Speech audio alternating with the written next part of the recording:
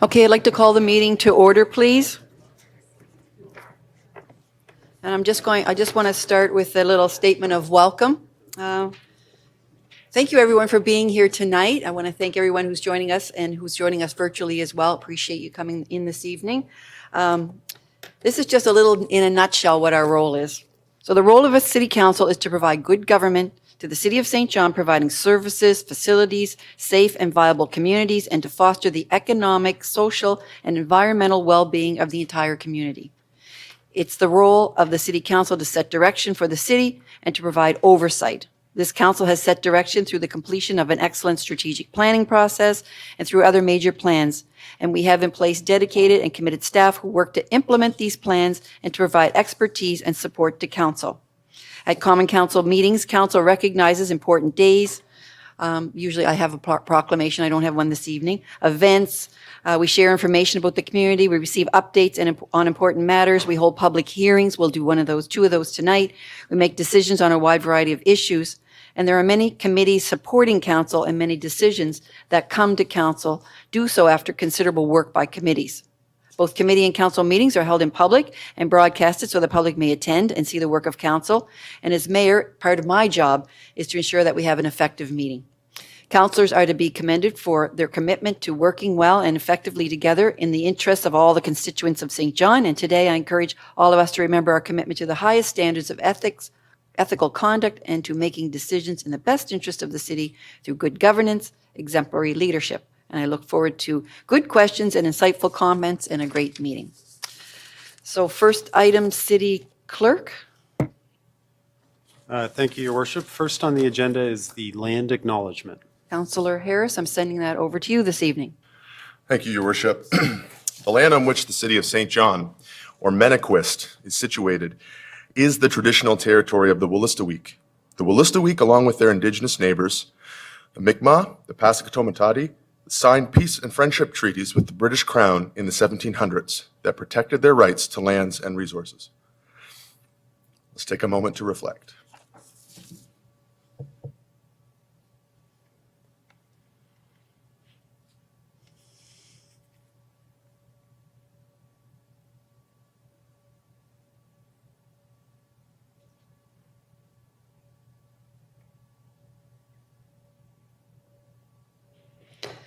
Okay, I'll ask everyone to please stand for the national anthem.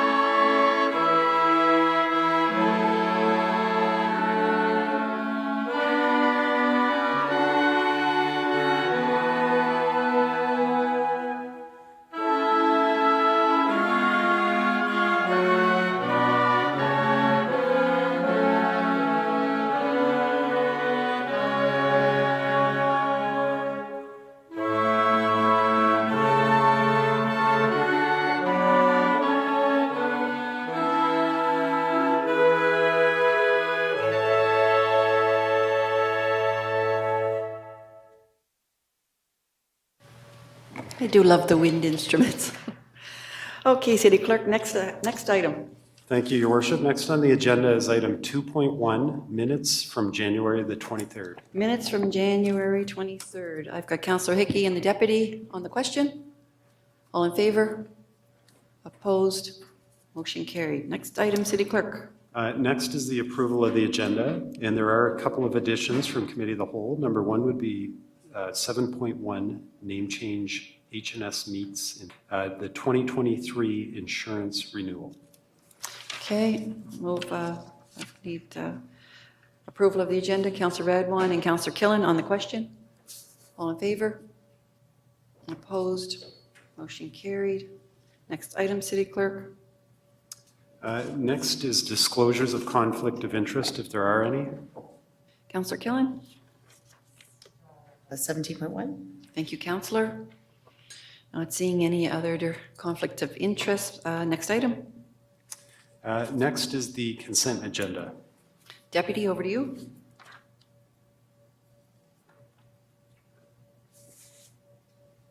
Thank you, Your Worship. I would move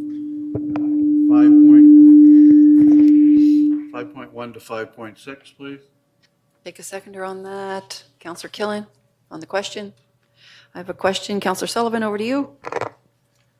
Thanks, Your Worship. The question is related to the Beach Crescent Sanitary Lift Station.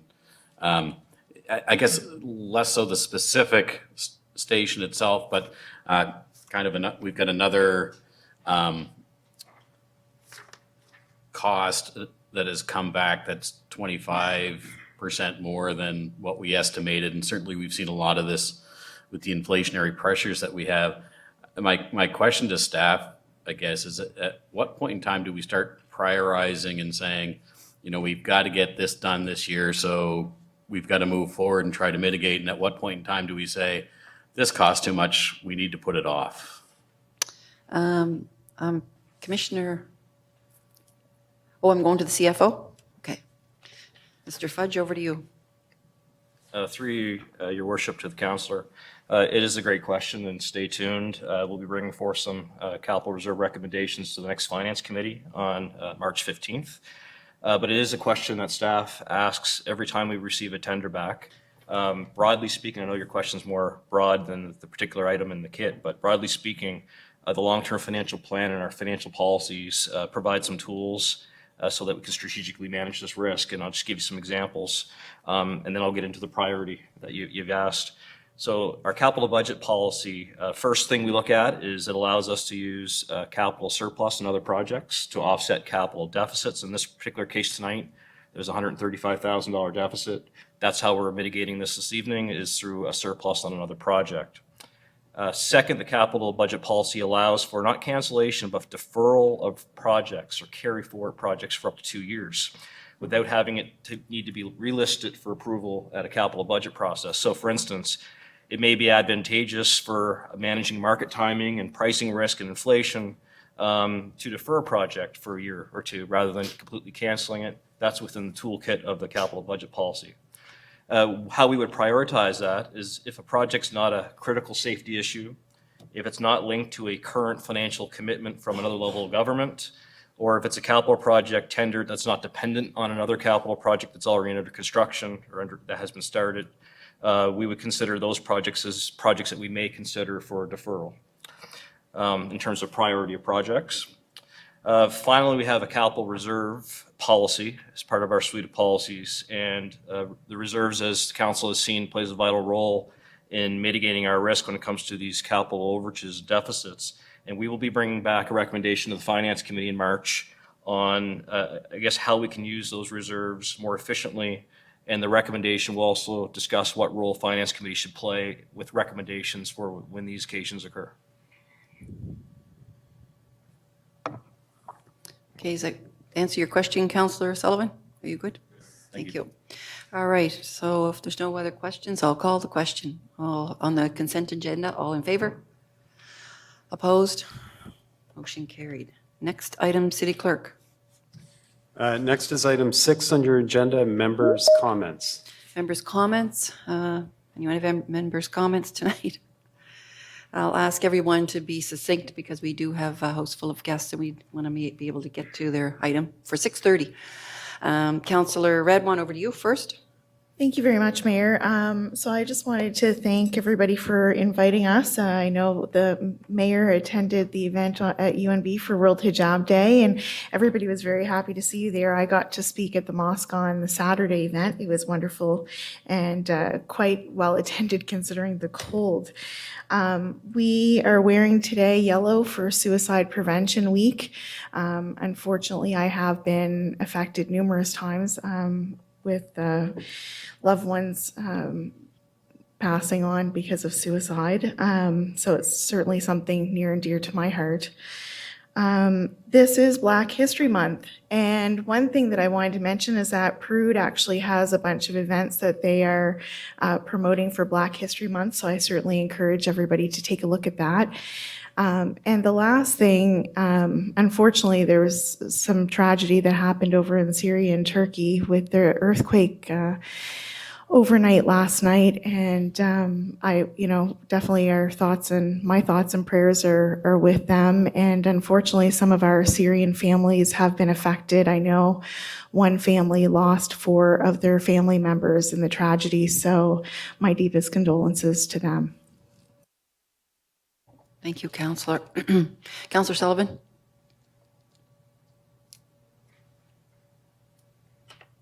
Thank you, Your Worship. First of all, congratulations to the Interaction Theatre and the Young People's Company over there. This past weekend, I went and enjoyed their production of Rock of Ages, which took me right back to the 1980s.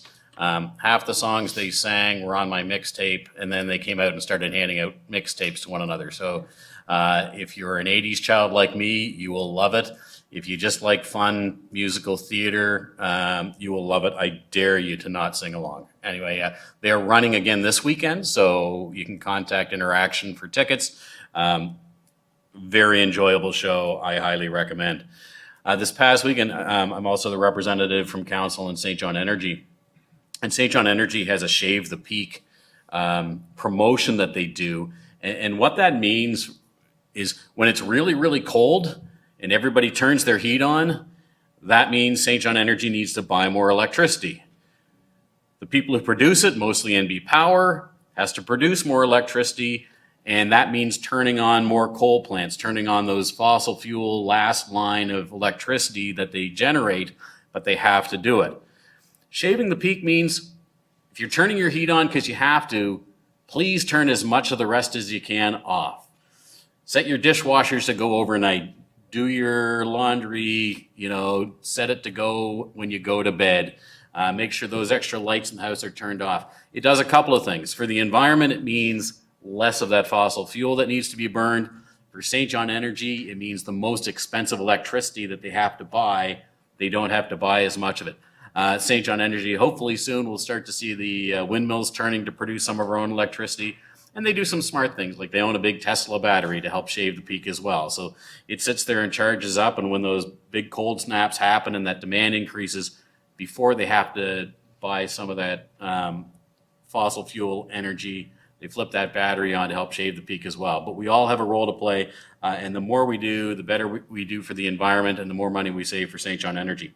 And finally, just good health habits. Wear a mask in public if you're comfortable. Be aware of other people when they are wearing masks that respect their space. Sneeze and cough into your elbow pit, and wash your hands and be kind to one another. Thank you. Thank you, Councillor. Get us those off-peak rates, will you, to help with that off-peak consumption of electricity. Councillor Killen. Just quickly, thank you, Your Worship. Speaking of cold snaps, we just had a really incredible one, and big shout out to those who rallied together to make sure that folks could stay safe inside over the course of that. I know Growth and Community Services, Greg Cutler, was a really big coordinator of that initiative. So big thanks to help keeping people safe this weekend, and to MBEMO as well. Thank you. So this month, on Wednesday, we did raise the flag for Black History Month. I'm wearing my yellow for Suicide Awareness Week. Black History Month reminds us to acknowledge past and present injustices and to recognize the ongoing struggles of the Black population and to reflect on ways that we can actively combat anti-Black racism. And it's also a month to celebrate Black excellence, and you'll see that on TV a lot this whole month. And then I brought this little article. It was in the Toronto Star last year, February 6, 2022, and it's a reprint from the Evening Times Globes in St. John of Saturday, May 19th, 1945. The Carty family has enviable war record. And the article is, I'm going to post it on my Facebook page. It's so that anyone can read it. So this article is about Gerald, and he's a pilot officer enlisted in the RCFA in September of 42. He received his commission at Mountain View, Ontario, July 23rd, 44, as a wireless air gunner, and he went overseas in September of 44. Prior to enlisting, Jerry was a student of St. John Vocational School. These young men are sons of Mr. and Mrs. Albert Carty at 22 Courtney Street. Mr. and Mrs. Carty have 2 other boys, 7 boys, at home, Robert and Malcolm, and who are members of the Army Cadets and the Air Cadets respectively. So there was those 2, Robert and Malcolm, Adolphus, William, Clyde, and Donald, and Gerald as well. And his son had reported, they did an article, when they did the article last year, his son had said that currently that all 5 Carty brothers survived the war and returned home as decorated airmen, and that they made extraordinary contributions. Gerald Carty applied to TransCanada Airlines, which was the forerunner to Air Canada, and he expressed his interest in hiring Gerald Carty as a commercial pilot. And then after he submitted a photo of himself as requested, higher up saw he was black and terminated the hiring process. He was undeterred, and he established his own charter company and applied his electronic smarts to found the first cable television company east of Montreal. So that's impressive. And his son said that currently 7 Carty family members serve in various branches of the Canadian Armed Forces today, and it's a long-lasting tradition. In almost every conflict the nation has encountered globally, a Carty has been present to play a part in finding a solution. So I'm going to have that on my Facebook page. And that's it for me. So we'll move on. Next item, City Clerk. Thank you, Your Worship. Just for the public, we do have to begin the public hearings at 6:30 when they were advertised, so we'll just skip past those until 6:30. So next item on the agenda would be 11.1, and this is a submission from Councillor Hickey on homelessness strategy. Councillor Hickey, over to you. Thank you, thanks, Your Worship. I know you said everyone's here for the public hearing, but I think they're here for this.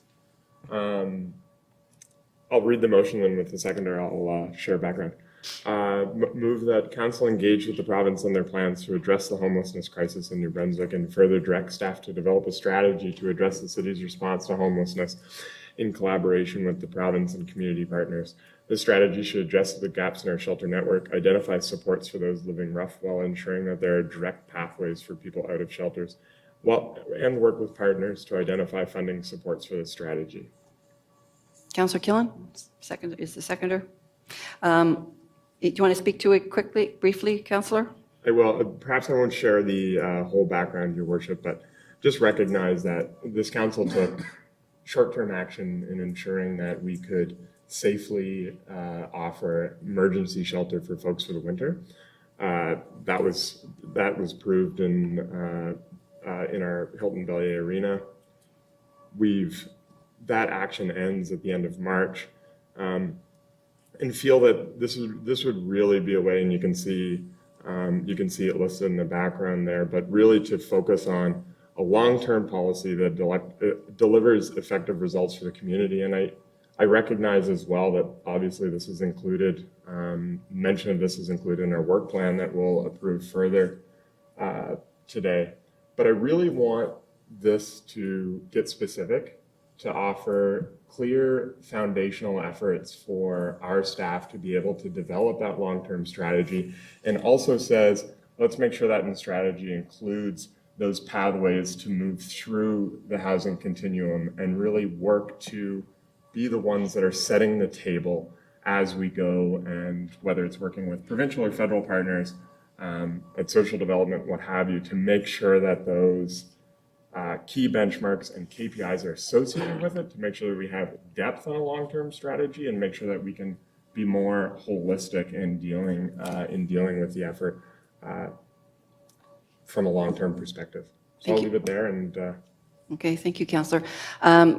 Reading down through our kit in the 2023 Work Plan Initiatives, number 10, under Vibrant. So I'm going to ask the city manager, and maybe he can bring yours into this. It says, develop recommendations on the city's response to homelessness using a policy approach in partnership with other levels of government. So city CAO, can you sort of help us, understand how this will either strengthen that or work in concert with it, what Councillor Hickey is proposing? Because it's already on your work plan. Certainly, Your Worship.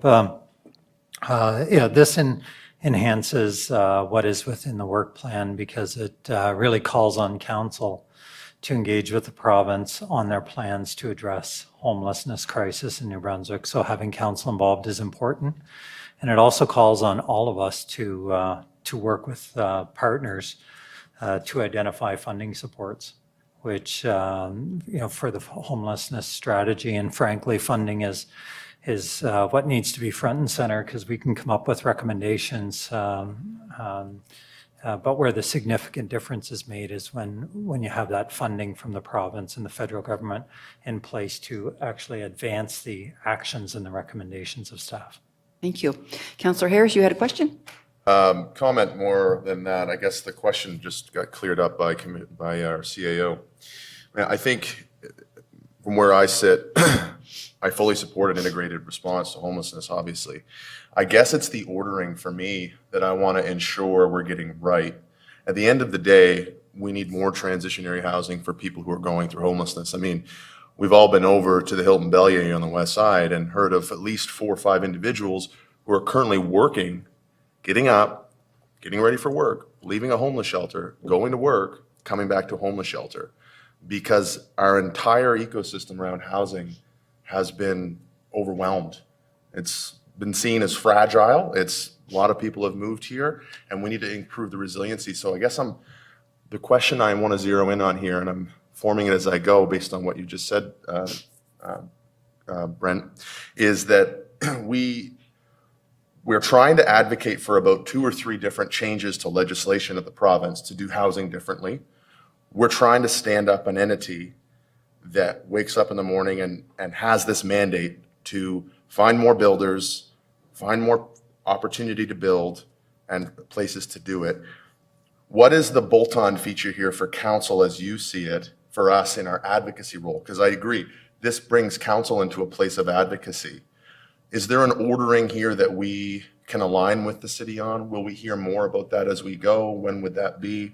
And because I want to make sure if I'm talking to MLAs, other councillors in other cities, if I'm trying to advocate for changes, I want to make sure it makes sense with, I guess, the same song sheet that you guys are also trying to do. And we've got 4 or 5 things, because it's a crisis, right? We have 4 or 5 things we're working on. I just don't want to put them in a disjointed position, I guess, if you know where I'm coming from.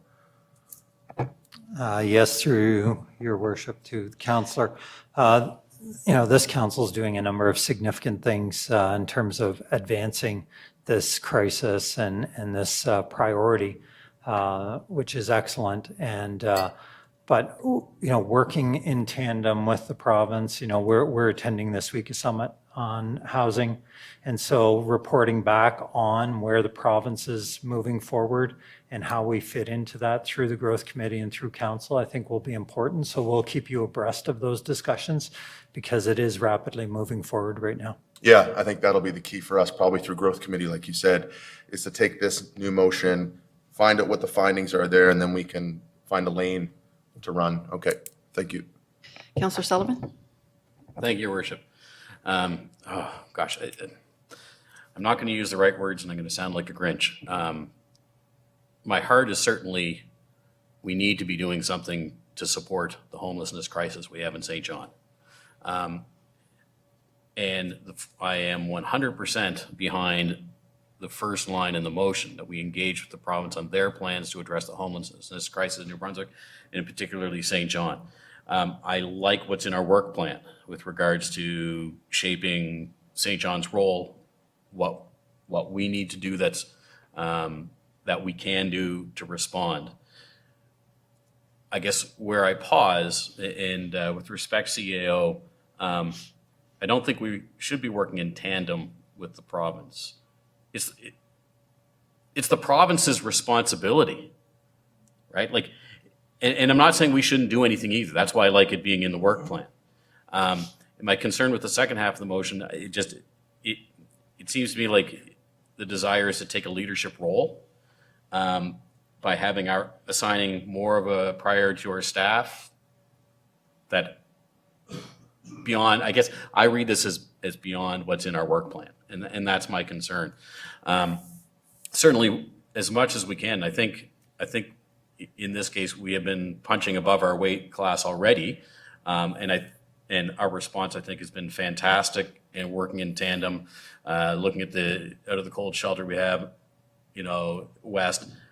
We're supplying infrastructure. We've got some staff that are helping out with it, but we're not leading it, right? It's led by partnerships and people who are expertise in that. And we are doing what a municipality can do. And we are lucky we have pieces to put towards to support it. But I don't think in the grand scheme of things, we should be leading it. It's not our role. And I guess my two concerns with that are twofold. One is our 7 cents that we get from the tax dollars. The other two levels of government get a whole lot more money from taxes than we do and have more resources in order to lead it. And the second piece is my concern that perhaps another level of government might say, good, St. John's taking a leadership role. We can divert our resources elsewhere because they're looking after St. John. The conversation has to be had. It has to be part of our work plan. I just don't think it's ours to lead. Thank you. Thank you, Councillor. Councillor Killen. Thank you, Your Worship. So I will disagree a little bit with Councillor Sullivan on that. I think keeping people safe is one of the mandates of our city to make sure that people are okay.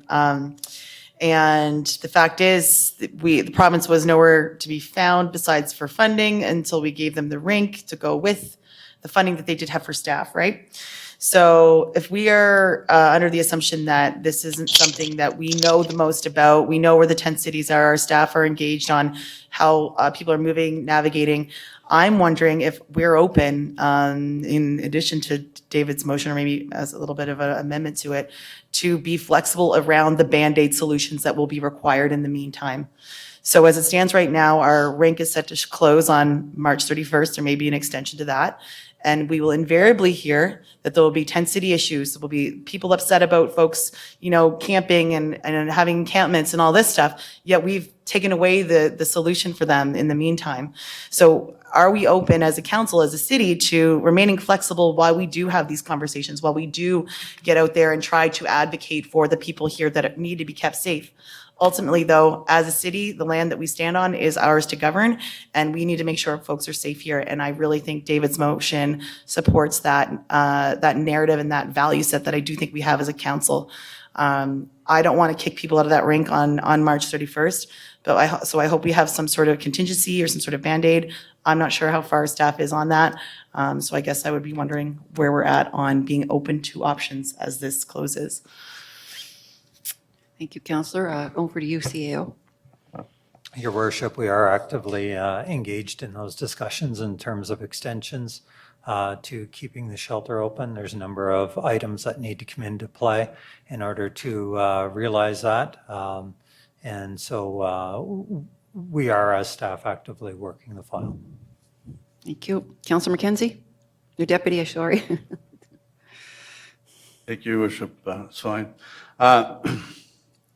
This temporary shelter that we set up is absolutely necessary this time of year in particular, but shelters overall are not the answer.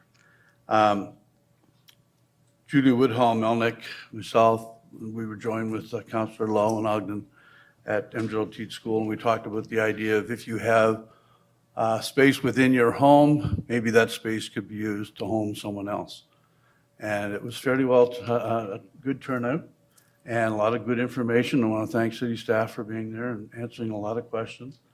But we have a lot of people who are empty nesters now, a lot of spare rooms, empty apartments. And I think that knowing how to go about making those part of the solution is important. Beyond that, I also sit with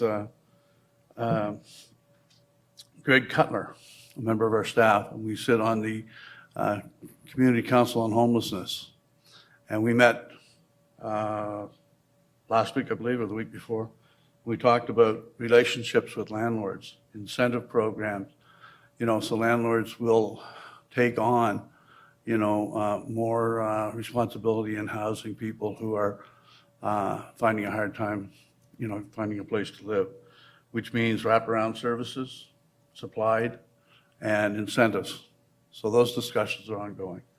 I 100% support this motion. I think that, Councillor Hickey's saying what we're already doing. Yes, I do, but I guess reinforcing it's not a bad thing.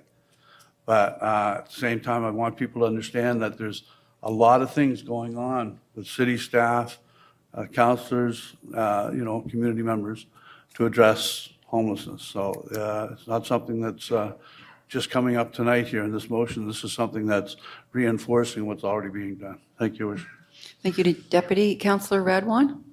Thank you so much, Mayor. So yes, I thank Councillor Hickey for bringing this forward, and I certainly understand where Councillor Sullivan's coming from, because this is a provincial responsibility.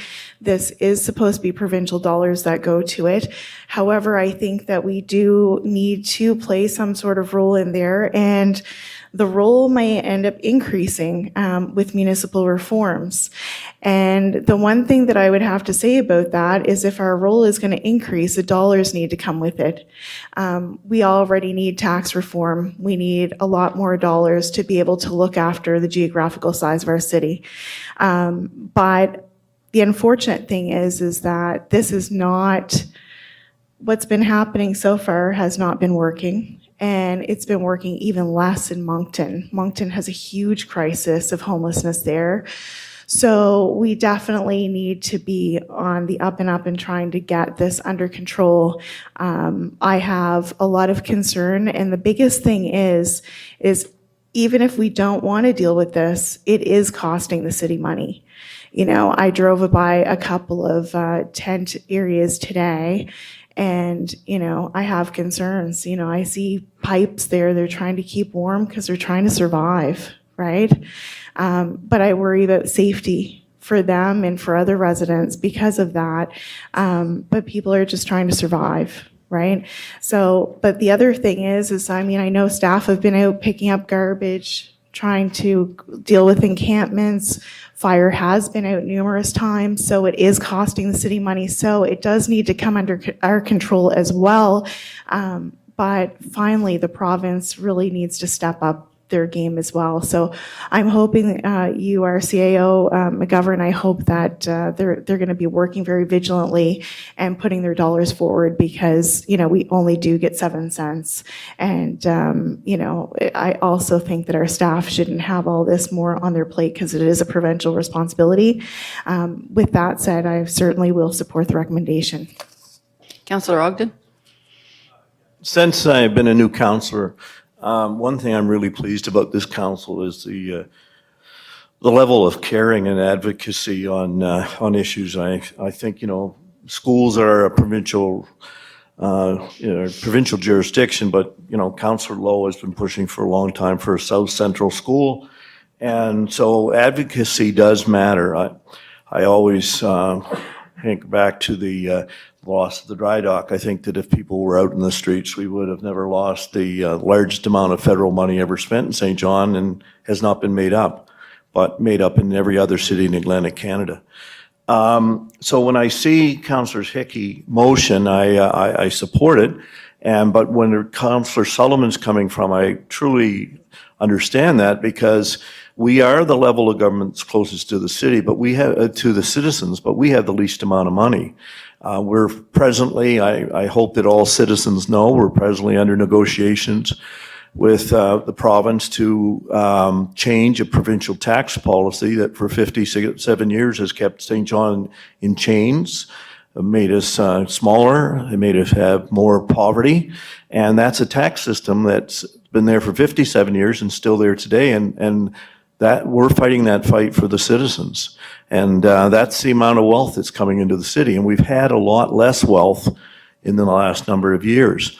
But we also have to be advocates. Having the highest child poverty rate in Canada is not something to be proud of, but we can't walk away from something that exists. We have to live with what we exist. So I am supporting that. There's no reason. St. John is probably the only city in Canada that generates this much money but loses it to a province. Halifax, St. John's, don't lose it. Fredericton, Moncton doesn't have the industry. So we're probably the only city in the country that's in this situation. And we have a homeless situation, but we also have decades of poverty that we have to solve, and together they make it really, really difficult. So I'll be supporting the motion. Thank you. Thank you, Councillor. Councillor Norton? Your worship, Councillor Hickey, thank you for bringing the motion forward. I see this, and it's not that our Chair of Finance and Councillor Sullivan is wrong. He's very much right. We've talked about scope creep in the past, and about knowing where our roles and responsibilities are, because sometimes once we do take something on, it is hard to ever give it back, and other levels are happy to allow us to own that. This is one of those examples, though, I think, with when you look at municipal reform, the white paper that was recently issued does say housing is something that those regional commissions are going to take more of. We recently know that within the city of St. John, there's about 60 organizations that touch on poverty reduction in housing. And that as a result of that, our Regional Service Commission is looking at a bit of a coordination role, and the deputy represents us on that, and the role that we play as a bit of a, I guess, the lead conductor to that orchestra is starting to come online. It's yet to be completely refined, but it's still going through that those final processes. I see this as an opportunity, Councillor Hickey, to find out where those gaps are and how we can better coordinate, whether it's reduce redundancies, some duplication that is out there, bring online some efficiencies. Housing is a reality, and as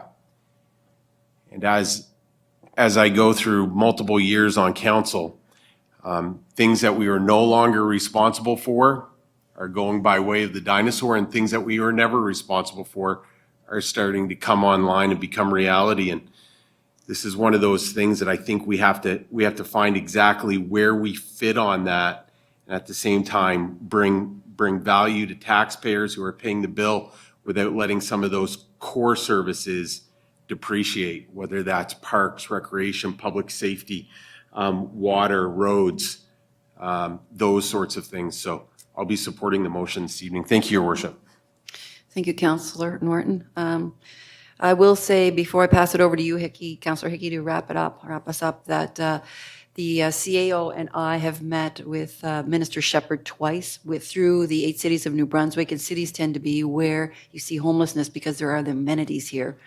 So we met with Minister Shepherd before Christmas. We just met with her again, and this Wednesday we're going to Fredericton to meet Minister Green in regards to homelessness. So we are working in concert and in partnership with the province right now for some of this. And I am, to a certain extent, with Councillor Sullivan. I'd like to keep the province's feet to the fire and spend their cash, since social development is they're collecting the money, the tax money for it. So I'll pass it over to you to wrap it up, though.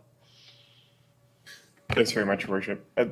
I think I'll just cap it off with saying, I think we've all seen the impact in our community, whether anecdotally or through our homelessness numbers, whether it be encampments or otherwise. Out of the 165 people identified as homeless in St. John, about 57 of them are living rough. We've got a 94% shelter occupancy, and on March 31st, we lose 50 of those beds from our shelter at the Bellier. Our nonprofits have been in defense mode for a long time in battling this crisis, and I hope that this effort, that this strategy can work to get them out of that and into a scenario where we can take a solid swing at this to make sure that we are seeing results. We are creating clear pathways out of shelters for folks. We've seen, and I think we've seen that this goes beyond advocacy, and I hope goes beyond what's featured currently in the work plan to see that scope change. Certainly in our experience around this table, we saw it with, and are seeing it currently, with the city's coordination of our rapid housing initiative applications. That was a new step for this body and for City Hall to take on organizing applications for rapid housing initiative federally. And we'll see significant results, I think, as well. And we'll see support given to those. And I think really for me, what it says is we're building that long-term strategy. We're going to identify clear pathways to build synergies and efficiencies in our community in working through that strategy, and really bring that same lens that we brought to our financial plan and our financial policies to this one. And I wouldn't suggest that it's more than spending staff time on it. I wouldn't suggest that it's spending dollars and cents on infrastructure and things like that to combat this. Because if anything, what I would say is that this sets the table for the plan that we need so we can hold the province's feet to the fire on this issue, right? Instead of just saying, you need to do something about homelessness, what we can say is, you need to do something about homelessness, and this is what it is. And I think that's where this plan can go that step further to say, let's make sure that we are building a comprehensive plan for this community so we can make sure people aren't living and sleeping in our parks as a last resort, and have a place to go. And then also we're making sure that they're getting the services and are shown a pathway where they're not living in shelters for 5 years and things like that. So I hope that can be done in tandem with a lot of our folks, whether it be at social development, bureaucrats, or elected officials otherwise, and we can make sure that we build a community solution. How's that for on time? So to use all your entire 3 minutes up there. Okay, so I will call the question. All in favor?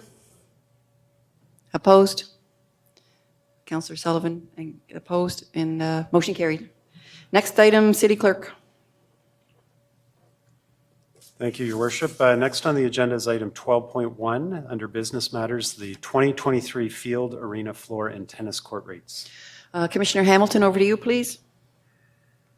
Good evening, Your Worship, members of council. Before you this evening for approval are recommendations to freeze the field, arena, floor, and tennis court recreation rates for the 2023 season. And this is to allow for a full review of the recreation subsidization policy. This approach is consistent with the direction given by council in 2022. And I will assure you that the review of the policy remains an important priority in the corporate work plan to inform the 2024 season. I would note that part of the recommendations also include housekeeping updates to the outdoor facility allocation policy. And Your Worship, Kara Coes, our Senior Manager of Community Support Services, is available if there are further questions on the report. Thank you. Councillor Sullivan, over to you. Thank you, Your Worship. The updates to the policy, I think, are fine. I think freezing the rates for another year is a mistake. Yes, we need the subsidization policy, but we froze the rates before. Our costs are going up. Certainly, our costs to maintain all of these things is going up. And if our cost to maintain them is going up, where does that money come from? It comes from fixing them up and repaving tennis courts and maintenance if we have to spend money on the rest of it as we fall behind because of inflation. Ultimately, what it will lead to is what we have seen in the past, where we do a reconciliation of the rates because rates got frozen for so many years. And then you go, whoops, now it has to go up 20% in order to catch up, which is rate shock for anybody who's using it. I certainly understand that we have a policy coming later this year, and I can't wait for it to be here to help guide us. And the other piece that isn't lost on me, we're freezing the rates for all of the users, which includes users that aren't paying into the city tax coffers. So subsidization and freezing the rates freezes the rates for St. John citizens and everybody else who uses our fields. All of that put together, I don't see why it wouldn't be reasonable at least to have some sort of increase for this year. Gosh, it's nice of us to freeze rates here, but everything else is going up, including our costs. We saw that earlier with the item that went up 20% over spec. And if I got a seconder, I would make a motion to refer this back to staff for further consideration. Councillor Stewart's is the seconder on that motion. I do have a couple of questions or comments. Councillor Harris, you're up next. Thank you, Your Worship. Just following up a little bit on that, there's definitely a piece of the puzzle that I can agree with Councillor Sullivan on. I think last year when we were having this conversation, it could be my paraphrase, so colleague, please step in and correct the narrative if I get it wrong. But the tenor of the conversation around this table, the other councillors, was that we don't want to charge Cadillac prices when we're looking at less than Cadillac offerings in recreation. Now, we're doing a lot more this year to try to maintain, upkeep our fields and start different recreational services, which I think is an important feature of creating a sense of belonging and access in our communities. And so I am in favor of freezing the rates. I am also in favor of increasing the non-resident user fee. I know that's not something we've ever talked about, but if that is kind of at the spirit of where Councillor Sullivan is going with this referral motion, I would be in supportive of that. But I still believe we do need a review of the subsidization policy, because I don't think it's a balance to say we want to put the onus on the users. No other city does that, from what I can understand in the review of how cities run recreation. We understand it's a common good, that you might not use it when you're 48, but somebody who's 14 uses it now. And so that idea that it just gets downloaded more onto the user at 14, and the person who's 48 has less of an impact to play on it, I think is. Point of order, I know.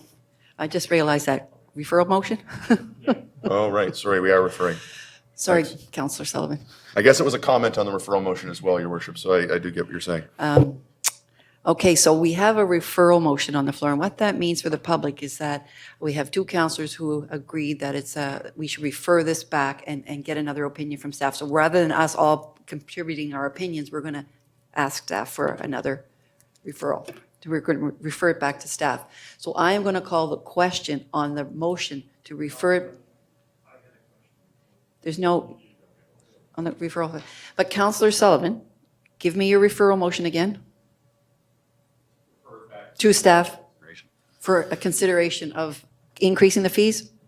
Okay, all right. So on the question, on that, referring it back to staff, all in favor? Opposed? I got Councillor Killam and Councillor Harris opposed, so the motion carries. All right. Got time for one more? Your Worship, if the CAO Oh, okay. believes we can do 12.3. Can you do 12.3? Otherwise, we could do the motions that come from Committee of the Whole. Yeah, 12.3. Okay, so 12.3, Your Worship, Yeah, this is verbal. is a verbal update from the city manager on catalytic projects. Okay. Good Over to evening, you. Your Worship. For the update on catalytic projects, I'll provide a brief update on the 4 infrastructure projects this evening and an update on the advocacy project. So for the Innovative Central Peninsula Learning Commons, the school, the province just established a working committee for the Central Peninsula Learning Commons and the new North End School for the Central Peninsula Learning Commons. We have one representative from the city and one from Envision St. John on the committee. The focus now will be to work through the needs, the vision, and the operational model for the community hub, working in parallel with the education needs of the school. Envision St. John will play a critical role in supporting the development of a strategy for delivering the components related to the proposed community hub, which are vital to addressing the community needs. There's commitment from the Department of Education, and we look forward to working with the province on this priority file. And design will begin this spring and construction starting next spring, and the school opening in September of 2026. Fundy Key, with respect to Market Slip area, the work continues and the developer continues work on the design of the Fundy Key new building construction. As it relates to the new comprehensive recreation facility, work on the new facility will continue through 2023 as we seek to secure funding for our matching municipal contribution, and the funding component is essential as we look to bring this project to reality for the community. As it relates to investment in industrial parks, work on a market study and value chain analysis by Deloitte is almost complete. The work will help inform the competitive advantages, including St. John's unique ability to offer water, rail, inland transportation access, and air. So a comprehensive update and roadmap will be provided to council through the Growth Committee on this matter. And switching now to affordable housing, the team is very active in advancing several affordable housing action plan initiatives to accelerate the supply of affordable housing in St. John. And the city continues to lead a coordinated municipal-led application in partnership with various entities on the application project for the federal CMHC program. This coordinated approach is leveraging resources to address the city's urgent affordable housing crisis. St. John's first cycle for affordable housing program is still open, and it closes this week on February 8th. There's lots of interest, so anyone who's thinking of getting an application in needs to do so by this Wednesday, February 8th. And we're also working closely with the province and ensuring our efforts are coordinated as we get more focused on moving forward the housing file. And with that, Your Worship, that concludes my update. Thank you. Thank you. Councillor Ogden, did you have a question on what the CAO? Okay, go ahead. Brent, I would be interested in sitting on you mentioned about having a council member on the North End School. I'd be, as an educator and as a ward councillor, I'd be interested in sitting on that search for the location for the North End School. And on the thing about the recreation, I want to reiterate what I really strongly believe is that when we look at regional facilities, I understand, upping the rates and that type of thing, but the worst thing we could do to our underserved neighborhoods is not look at recreation for our neighborhoods. And it's very different from the Kennebecasis Valley, Fredericton, and Moncton. We had to help raise children, we have to support and encourage them. And the days when people say, well, you're not going to walk to the rink, that's one point of view. Another point of view is that you have to have recreational facilities in neighborhoods, so you don't go with just big regional things. You can do it you balance it, but you do have to have recreational and educational facilities, such as new schools and rinks and everything else in our older neighborhoods, because St. John is so different from the Kennebecasis Valley, Moncton, and Fredericton. And we have a lot of children who don't have that support, who need that support, who do not have that transportation. So when I hear that, the days are gone where we have local recreational facilities, that's really, really not going to help our thinking here in St. John. Our community centers do wonderful work. And in the absence of parents, every child needs support and encouragement from adults, and not every child has that opportunity. So when we talk about regional facilities and saying, well, you just get your parents to drive you there, that's not understanding St. John at all. And it's not understanding hockey either. But so that's one thing I want to say about if we get onto this bandwagon of let's build, regional facilities for efficiency, let's not forget the humanity of which we live. Our food banks are in communities that are needed. We need recreation and schools there too. Thank you, Councillor. Okay, so I will need a motion to receive for information. Councillor Harris and the deputy on the question. All in favor? Opposed? Motion carried. Thank you. Next item, City Clerk. Thank you, Your Worship. Next, we have the public hearings. It's now 6:34, and the public hearings are advertised for 6:30. The first one of the public hearings is 9.1 on your agenda, and this is for proposed Section 59 amendment for 661 Dever Road. Commissioner Hamilton, I'm sending this to you for an introduction. Yes, good evening, Your Worship, members of council. Before you this evening for public hearing is a proposed application involving Section 59 amendments to a subject property located at 661 Dever Road on the city's west side. The application submitted by Teneo Ventures Limited seeks approval to permit a pharmacy on the lower level of an existing commercial building and the construction of a 54-unit residential development on the western portion of the site. The application has been reviewed by both PAC and staff, and before you are recommendations to approve the application with conditions. And with that as an introduction, I'll turn things over to Jennifer Kirchner, our Manager of Community Planning, to provide a staff presentation on the file. Thank you, Your Worship, members of council.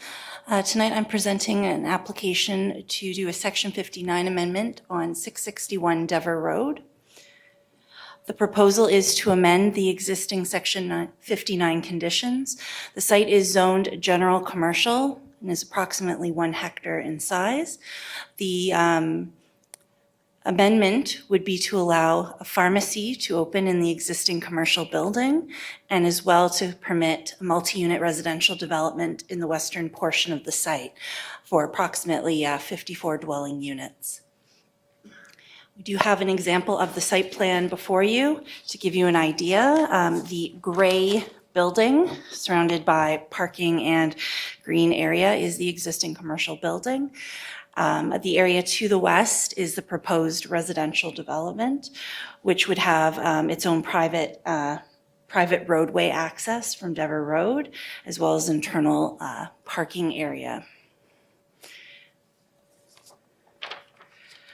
We do have some lovely renderings that have been provided that show the elevation drawings for the building.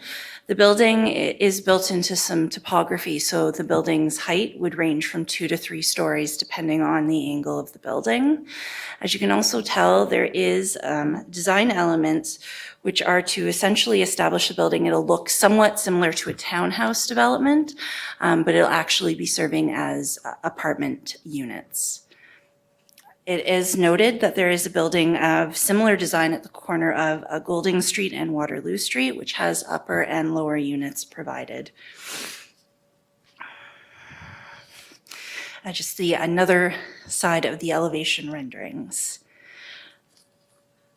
We do have some more detailed renderings that are more essentially realistic to what you would see if the building was constructed. So as you can see, it's very modern in design with use of different materials in order to create dimension to the building. And yet another image showing the property as well. They're proposing some amenity spaces built in. So this is a little seating area. So there would be these elements considered as part of the multi-unit development. The location, as shown, is on 661 Dever Road. So it is bounded by Peter Murray Arena to the west, a multiple unit building to the east, and a school and sports field to the south.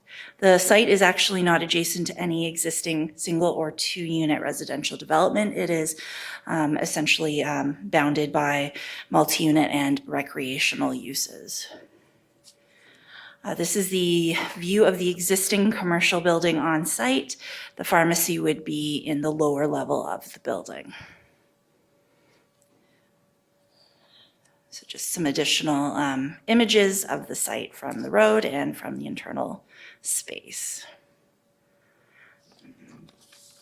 The property is located within the stable residential section of the municipal plan, which calls for residential development to continue.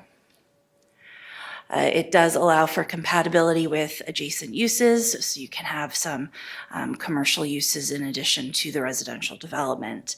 It is very compatible with the existing neighborhood. It is separated from the existing residential, lower density residential development, so it is a natural buffer through the use of recreational and multi-unit residential. It is located along a collector road and has on-demand transit service. And it is in proximity to intensification areas in the regional retail center. Servicing capacity also exists, and the applicant is currently in discussions with the province in regards to having an affordable housing component of the project. The property is zoned general commercial, which allows for a wide variety of commercial uses as well as dwelling units. The existing Section 59 conditions severely limit the types of uses allowed on the site. They are limited to, I believe, a medical office, a daycare facility, and seniors recreation use.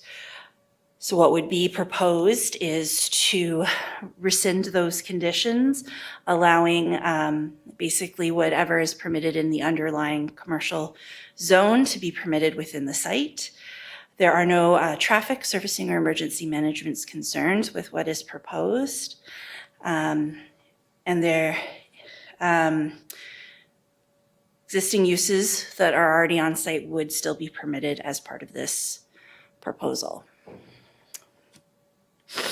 This was presented before PAC for consideration, and they made note of the sidewalk, the provision along the private access, as well as the cohesive facade design, and the provision of building elevations and site and landscaping plans, which were provided by the applicant. Letters were sent to all property owners within 100 meters, and public notice was placed on the city's website. One resident appeared at PAC and spoke about the concern with the loss of the daycare center. Staff recommendation is to amend the Section 59 conditions to allow the uses permitted through the CG zoning, to have a pedestrian walkway within the site, cohesive facade design, infrastructure and drainage, as well as site landscaping and building plans at the permit stage. PAC did have one additional request, which staff is in support of, which is that the developer provide an additional connection to the adjacent sports complex. That would be through a walking trail. So that is staff's overview of the application. Thank you. So if you're here for 661 Dever Road, the commissioner has introduced it, staff has presented it to us. It's in our kit this evening. It's 66 pages long. All of the information that you just saw is in our kit. And I'll just give you a little bit of background before I open the public hearing of what we'll be looking at. So we look at the scope of the application, which is up there. This is the site suitable? How does it impact the site? What's the compatibility? What are the roads like? The type of development within the area, services to the area, policies, traffic, parking, concerns. And Plan SJ, that's our plan, does recognize that business is part of a community's needs. And then we look at precedent. So that's where we come from when we look at the applications. So I'll open the public hearing. And then when if you do want to come up, we ask you to give us your name and your, not your exact address, but you can just give us the street. And what the reason we look for that is we want to know how is this going to impact you. And so I'll ask 3 times for anyone who wants to speak against the application, and 3 times for anyone who would like to speak for the application. And my team will have an opportunity to ask questions of anyone who comes up as well. I'll then close the public hearing, and then we'll go from there with the decision. So I will now open the public hearing for 661 Dever Road, and I'll ask if there's anyone in the audience who would like to come forward and speak against the application. Oh, please come to the podium and give us your name and your address. Yeah, excuse me. My name's Greg Terrio, and I live uptown on Princess Street. Okay. Which isn't a bad place to start because my own neighborhood can't support the daycare needs that we see in the uptown area. So every morning and every day after work, my wife or myself will travel across the city, drop our daughter off, pick her up.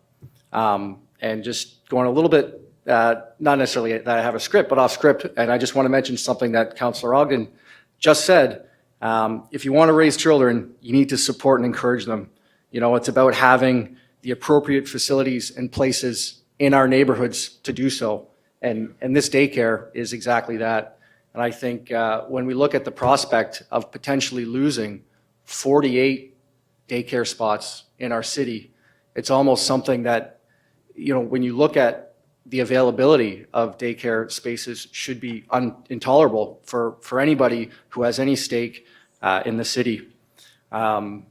obviously, when we look at this proposal and the potential for 53 new units in the city, I think we look at the lens of needing more houses. And I think that it's important to recognize that there is a need for houses, good homes and affordable homes for people to live in the city. But I would argue that the need for preschool childcare is greater than that. Just yesterday, I went on Kijiji looking for rental opportunities in the city, and my search came up with 401 available, what Kijiji says is available spaces. I called a few. All of the ones that I called were still available. Each one was available for me to see it that day, which was a Sunday. All of them acknowledged that they would be flexible on price, and one even went as far as to offer an incentive of 50% off your first month's rent. Now, I'm not an economist, but I don't think that that's a market that's really demonstrating an immediate need for housing. If we contrast that with the search, sorry, were you going to? I was just going to say, Mr. Terrio, that while I don't necessarily disagree with the need for daycare, I will say that that's not in our scope when we look at it. I mean, that would be a leasing agreement between an owner of a building. So we would have no jurisdiction over that. So when we look at this application, we're looking at it from all of those things. We're looking at site suitability and impact. So we couldn't comment on, and we would really have no jurisdiction, like I said, over a civil matter. Sure, but I guess currently there are, it was just said, there's only 3 uses for that current building, correct? Well, it's a whole scope of development that's going to be going in there. So that's our job tonight, is to look at that whole scope of development that was just presented. Okay, so if I need to come up with an issue with like water drainage or something, is that? Yeah, can you think of anything off the top of your head? No, I'm just joking. Yeah, no, so this one, like I said, we'd be looking at, like, staff has just gone through, the plan SJ and how has impacted it, that they've got a traffic study and yada, yada, everything that's in the kit. So, and why they are, as well as PAC, are recommending that development go forward. The leasing of the space of that's part of the Section 59s, because right now it's limited to a daycare and something else, but this will be able to give them a pharmacy there. So, but as far as who they lease to or what they want to, or leave the building vacant, that's up to them, and we would have no jurisdiction over that. Right, but as it stands right now, they only have those 3 options, not a pharmacy, correct? Right, they only have those 3 options, but not a pharmacy, but it's part of the whole component of the development of the housing as well. Okay. So that's what, we're looking for more housing in the city, obviously. Yeah. Sure. I mean, I guess I'll wrap up pretty quick, but I think that we need to be looking at more daycare opportunities in the city as well. You want to bring people to the city, you want to attract them. How long are they going to stay when they find that the services in place that they need to live their daily lives are insufficient? So, I realize maybe it's outside of what you're trying to do, and maybe that makes your decisions a little easier. We'll but- bring you back up for Starburst on the other side. No, I understand. Sounds like, All right, thank you. okay, thank you. All right, so I'll ask again if there's anyone who would like to speak against the application. Oh, sorry, Councillor Radwan has a question for you. Mr. Tira, thank you. And I'm just wondering, do you have any specific comments about the land planning use for that area? Because that's what we're deciding tonight. So right now, as you mentioned, it's not planned for a pharmacy. You're a St. John citizen. Do you have any commentary about the land use planning for that specific area?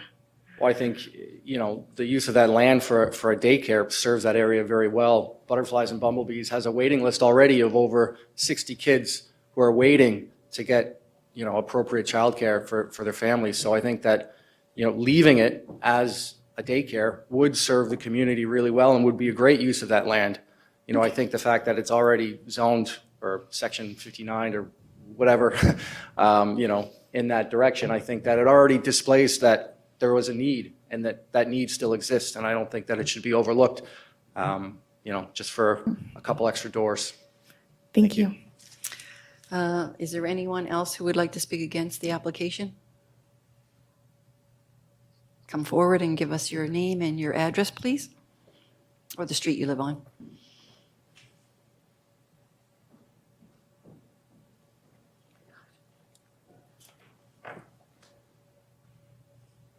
Hi, Andrea LeBlanc. I live on Riverhill Drive on the west side.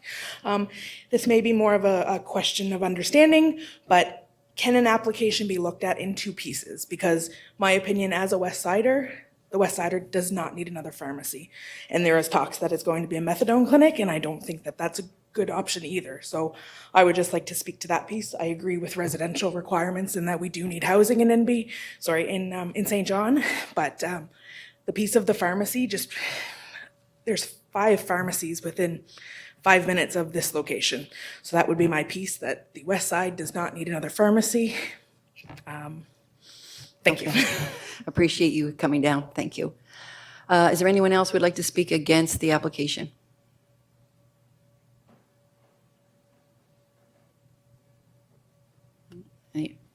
No. Anyone who would like to speak in favor of the application? Is there anyone here who would like to speak in favor of the application? Oh, yeah. I think we just needed to be at capacity here, but if somebody outside, we've got a couple of people, I guess, coming in virtually. Yes. Okay. It's, Okay, we'll hand it over to you if you'd like to give us your name. We can just see your letters up there. I can't read it.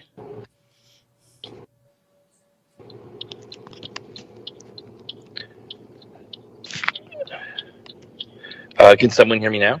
Yes, we can hear you. Oh, okay. Sorry. Didn't realize it was on. My name's Jonathan. I run Teneo Ventures, and we're running. Sorry that I'm not there tonight. I had a bit of an accident out skiing, and I was much delayed getting back to St. John. Jonathan, sorry, but what did you say your last name was? Oh, Rasenberg? Rasenberg. Oh, sure. Sorry. Yeah. Thank you. Yeah. I live in Quispam. Just apologizing for not being able to there in person tonight. Our plans got sidetracked, and we're still driving back to St. John right now. Okay. But yes, we're very excited to bring this project. We think it really meets a bunch of needs across the spectrum. We missed the cutoff this round for the MB Housing project, but we will be bringing it back in April. Is the next round. Also, they'll have the funding updated by then, so we'll have a better idea of how many units and what will work practically. Overall, I went around all 20 or about 20 different neighbors in there, talked with everybody, showed them the plans, had really great feedback overall. Most people thought it was needed. I enjoy that it's got all the recreational facilities right beside it. And I feel like having the pharmacy beside the doctor office is a really good spin-off for everybody involved in that site to provide good service. We are, somewhat going to be flexible when it comes to helping the new daycare, as far as timeline, finding their new place. I don't know if it's an option, if I'm sure you guys have looked at a few options, but if the town has any excess land that potentially, or like buildings, rental capacity, it is a bit of a tight market on the west side right now for commercial. I don't know if that's been considered much, but I'm not sure if council had any more questions specifically for me about development. We do have a few questions for you from some councillors here, Jonathan.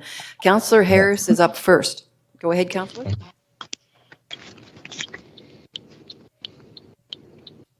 Oh, John's putting those on. John just went out to check to see if there's anyone out back that needed to speak. There we go. We're back on. Sorry, thanks for coming in there on the audio there, John. What's the urgency level for the pharmacy? And I know that I think it's an excellent design, excellent development. You mentioned flexibility. I guess I'm just wondering if you can comment on the owner's urgency on occupancy for the pharmacy and upfitting and all that stuff. Well, I mean, like any business, there's quite a few moving pieces. One of them would be HR. So, they have found a pharmacist to work with them on that site.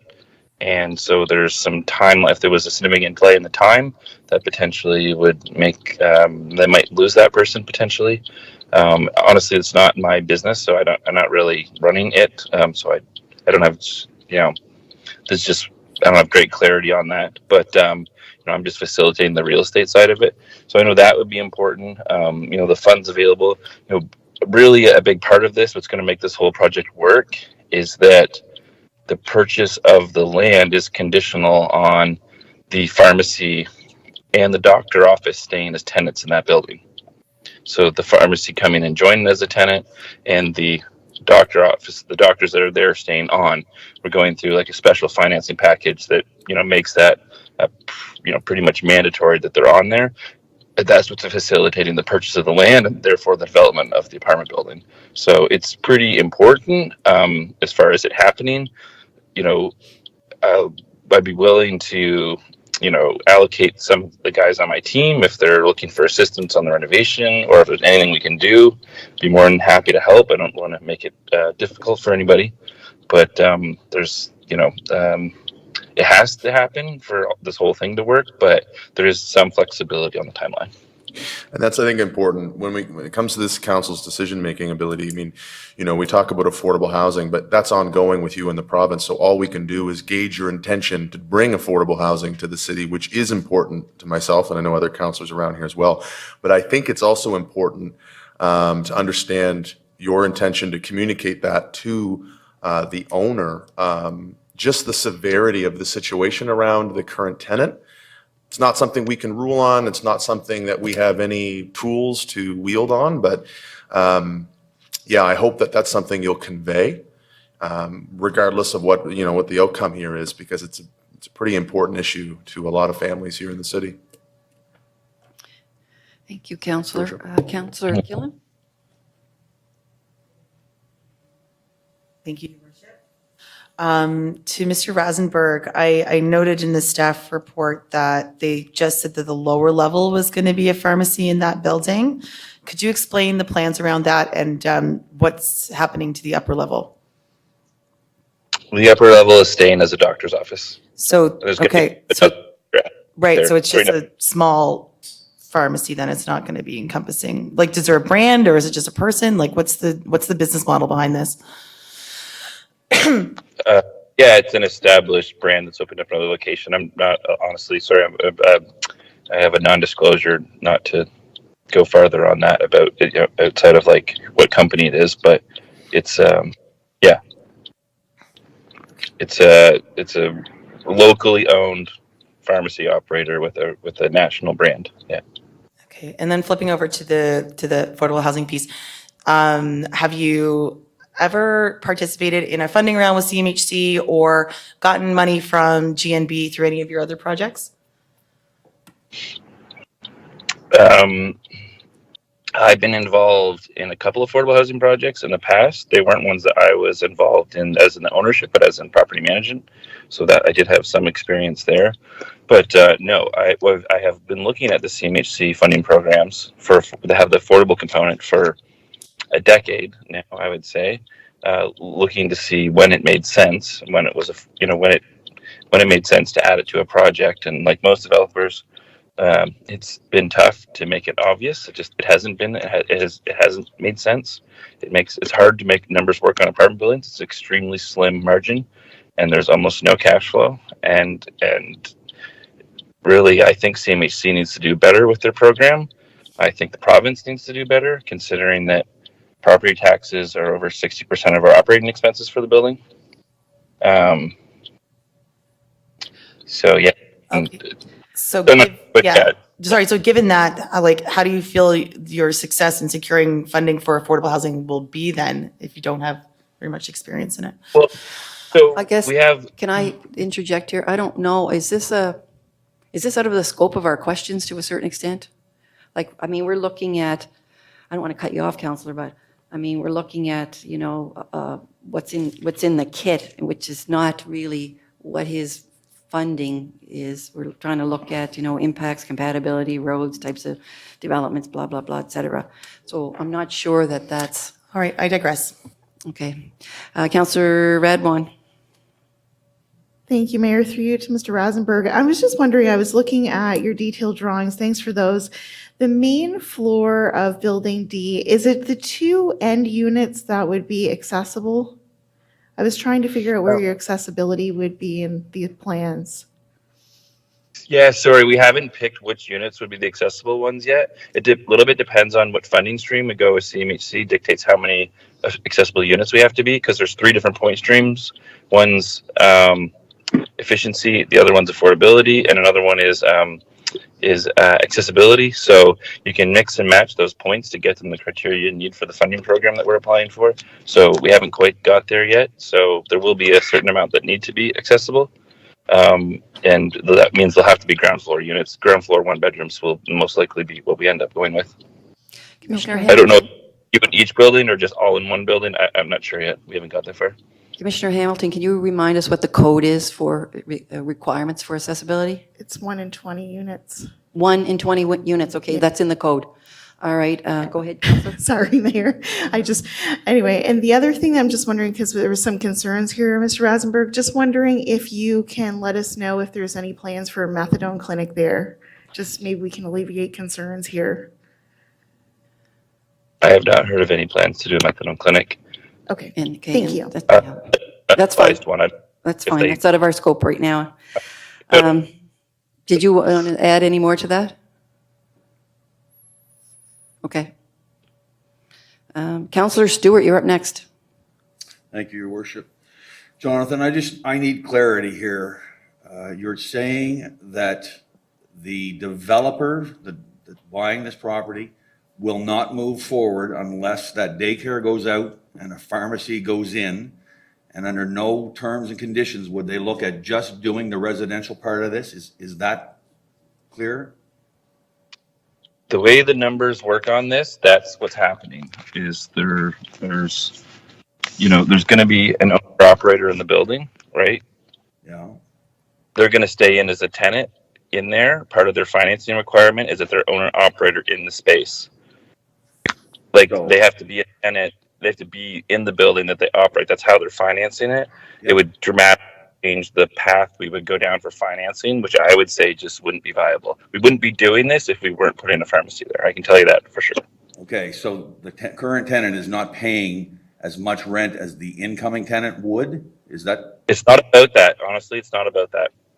Okay. It's not about difference in lease amount. It's that the percentage of financing that we can get for this property, having a tenant occupied space that are both medical versus the bank saying, like, we're not buying this building as an investment property, the medical building, the doctor office. It's being bought as an owner occupied, business occupied space. Right? So both tenants in the building are the owners of the building as well. And so it changes our whole funding formula from having like no down payment to having like a 40% down payment. And if that was the case, we just wouldn't do it. Okay, so I get that part of it.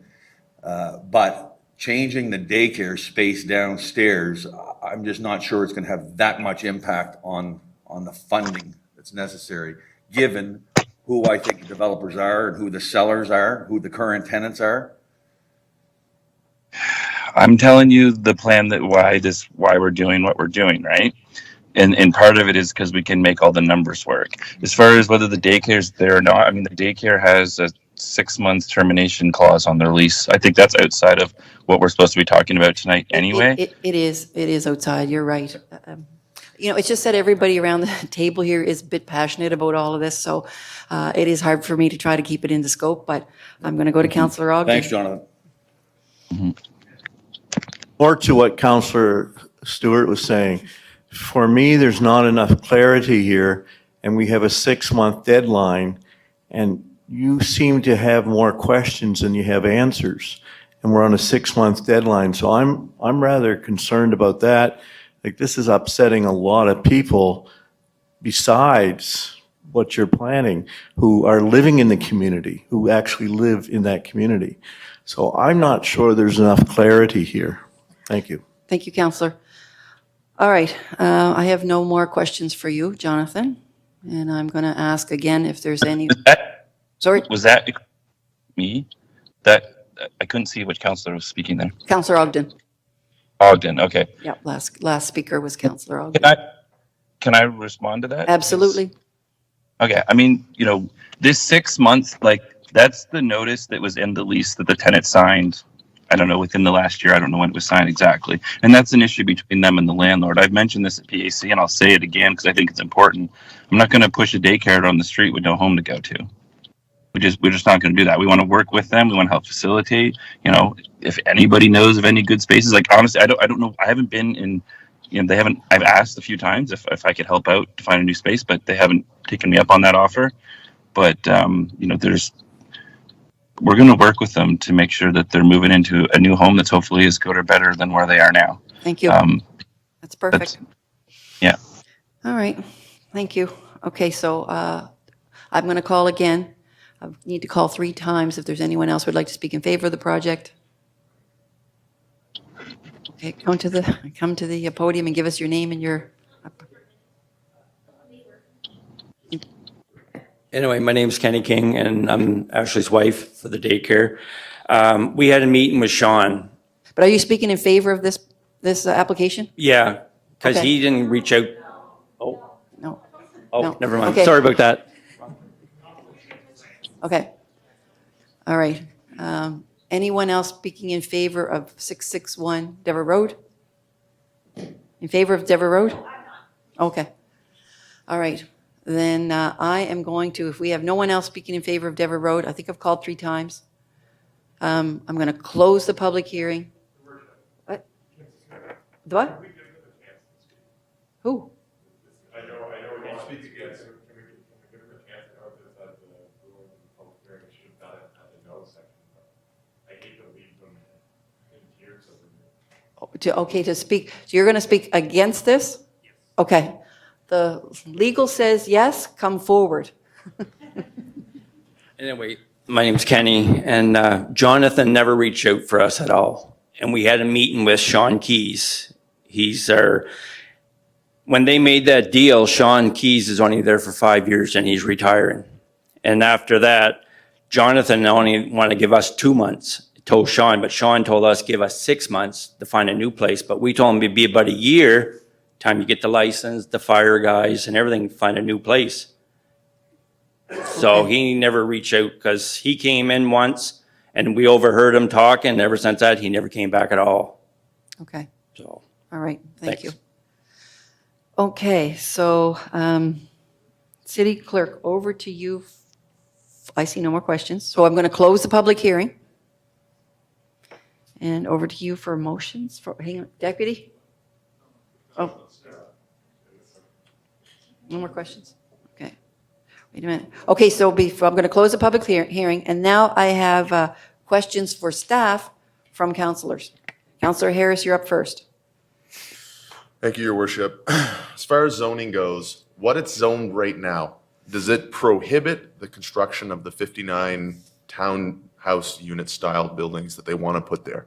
Yes, the existing Section 59 conditions drastically limit what would otherwise be allowed through the actual zone. Okay, so in other words, there's really no way for council to separate the rezoning of that commercial building, which currently designated to be daycare or a doctor's office or senior care facility, and also allow for the construction of the other units attached to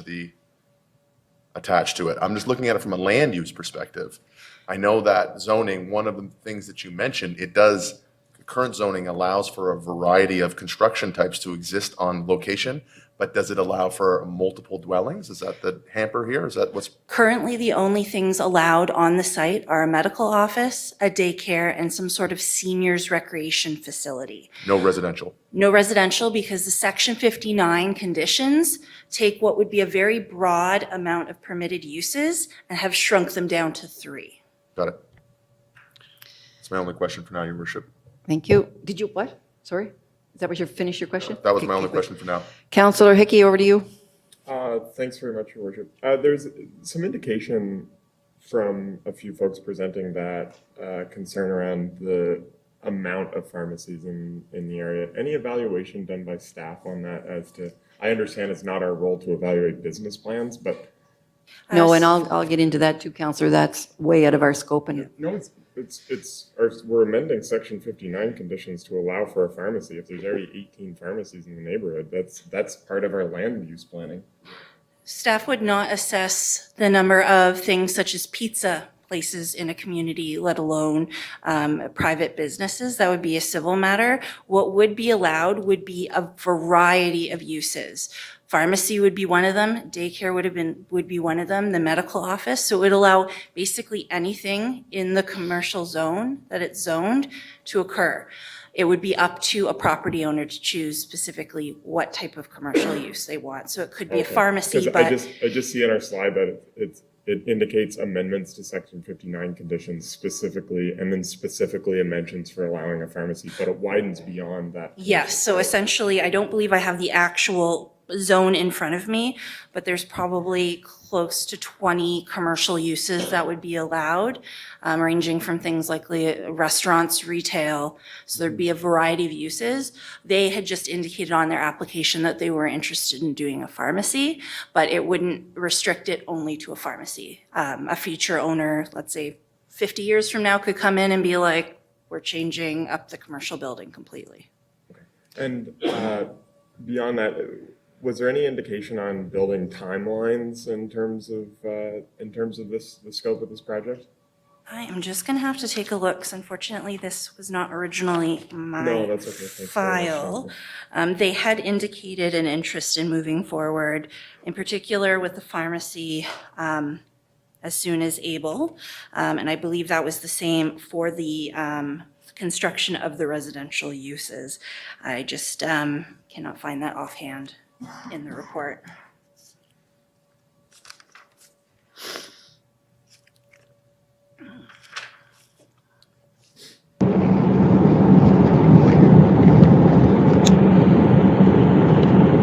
Am I?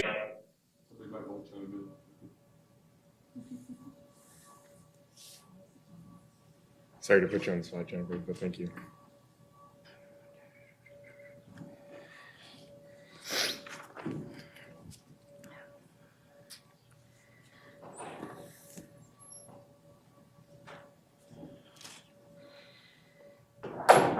I don't have that information offhand.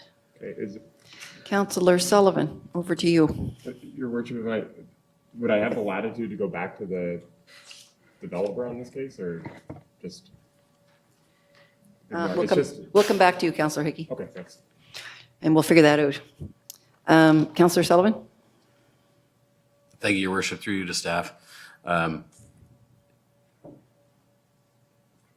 Do we as council have any power to compel a landlord to maintain a lease arrangement with a particular client? I know it sounds obvious, but it seems to be a lot of the discussion of what's going on here. So that would be a civil matter between a property owner and a leasee. It would not be something within the scope of something that could be addressed as a Section 59 condition or anything of city's power. Okay, thank you.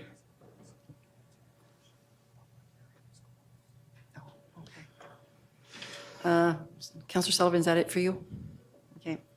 Councillor Radwan? Thank you. Jen, just a question. I mean, when I'm looking at these renderings, of course, it probably doesn't mean that it's final, right? Because when I look at these, I end up thinking like, how is this even in my packet? It looks like there's one accessible unit out of all these 4 buildings, and they should have at least 3, no matter what the financial structure is that they're going in with. Like, I just see stairs everywhere. So can you just speak to that at all? Like, finally, because I just don't want you guys to have a problem in your office later, I guess. I know this is not necessarily, like, you can still have land use and approve or whatever, but I'm just thinking, like, are you guys going to have issues with this later? So every applicant is aware that they have to meet the requirements of the National Building Code, which would dictate the minimum number of accessible units provided.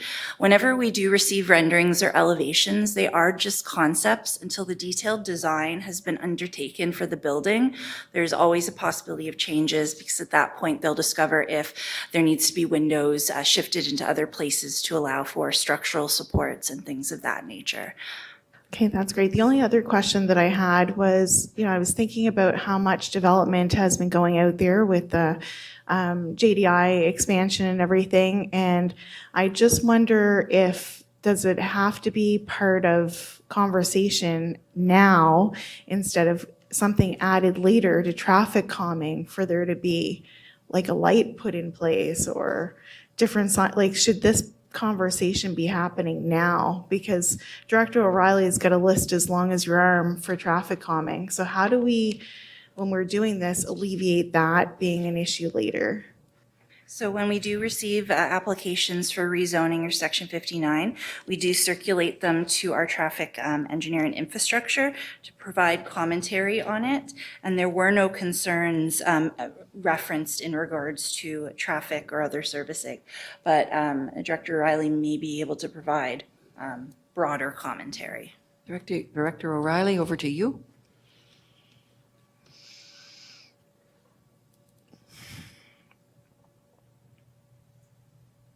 Thank you, Your Worship. Yeah, just to build on that. So when I review development proposals, I always consider what's there now versus what's going in and the net difference.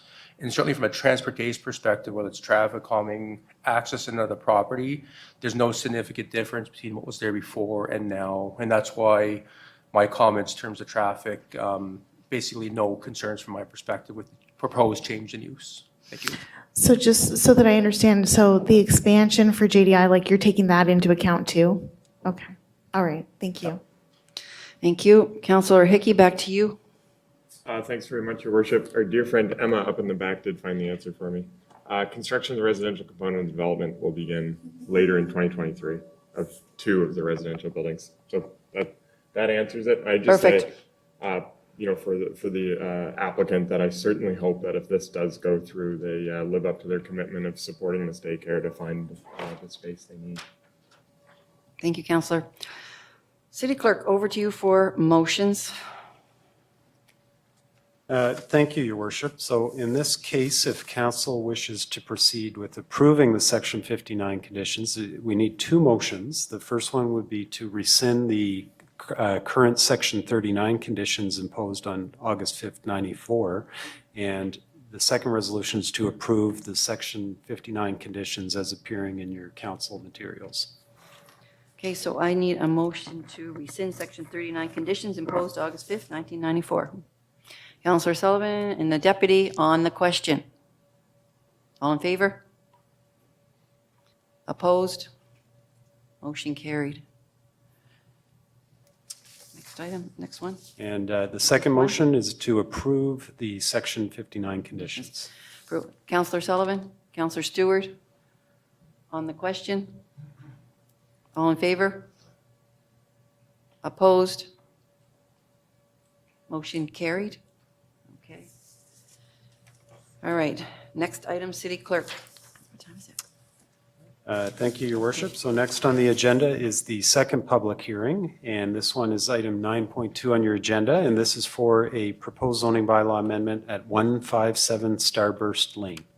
Before we get started, because will be a longer one, can we do a recess? Do I need a motion for a recess for 10 minutes just for my team here? Deputy, Radwan, Councillor Radwan? Okay, on the question? All in favor? All right, opposed, we'll be back at 10? 5 or 10? What is it, 20 after? It's 19 after.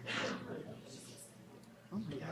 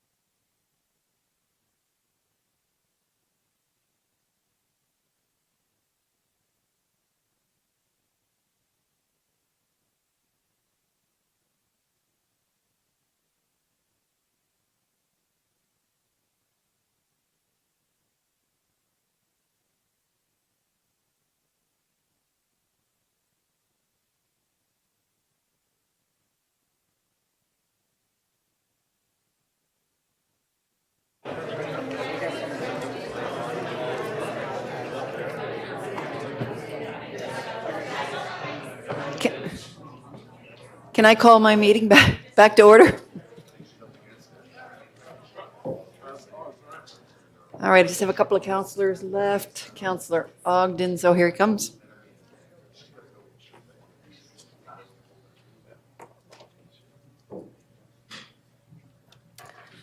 Okay, do I have everyone? Number 9-2. Hang on, I got to get to my 9-2. Okay, City Clerk. Next item. Thank you, Your Worship. So this is the second part of our public hearing, item 9.2, and this is for the proposed zoning bylaw amendment at 157 Starburst Lane. Okay. Commissioner Hamilton, over to you. Yes, good evening, Your Worship, members of council. Before you this evening for public hearing is a rezoning application submitted by Ashley King for a property located at 157 Starburst Lane on the city's west side. The application is seeking a rezoning from the one-unit residential to community neighborhood facility zone to permit the establishment of a daycare operation. The application has been reviewed by your Planning Advisory Committee and staff, and before you are recommendations to approve the application with conditions. I would also note that included in your package is a supplemental report from staff, which addresses changes to the proposal since it was presented to the Planning Advisory Committee as it relates to parking, and further includes further analysis by staff on the traffic and parking impacts related to the site. The file, I know, has received significant interest from the public, including both support and concerns from residents. The recommendations before you attempt to balance the opportunity to address a vital community need while ensuring the business is of a scale that's appropriate for the neighborhood. And with that as an introduction, I will turn things over to Eva Matson, who's our planner with our community planning team, to provide a staff recommendation on the file. And I would also note that we have Director Tim O'Reilly here tonight to respond to questions of council on any aspects related to transportation. Thank you, Your Worship. Thank you. Over to you, Eva. Good evening, Your Worship and Council. So the applicant is proposing to rezone a parcel of land from one-unit residential to community neighborhood facility to allow for the development of a daycare center. The facility would operate from 7 a.m. to 6 p.m. Monday through Friday and close on weekends and holidays, and the proposal would be for 48 preschool age children. The proponent operates the existing Butterflies and Bumblebees Daycare Center on Dever Road, which needs to relocate. This would require the conversion of the current single-unit residential building and attached garage into the daycare center. So beyond internal renovations, there would be 3 entrances and an outdoor fenced play area. While the applicant has not indicated dimensions for that play area, they are subject to minimum requirements established by the province. In addition to requirements to rezone the site, the applicant would have to satisfy all requirements established by the province of New Brunswick as part of the required licensing and approvals process. So the applicant is proposing to use the driveway as 3 tandem spaces and then widening the access and creating 5 unencumbered drop-off and pickup spaces that would allow for clients to turn around in the driveway as the road is a dead end. This is the revised site plan on the screen, as you can see. The applicant heard from concerns from PAC and members of the public about safety, and so this revised plan was a way to include more parking and more turnaround access. The revised plan also includes a fence that would surround the property, so no children would be able to access the parking areas or the street to address safety concerns, and then this would have the benefit of creating screening for the neighbors. As you can see from the images, the site is located in the community of Milford, northeast of the Greenhead Road. The site is currently developed with the single-unit residential dwelling, as shown in the picture above.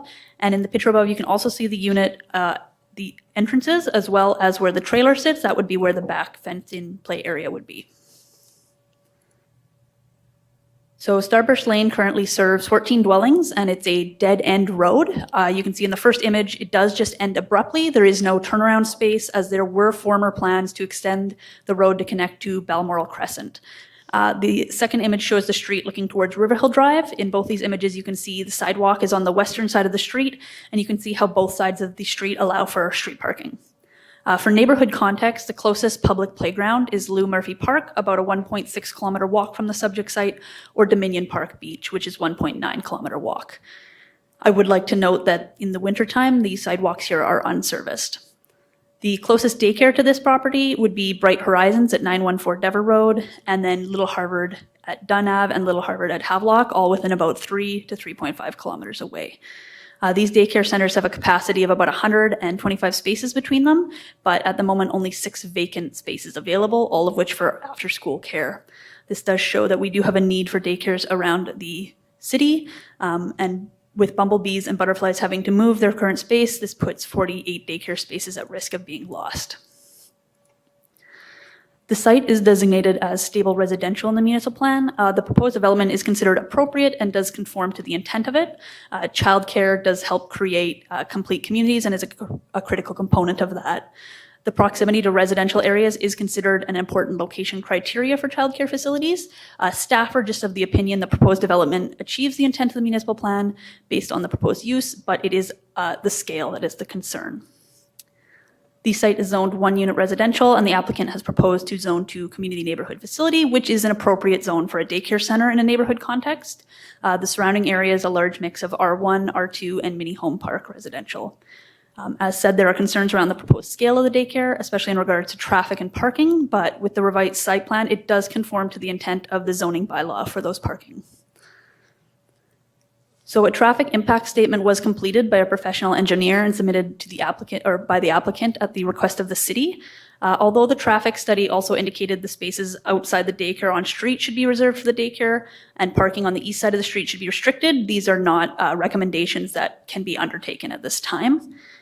PAC and members of the public voiced concerns about this parking and traffic situation, and the applicant did submit that revised site plan as seen earlier, and they also secured off-site parking for all staff at the Dennis Morris Community Center about 600 meters away. The traffic study showed that at peak drop-off and pickup times, only 4 to 6 cars were present for approximately about 5 minutes each. With the revised drop-off pickup stalls added to the front of the property, 5 spaces would help meet this need. Traffic and infrastructure have determined that this would significantly decrease the risk of the need for on-street drop-off and the risk of vehicles needing to turn around at the end of the dead-end street. Traffic does note, though, that widening and access increases the point of potential conflict between vehicles accessing the property and road users on the street.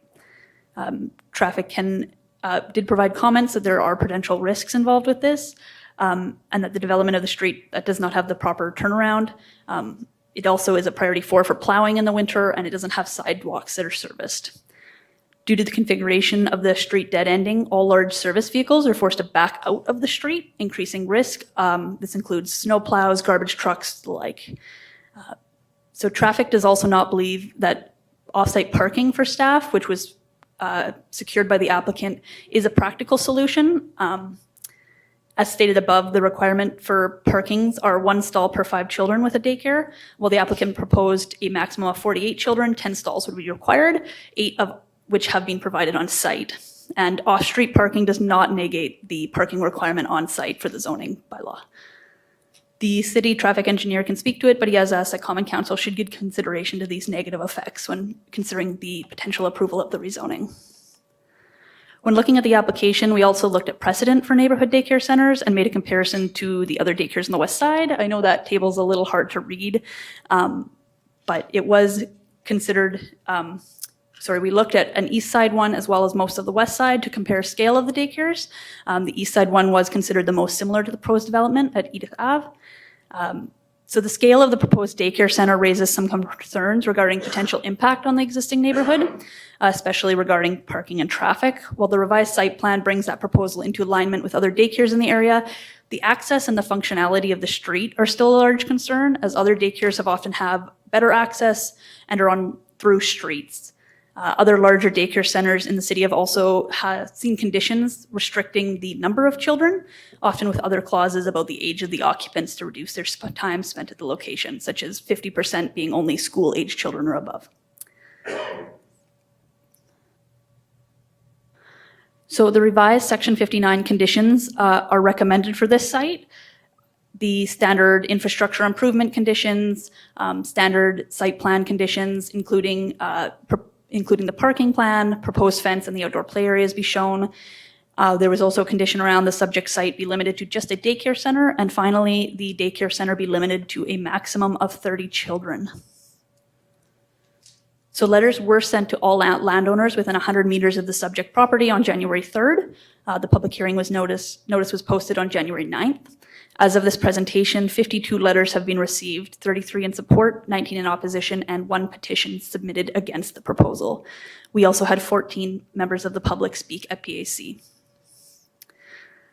So due to concerns of traffic and parking, as well as neighborhood integrity, staff and PAC are recommending that we do rezone because it does meet the intent of the municipal plan and the zoning bylaw, but that there be conditions limiting the scale of the daycare. And that is everything. Thank you. Thank you. I will just say to the public who's come to this evening that our kit tonight is 329 pages, but this item is 151. So your letters did show up in our kits. We've all read through the letters.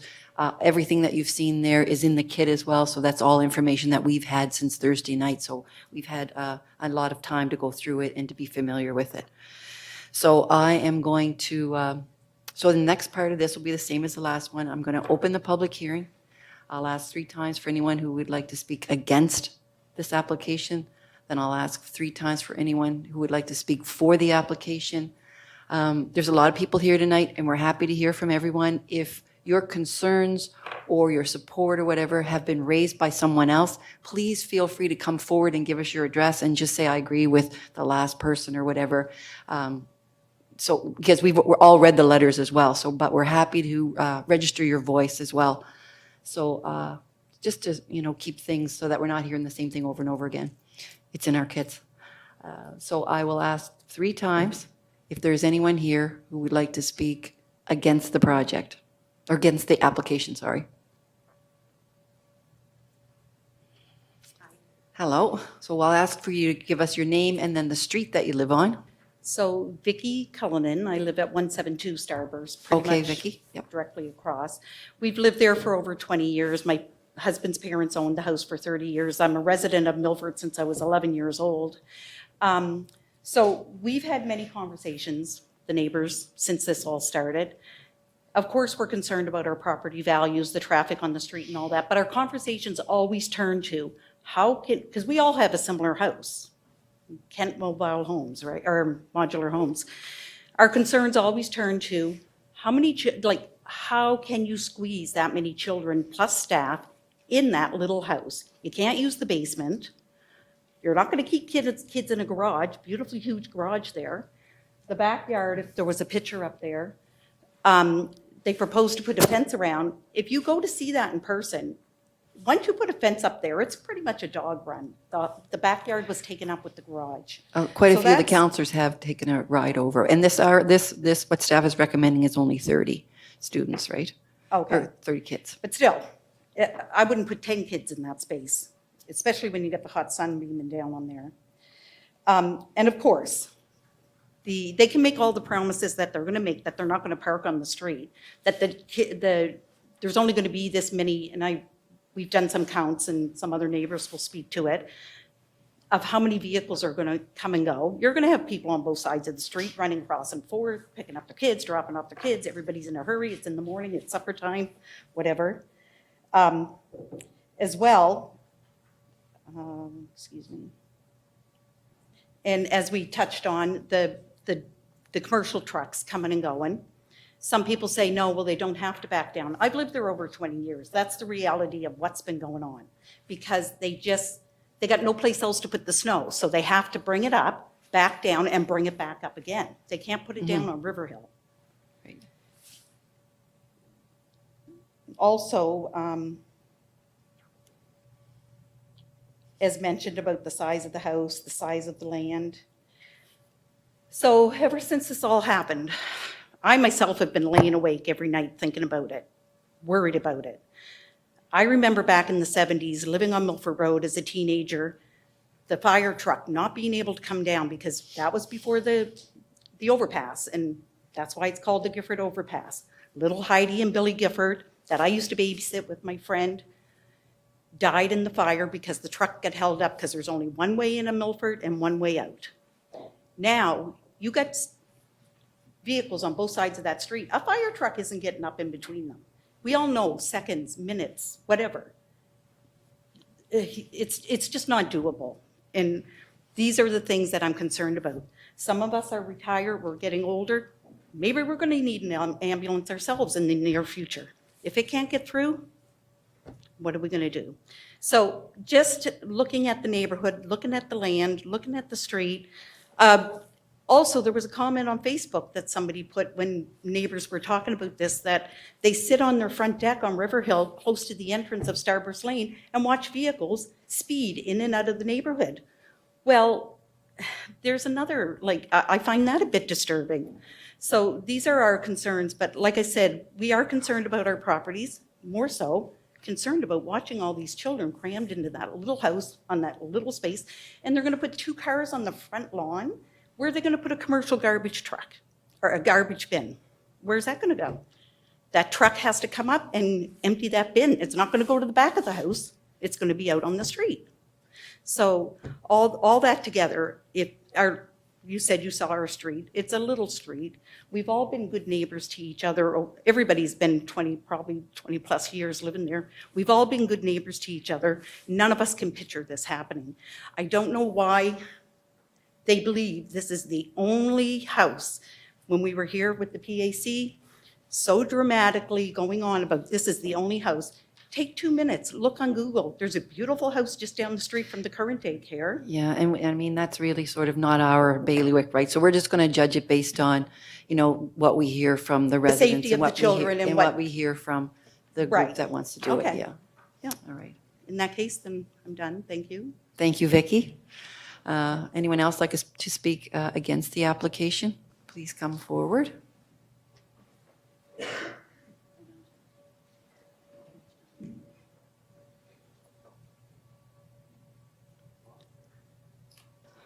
My name's Ken Cosboon. I live on Starburst Lane, so you pretty much know what I'm going to say. We moved here when I retired from the military. The street was a great place for the kids to grow up. It was safe. And the property right across from my house was a collection basin for all the rain, snow, all that stuff. And the council basically said that the person could build there. They just fill it all in. The end result was the next door neighbor, even today, his garage floods because that catch basin has been filled in. Even though the engineering study said it was fine and everything else. You can look at everything you want today, next week, and look at everything that you're saying that it's going to work out fine. But it's not. The reason I can say that is because I got run over by a snowplow on that street. Thank God it wasn't a child that was behind it, but I still suffer from the results of the city snowplow running over me. So added 30 children there and all these commercial vehicles coming up and down, as well as strangers coming into the neighborhood. We don't know if they're going to the daycare or if they're pedophiles or if they're kidnappers or what. We have control right now because we know all the children in our street. We look out for them. Our street is like a community in itself. As you said, our sidewalks are never plowed. I've been 30 years. We've never had a sidewalk plowed. 4 feet from the curb is now snow. We only have a little tiny laneway in the winter to go up and down that street. So now you're going to be adding all those vehicles, and whenever you do anything on Catherwood, Magawagonish, or Simms Corner, we are held up at that bridge for anywhere from 30 to 45 minutes. That's just with the normal traffic. Now you add in the Irving expansion and all the other people coming to the daycare, it's going to be hours before we get out of there. And that is the only way we can get out of there. As it was mentioned, the bridge was put in because a child died in a fire because the fire trucks couldn't get across. This is a main concern of ours. And I can't see how in this city, with businesses closing everywhere, people moving out to Quispam so they don't have to pay the taxes here, how this house is the only place the daycare can go. I just don't understand that. Maybe you can address that somehow. I Well, know it's a civil thing, but I just don't Well, understand. exactly, and that would be the applicant's choice or whatever, and that's, that's their business. Well, at the beginning of the meeting, you said that part of the council is the stewardship of social issues in the city. You're getting social issues brought to you about this decision. So if you go ahead with it, I feel you just don't care what we say on the street. Thank you very much. Thank you, Ken. Anyone else like to speak against the application?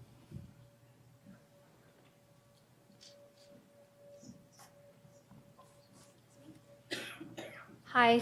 Thank you, Your Worship. Thank you, councillors. I do have a presentation that I did Can submit. I get you to give us your name? My name is Penelope Miller. I do live on Starburst Lane. Okay. How long is your presentation? Just curious. It's like a few, I'm Couple going to say minutes? like 8 slides. I can actually. Oh, that's fine. It's not. And most of what I say is actually on the slide. Oh, Perfect. I'm going to get you to give us, the clerk is recording all the names again. He just missed your name. Oh, Penelope Miller Penelope from Miller. Starburst Lane. So I really want to start out by saying this isn't easy for me. This isn't easy for anyone. I read the letters. I read the entire council packet. I'm seeing the names of the parents of my son's friends. I'm seeing my own friends writing letters in support of this daycare. And really, the way I was able to get through this is to say everyone here is looking out for those people that they care about. I'm looking out for my children. I'm looking out for my neighbors that are like family to me, and I'm looking out for my family. And that's what these people are doing, and we're all together in this. We just have opposing views, which is fine. So what I really want to talk about today is my introduction just kind of goes over the timeline. So in November, we had someone stop by our house, a couple, asking for support to open a daycare in a single-family home. So my husband, after speaking to them, found out that this wasn't going to be an in-home daycare. It would be a large business, really. So we withdrew our support at that time. And we didn't hear anything else until the PAC meeting request when we received a letter. So we were really surprised to hear about the size of this daycare for our small street. So we were really surprised. Then we became worried because the safety of this property, the safety of this rezoning is really what is at stake here. So when I got the meeting request for PAC, I looked at Plan SJ and I did find some sections that I didn't see referenced in the report earlier. So when I looked at the Plan SJ, it said it permits small-scale in-home neighborhood daycares in residential neighborhoods, and this is what I was expecting. This is what really fits with our neighborhood. If you look at our street, if you look at the ability to turn around, if you look at our roadsides, if you look at our sidewalks, we have, in-home daycares in our neighborhood, and it's great. My kids went to in-home daycares. They're throughout our neighborhoods. They're just sprinkled around, and there's no issue with compatibility. So I also looked at the commercial uses, which is really, this business is more of a commercial size. When you're thinking about 48 kids, you're thinking about 10 staff, you're talking 60 cars in the morning, 60 cars at night. And when I looked at the commercial use, it said that the low to medium density, it's permitted when they're on an arterial or collector street, which Starburst Lane is neither one, or on the periphery of low-density residential developments, which also Starburst Lane is not. So when I went to the PAC meeting, I didn't see these referenced, but I did find that they were quite relevant to this topic. So I wanted to bring those up. So when we got to the PAC meeting and when they talked about the related daycares, the similar daycares in the neighborhoods, I looked at the plowing priority, and I'm not going to go through each one. Priority 2 for plowing, priority 1 for plowing, priority 3 for plowing. All of them on the west side have sidewalk plowing, which allows the children to go for walks on the street. And then I looked at the most similar daycare on the east side, which was Edith Avenue, and here's a picture of what it looks like. This doesn't look at all like Starburst Lane. It's a corner lot. It has a wraparound driveway that goes from one street to the other, and it has fewer children than this daycare is requesting. It has 45 children maximum, and 50 of those have to be after school only. So we're talking 23 children at morning drop-off, which is almost more similar in line to what the in-home daycare was that I saw referenced in Plan SJ. This location is priority for plowing, but it does have that corner lot. It doesn't have a dead-end street. There's no turning around. You can drive right through and drive out. So here's the aerial view, and they're not to scale. This was all done on my phone, unfortunately. So you can really see here that wraparound driveway, and I know they have a parking variance, but you can see how it makes sense here. You can drop off your child, drive through. There's no backing out. There's no having to turn around on a dead-end street. There's no being required to turn around in someone else's driveway, like what's going to happen at Starburst Lane. So I just wanted to highlight the difference between the most similar daycare locations that were able to be found in St. John. So to me, these locations aren't comparable, and this is the closest that PAC could find to compare. And I feel like they're not comparable because there's really no other daycare that would be in a location like this. The traffic, the turning around, the parking situation, there's no enforcement from what PAC said of people parking on the street. So I wanted to show, my neighbors and I got together and we took one Saturday morning to actually park 7 cars on the street to show what it looks like. So if this request, and I know it's 30 or 48, it doesn't, either way, if you have 8 parking spots and you have 10 staff and you have 30 or 48 children, I don't think it's unlikely that you're going to see this kind of situation on Starburst Lane. This is 7 cars parked on the street and someone trying to drive down. And if you probably can't zoom in close enough to see, but I don't even think you can open those passenger car doors. We are parked right on the edge. And that's just a small SUV coming down the middle. If you're talking a fire truck or an ambulance or anything bigger, it's not going to be able to get by. If you're talking the garbage truck that comes up and down our streets every other Wednesday morning, it's not going to be able to get by. And I don't think the situation is really unrealistic when you think about the volume of traffic that would be on our small street. And this is snow. I mean, the same situation would be in the rain. People are going to try to park as close as they can. Once they get past 157 Starburst Lane and they park anywhere up ahead, they have to turn around in somebody's driveway. There's nowhere else to turn around on Starburst Lane. The road just ends because, like someone mentioned, it was supposed to connect with another street, so it wasn't built as a turnaround. It was supposed to go right through those woods at the end. But because it didn't, it just stops. This is why the garbage trucks can't turn around. This is why the plows can't turn around. And this is why any people who drive past 157 Starburst have to turn around in someone else's driveway. And personally, this affects me. I mean, my son's in elementary school. My daughter is just a little older. My son will go up and play hockey with his friend in their driveway. He'll play soccer in the summer. They'll play basketball in their driveways. And if this daycare is open until 6 p.m., I'm really not going to be comfortable, even in our private driveways, letting kids play, because just the way the street's built, it's not going to be safe, because you know there's no other option but to have cars turn around in other people's driveways if those spots are full. And I know what's going to happen. So until 6 p.m., which is really the end of daylight for a good part of the year, my kids can't play on the street. And I'm going to be very hesitant to let them even play in their own driveway. So we've talked a lot, like we've said as neighbors, and this is my second to last slide. I'll be very quick. I care about all of my neighbors. I'm worried about, the neighbors are worried about children walking to and from the bus stop. They walk about 3 blocks, Starburst Lane, Riverhill Drive, Balmoral Crescent. None of those have plowed sidewalks in the summer, or in the winter. They don't need to be plowed in the summer. So there's no snow plows on the sidewalks. These kids have to walk on the street to get to the school bus and to get back. And so to think about adding 30 plus 10 staff vehicles or 48 plus 10 staff vehicles at that exact same time my kids are walking to school and walking back from the bus stop, that's really scary to me. That's a huge change to everyone who has children in our neighborhood. I worry about the retired couples I see that walk their dogs on the street because there's no sidewalks. I worry about people walking to the bus. I worry about people just getting out for a walk in general because we don't have parks, we don't have any playgrounds nearby. We really just, a lot of people walk in our neighborhood. Interrupt you, and you're at about 8 minutes now, and if you want counselors, I've got one light Yes. on, so Okay.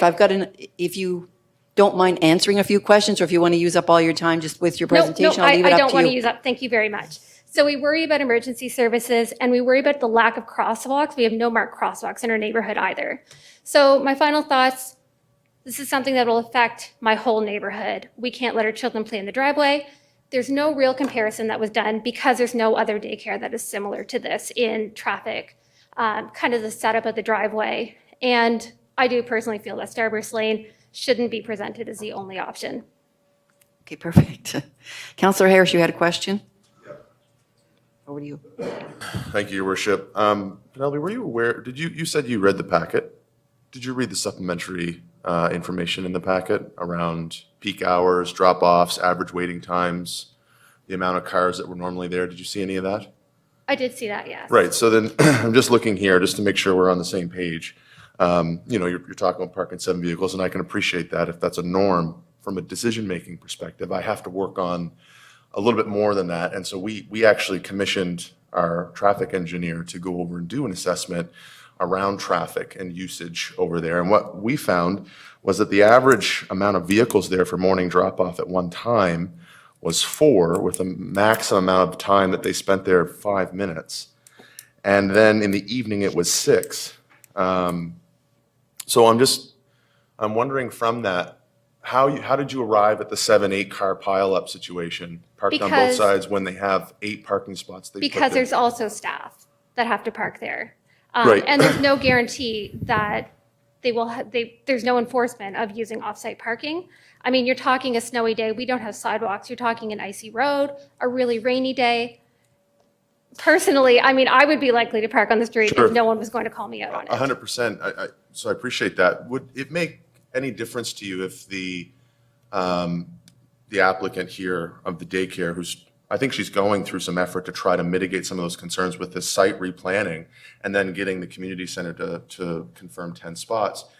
If a bunch of their staff parked there and 1 or 2 staff cars brought them to the center, if that was something that was being spoken about, would that change any of the perspective here for you?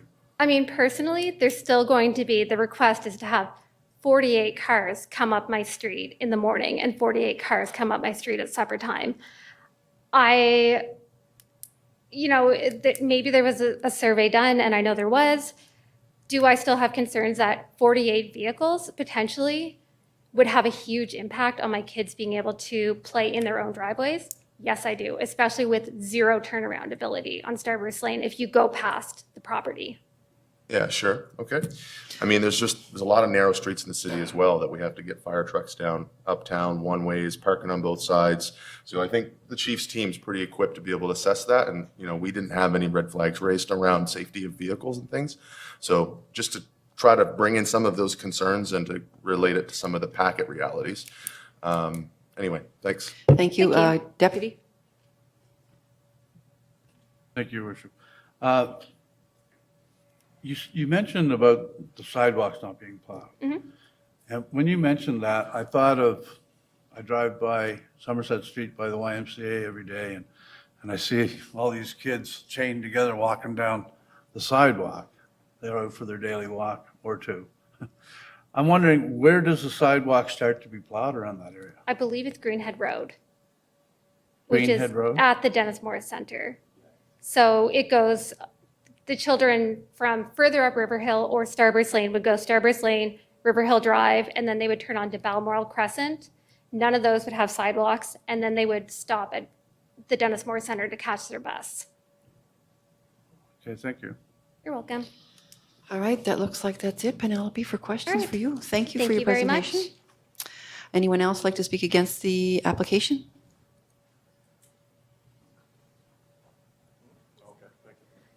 Oops. So which ones are mine? This would be your photos, and then this would be the video here. Okay. Thank you.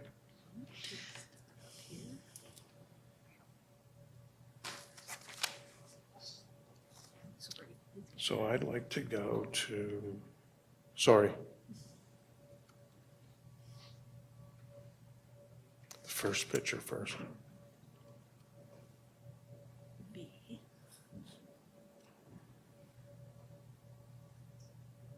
This one here? That's fine. I just have to move it over. You can just bring that up. Sorry, we went through this at PAC as well. Oh, okay.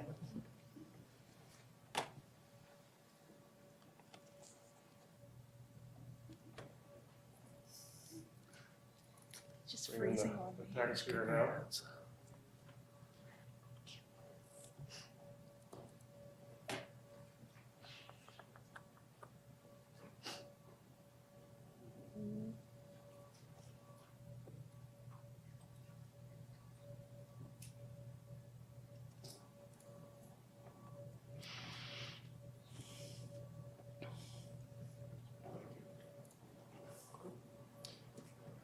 Thank you. Your worship, councilors. I'll get you to give us your name and Oh, address. and I'm actually going to do that. My name is Gordon White. My family and I have lived on Starburst Lane for 42 years and have paid our dues to live in a safe and comfortable neighborhood. The people of Starburst Lane have had a lot of sleepless nights. This is not where we live or work 8 hours a day. These are our homes. This is where we live. So let's look at Starburst Lane. Plowing on Starburst Lane is a priority 4. As I explained earlier, when the plow comes up, the plow plows up the eastern side of the street, then backs down the street, turning on River Hill Drive. Then they back up Starburst Lane to plow the western side of the street. And as the gentleman mentioned, 2 years ago, one of our neighbors was hit by a city plow backing up the street and was hospitalized. So let's talk about the cars and trucks on the street. There are 8 to 10 cars owned by employees of the present daycare. They will park on Starburst Lane. And they will not park, they will park on Starburst Lane. There's no one to police it, and there's no one to monitor it. Am I correct?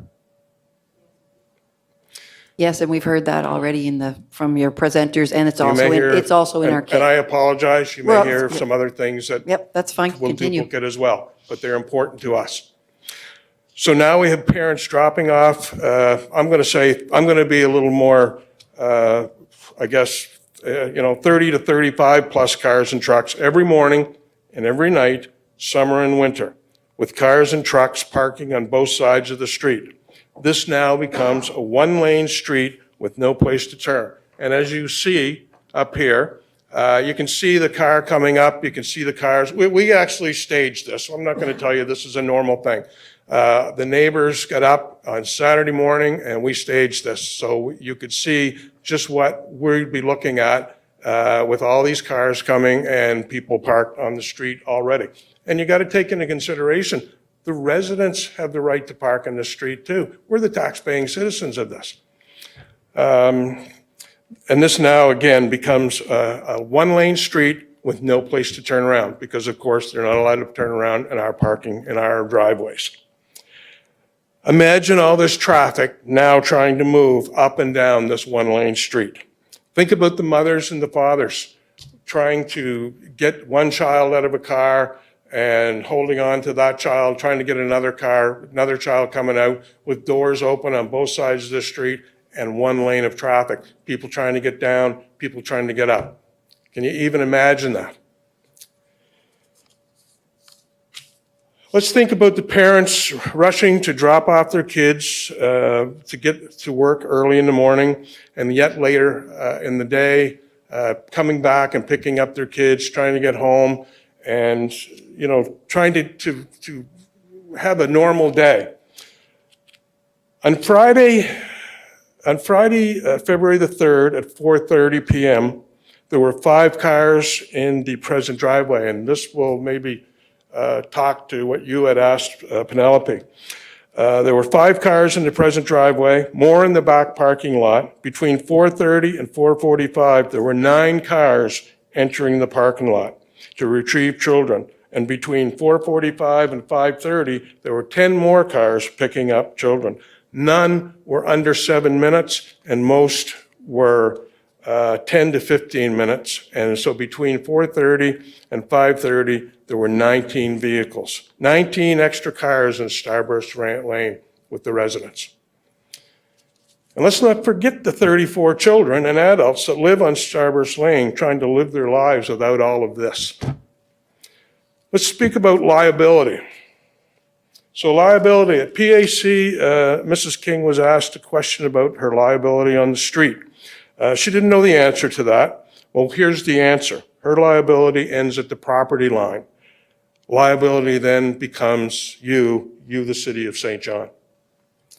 In 2020, 17 children were killed in pedestrian accidents in Canada, and many more injured at a cost to the healthcare system of $46 million. And you can look that up if you wish. I spoke to my brother-in-law, who is a firefighter, who said, looking at our pictures, these pictures, and knowing the street himself, it would be impossible for one of their large fire trucks up this narrow lane with all these cars and trucks. And you had mentioned about other places. This is a dead-end street. You have to remember, this is a dead-end street. There's only one way in, one way out. One of our neighbors is actually on the stroke intervention team who lives at the end of the street. When she's called, she has 20 minutes to get to the hospital, and she has no time to wait in traffic. Just a side note, who pays for the decrease in our home values and the ability to sell our homes at a later date?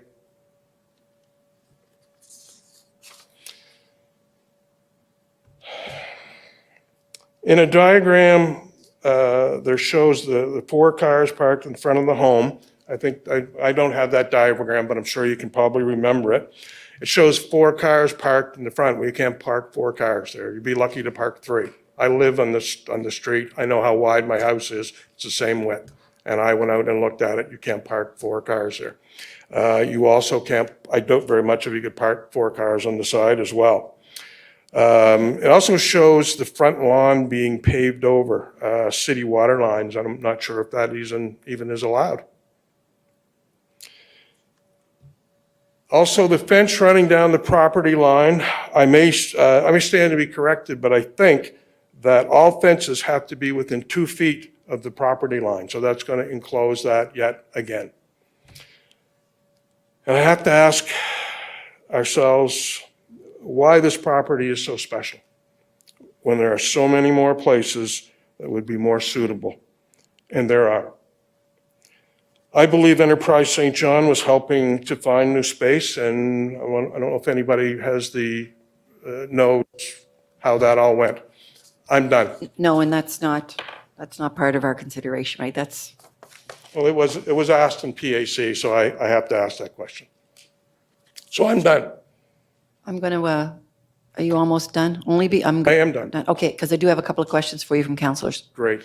Councillor Stewart, over to you first. Thank you, Your Worship.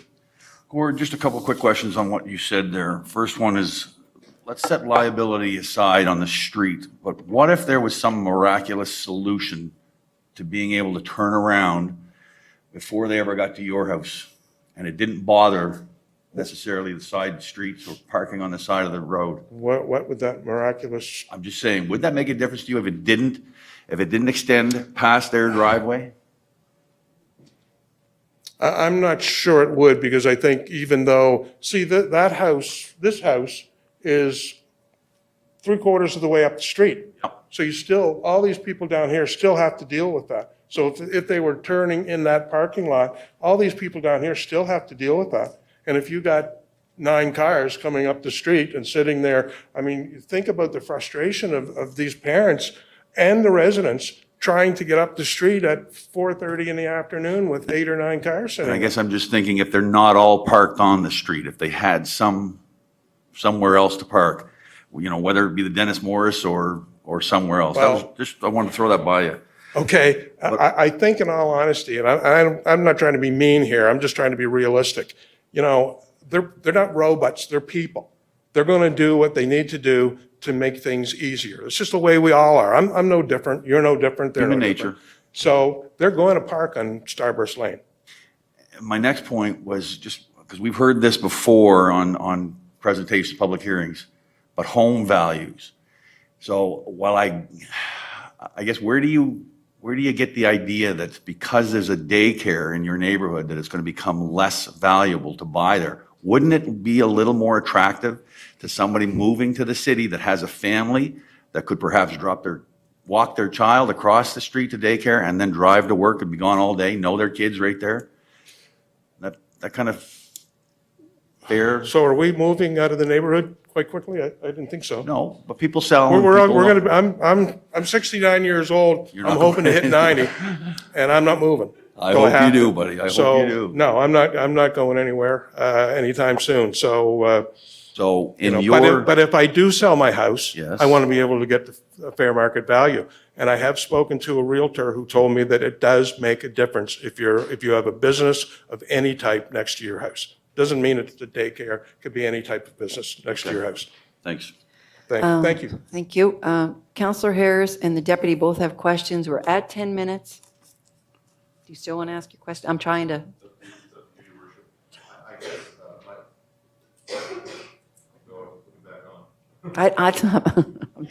There you go.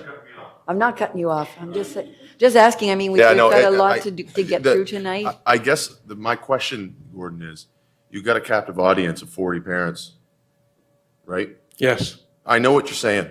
People aren't robots. No. They're going to take the path of least resistance. that's right. But I believe people also care about each other.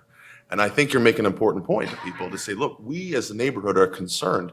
So my question is this: if Ashley and the team there come up with a strategy to mitigate traffic, tier drop-off times, something, because you're making a point, you're bringing a concern. If they come to you with more mitigating efforts besides increasing parking, besides looking at outsourcing parking down the road further, what does that do for your opinion on the matter? Well, I'm not the only person that has an opinion. All these people do. I know, as but well. I'm asking you. What You're asking me? Yeah. I'm not sure. I'd have to see what that proposal would be, but I'll be honest with you, I honestly, we've talked about this a lot. We've got together as a neighborhood. You can see, we're all right here. We're concerned. Yeah.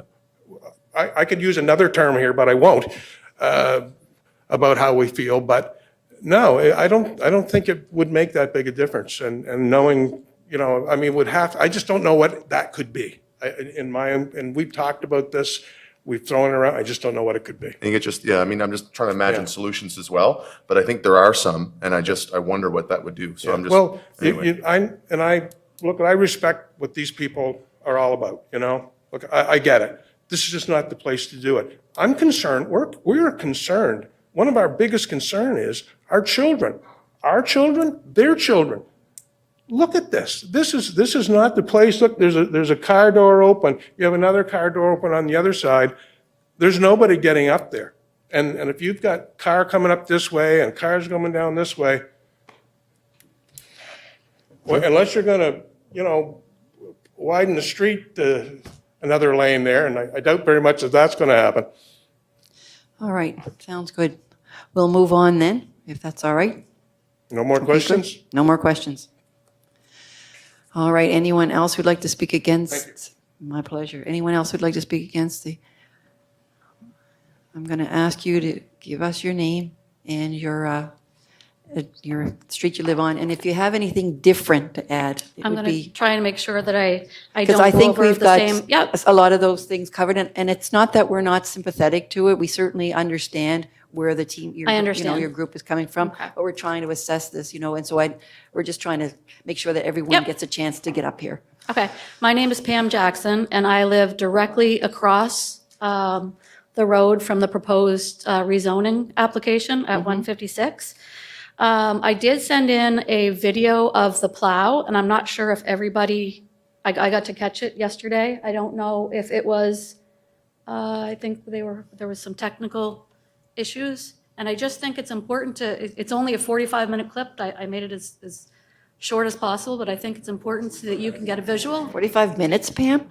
45 seconds, sorry. Sorry. Okay. This is the best we got. So this is it backing out, backing from the top of the street down.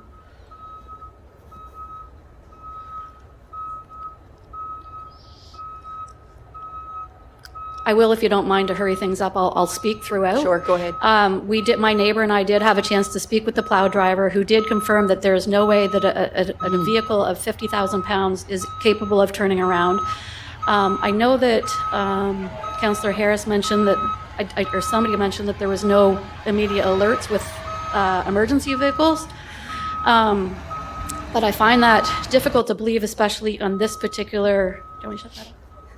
This particular street. I know there are other streets that have the same makeup, but not all of them are requesting a daycare facility of 30 people. So I know that I don't think it's been mentioned yet, but we do have some people on our road that do have medical necessities. I myself have a child with a critical illness who, if she needs an ambulance, the ability for that fire truck and that ambulance to be able to turn around without cars blocking the area is very important, and it's a matter of her life and her death. So I do know that we are taking into consideration the livelihood of all these families that work, and we're taking into consideration that we need childcare spaces. 100%, everybody on this side, on our lane, agrees that childcare spaces are a necessity. We just don't feel that our road is an appropriate road at all for a daycare of this magnitude.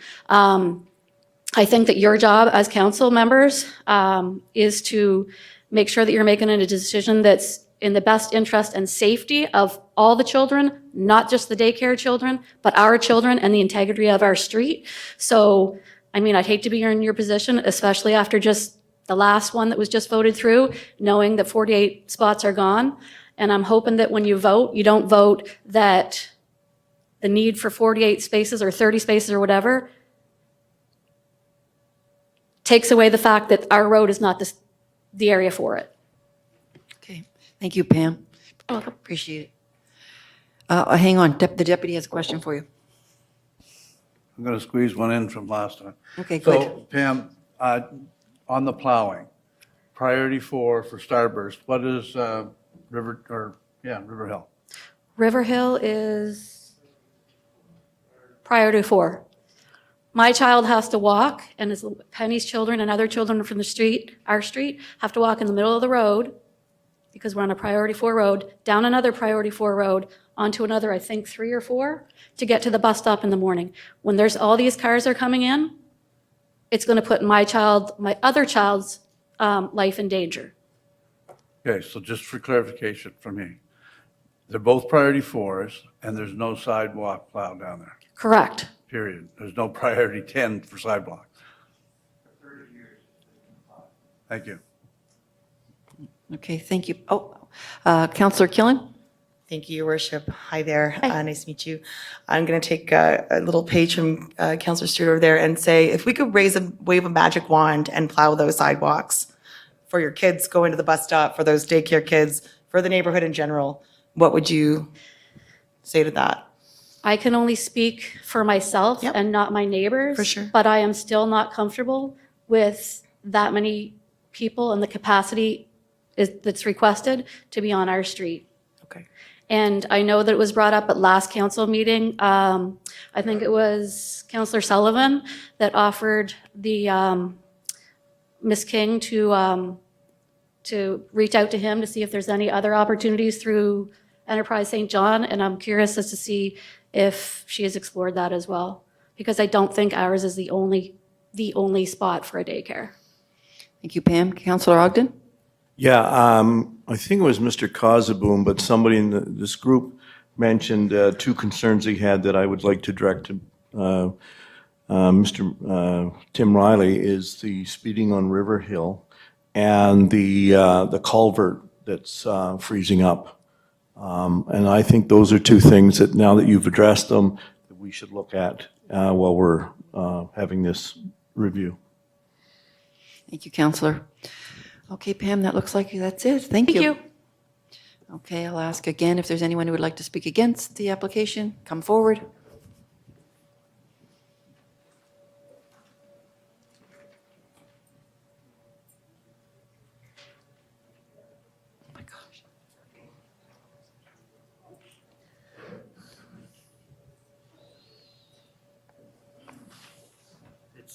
picture of the proposed new parking. This one right there. Yep.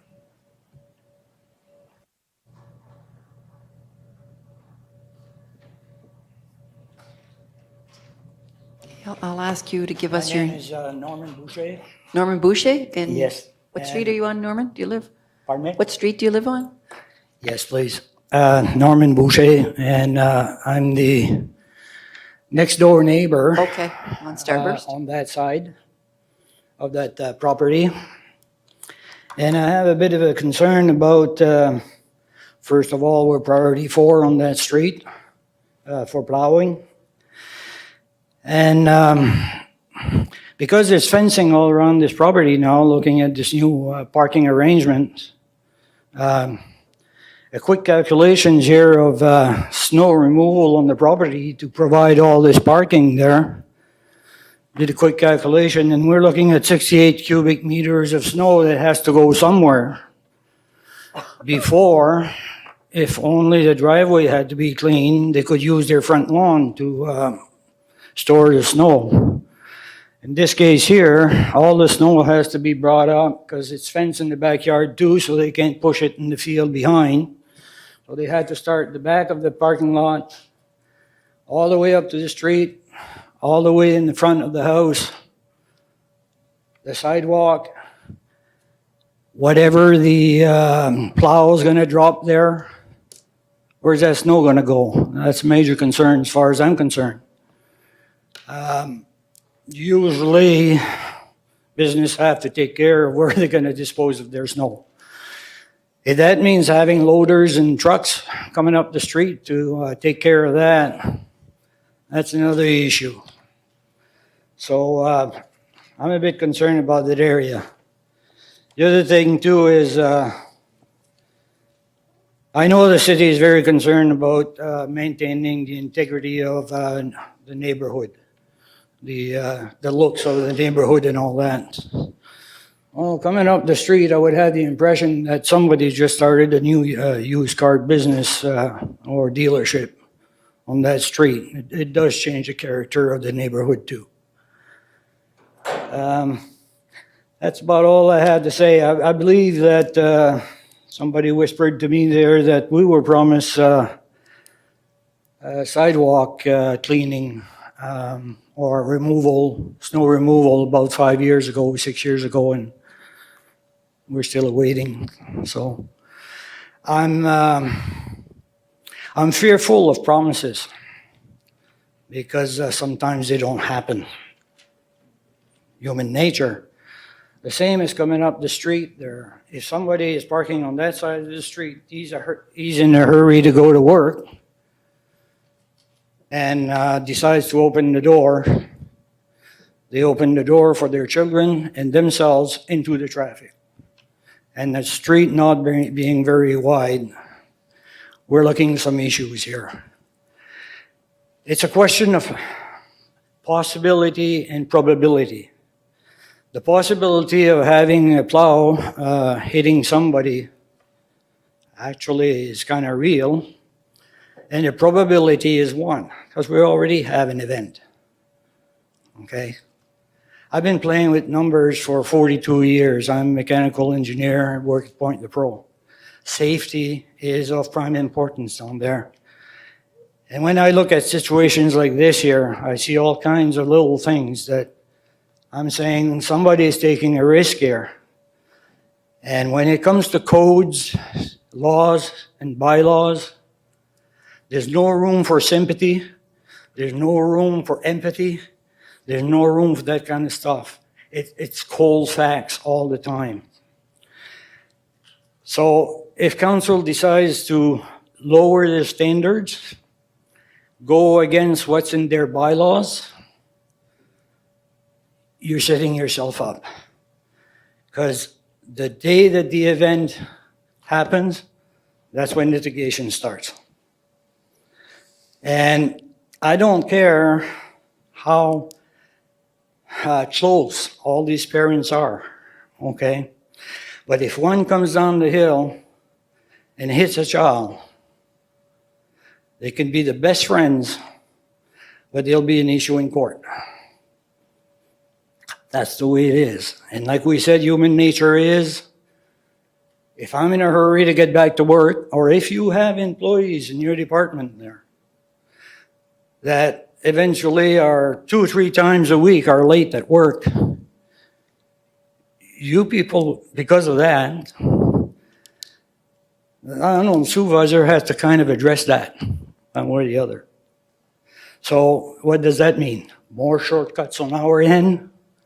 I don't think it's tolerable. That's all I had to say. Thank you for your time. Thank you, Mr. Boucher. I don't see any questions here. Appreciate you coming in tonight. Thank you. Thank you. Anyone else like to speak against this application?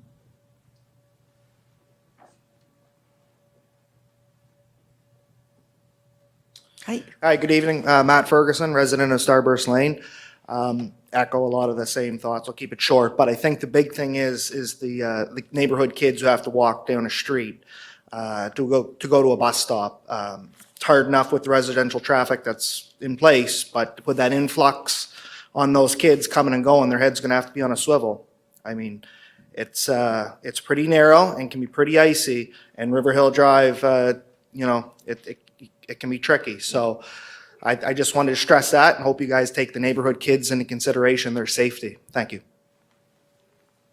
Thank you. Anyone else like to speak against the application? Okay, I got to ask 3 times. Anyone else like to speak against the application?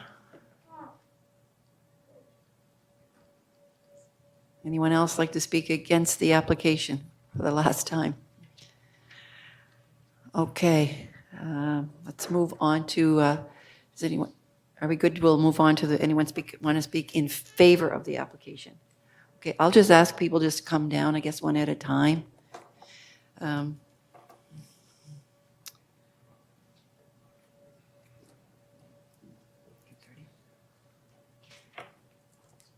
Hi. Hi, so I'll get you to give us your name and the street you live on.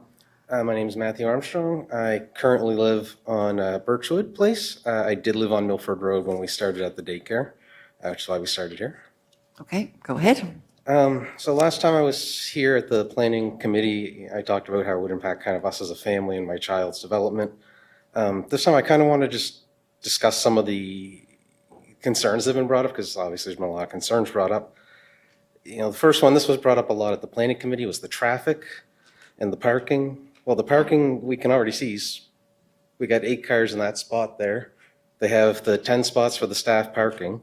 So that's, they said right in your guys' study, or the city's study, that 4 to 6, at the maximum at peak. I know there's claims of, higher cars, but I'm going by the actual studies and the facts of the case that we have. And this is, the drop-off is between 7 and 9:30. That's 2.5 hours. There's not 48 families. There's 30-something. I'm sure Ashley can speak better to it, but 35 families.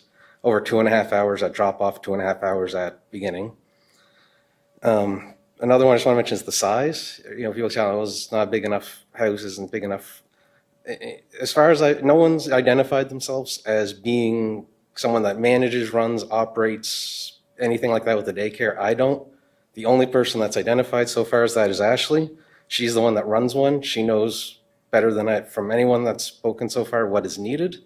They've done the blueprints. They've accommodated for different concerns for the parking. And, she's the one that knows what's going to be needed. Eventually, inevitably, it'll be the provincial government or the provincial regulator. I'm not a big government guy, didn't go to civics.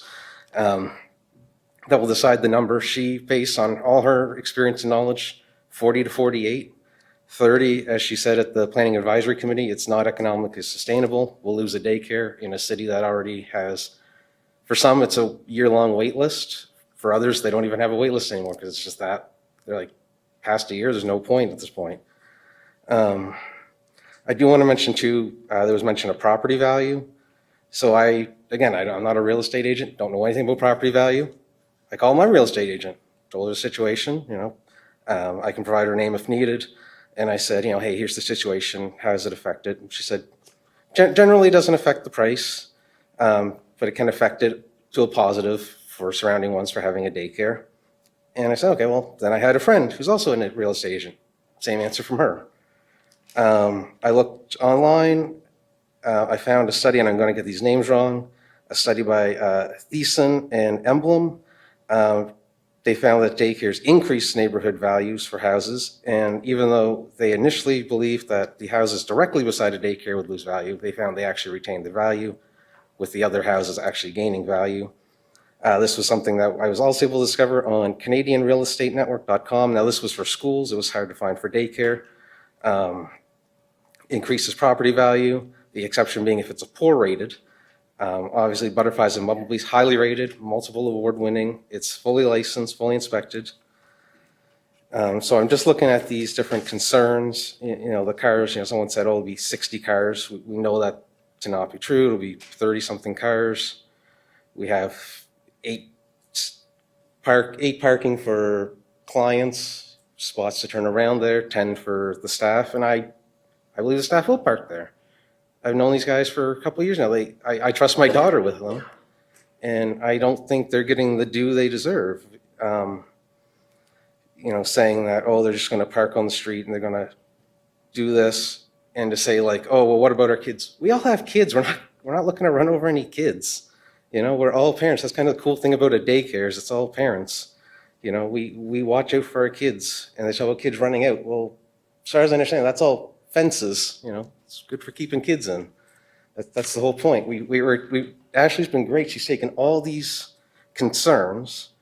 She's worked on all of them. She took every concern that was brought to her, and she's been able to work with them. And I know you guys asked some of the people that spoke, well, if we had a magic wand, we could make these concerns go away. Would you still want it? No. So to me, that says what it is. And, I get it. I feel, I'm sorry for them that it's their neighborhood. They don't want it. I understand that. We're part of a city. We're part of a community. I think it was Councillor Ogden was talking about how it's important to have spaces. Yeah, we need spaces for our kids. If we don't have spaces for our kids, no one's going to move here. You can have all the houses you want, but like I've said, if this closes, I don't know what we're going to do. We can't afford to quit our jobs and raise our kid. It's good to have the houses, but if you don't have the services attached to them, it's not really going to matter anything. And yeah, I'm passionate about this. I sound passionate, but I am. This is important because it's not just my daughter. It's not just the kids there. It's the future kids.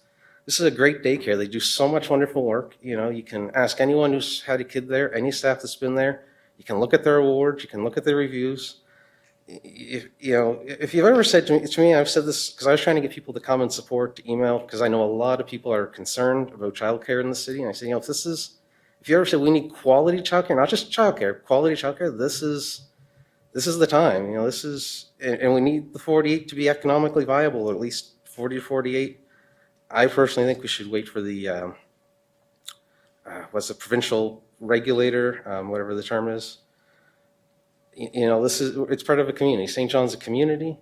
It's more than just a handful. We have to look at the broader scale of our kids, of our future, of the future kids. I want daycares like this for future children. If we have future children, if my friends have children, I used to volunteer at a church, at a youth group.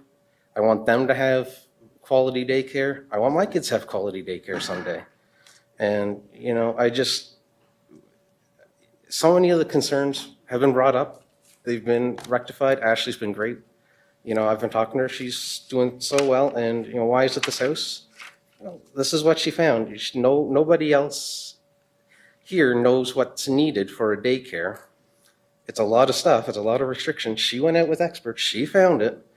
And now it's a time crunch because, as they said, there's urgency with the pharmacist, urgency getting the other place done.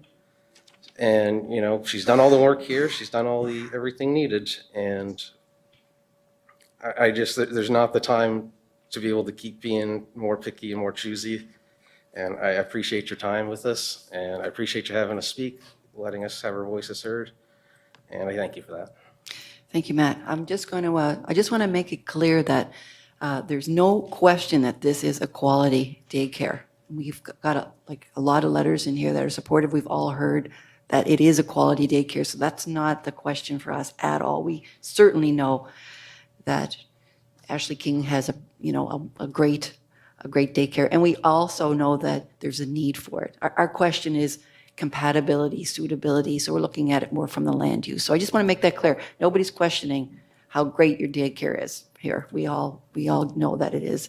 But Councillor Ogden does apparently have a question for you, so I'm going to send it over to him. How would you feel if, I don't have a magic wand like others do, but how would you feel if we had time? I mean, that's why I intentionally asked Mr., I think it was Rothenberger, the developer, I asked about time, and he said he has no problem with giving time. Now, Mr. King said he had heard 2 months, and now we're up to 6 months. So now I'm kind of wondering what to believe here. But he publicly said time is not an issue. And one of the reasons we have anxiety and stress in here is because time has become an issue. What would happen if we had more time to find an alternate site? I mean, safety is a major concern. Daycare space is a major concern. It's actually a good problem to have because it shows that the city is growing. And these people have concerns about location. You have concerns about, and I want to tell Ashley, I received dozens of phone calls from a lot of former students, a lot of former players, and I just listened and they all spoke really highly of you, Ashley, that you have a wonderful daycare. But what would happen if we had more time to perhaps look at alternate spaces and solve what Mr. Boucher said about the amount of snow, about fire trucks, about the lady who has a child that has to be at the hospital in a few minutes? I mean, we don't want to create all that stress. What would happen to all the daycare folks and to Ashley if they had time to find a solution to this? And perhaps the solution is not on Starburst Lane. Because the owner of that building, Mr. Jonathan Rethenberger, publicly stated time is not an issue. But we're all operating with this stress that time is an issue. Councillor, we really wouldn't have any jurisdiction over the time. Like, Okay. I mean, Well, I'm just you know, saying as what far he as, like, said. Yeah, I heard him as well, but we couldn't say to him, you have to give them more than 6 months, or you have to give them later than October, I wouldn't think, so. Well, I thought he wanted to be part of the solution, that's all. So how would you feel about that? I mean, it'd be wonderful. I can't speak to, obviously, what Ashley and Kenny, what their needs are. I'm sure that this is very stressful for, I know it's stressful for them. You know, I've talked to them. They don't want to be in this situation. They don't want to have to spend these nights dealing with this. If there was more time available to find something that is perhaps better suited to their needs, I'm sure that'd be great as long as they could continue to operate. There's still the childcare, you know, provided that, and again, if you had the magic wand, yeah, I'm sure she'd love to have something that isn't having to deal with what she's dealing with. I've seen her, you know, you can see her now, like this is hard on her, and I feel just terrible for her. She's done so much for her family. She's like part of her family. And if we had the magic wand where we could find the time and the resources to find something better, you know, I can't speak for her, but I assume that she would believe, yeah, that'd be great. He said, you know, about the time there was, I bring back the mention of the urgency of the pharmacist, as well as, you know, where he said about the meeting, and then Kenny rebutted that with a different version of events. I don't have any real knowledge into that. Correct. Daycare, to me, it's, I think as a society, like, and as a city and a community, you know, we have to look out for people, and obviously, like, again, I feel bad for the people in the neighborhood who don't want this. To me, when it comes to kids, like, kids should be the front of the line. You know, like, these are people, they can't protect themselves, they can't speak for themselves, they need us. And so to me, like, that's, yeah, it's, for me, it's not necessarily, it's having not just a childcare, a quality childcare, not just something that someone said, I'm gonna watch some kids in a home, but someone who's, you know, licensed, inspected, respected, you know, renowned like Ashley has. So yeah, I'm more into having a daycare than necessarily the location. I'm not married to a location, I'm married to a daycare. Perfect. Thank you. All right. That's great. There's no more questions. Thank you for your time. Thank you so much. I'll take the next speaker who would like to speak in favor of the application.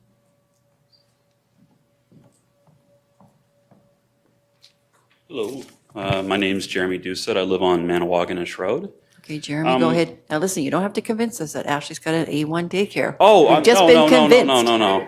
But thank you for, scolding me from the start. I need that sometimes. Before I forget it, I want to build off something Councillor Ogden mentioned.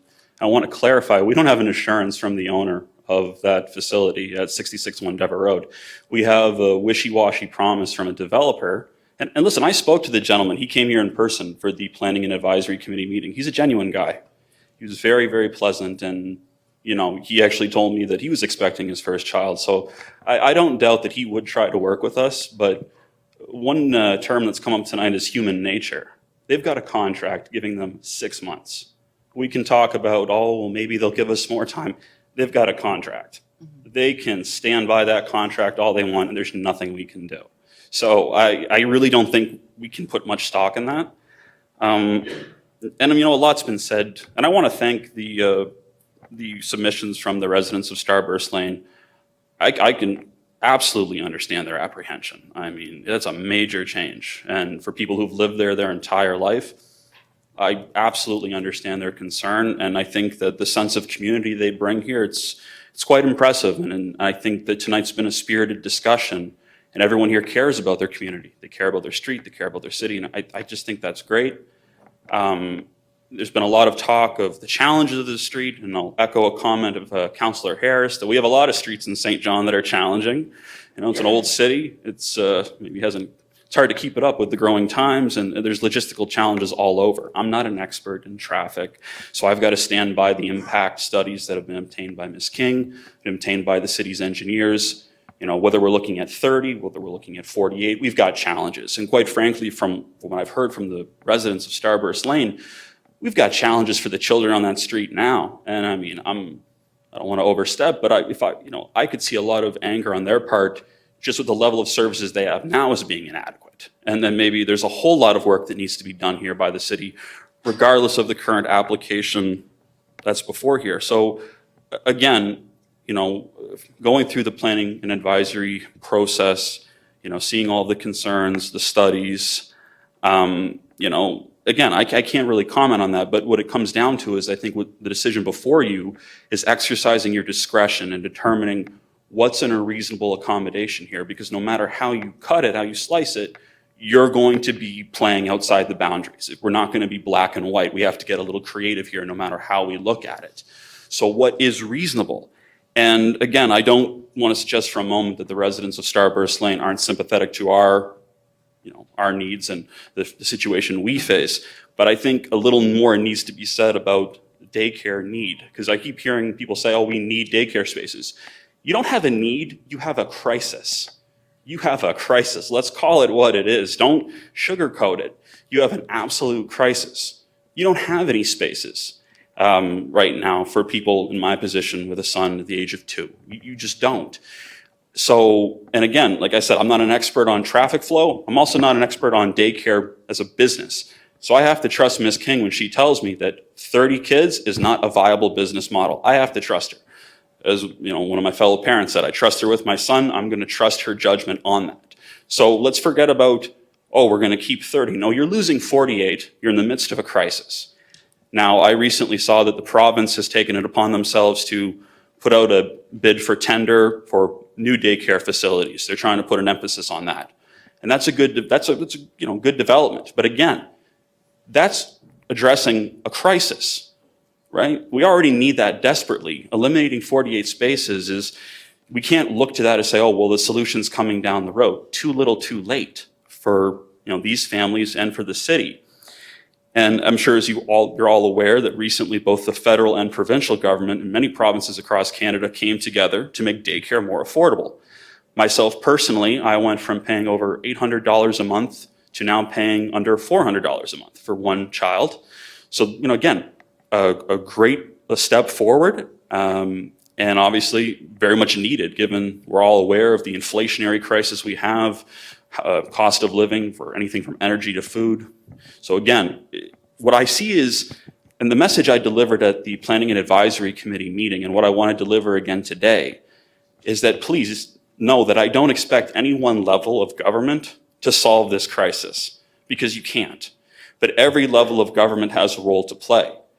And I just think that what's reasonable, what needs to be done here is trust in Ms. King. I mean, she has gone to enormous lengths to address the concerns, done everything in her power. She is someone who is providing an essential service to the city, and the city owes it to its citizens and to her to work with her and to try their best to make this happen, not make her jump through hoop after hoop, but show her that she is valued in that sense. I know you don't doubt the quality of the facility, but also let's take stock in what she's been through to try to save these daycare spots. And again, I'm not trying to pass judgment, but it's hard not to feel sometimes she's doing more than my elected representatives. And maybe that's a little off base, but that's the frustration I have to feel as a parent. I'm really between a rock and a hard place on this. And just to kind of cap things off, so again, if we lose those 48 spaces, you're going to have parents leaving the workforce because they just have no other options.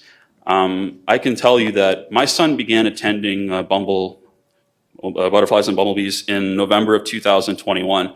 I was actually coming off my parental leave, going back to work in November, and at the start of October, I didn't have a space.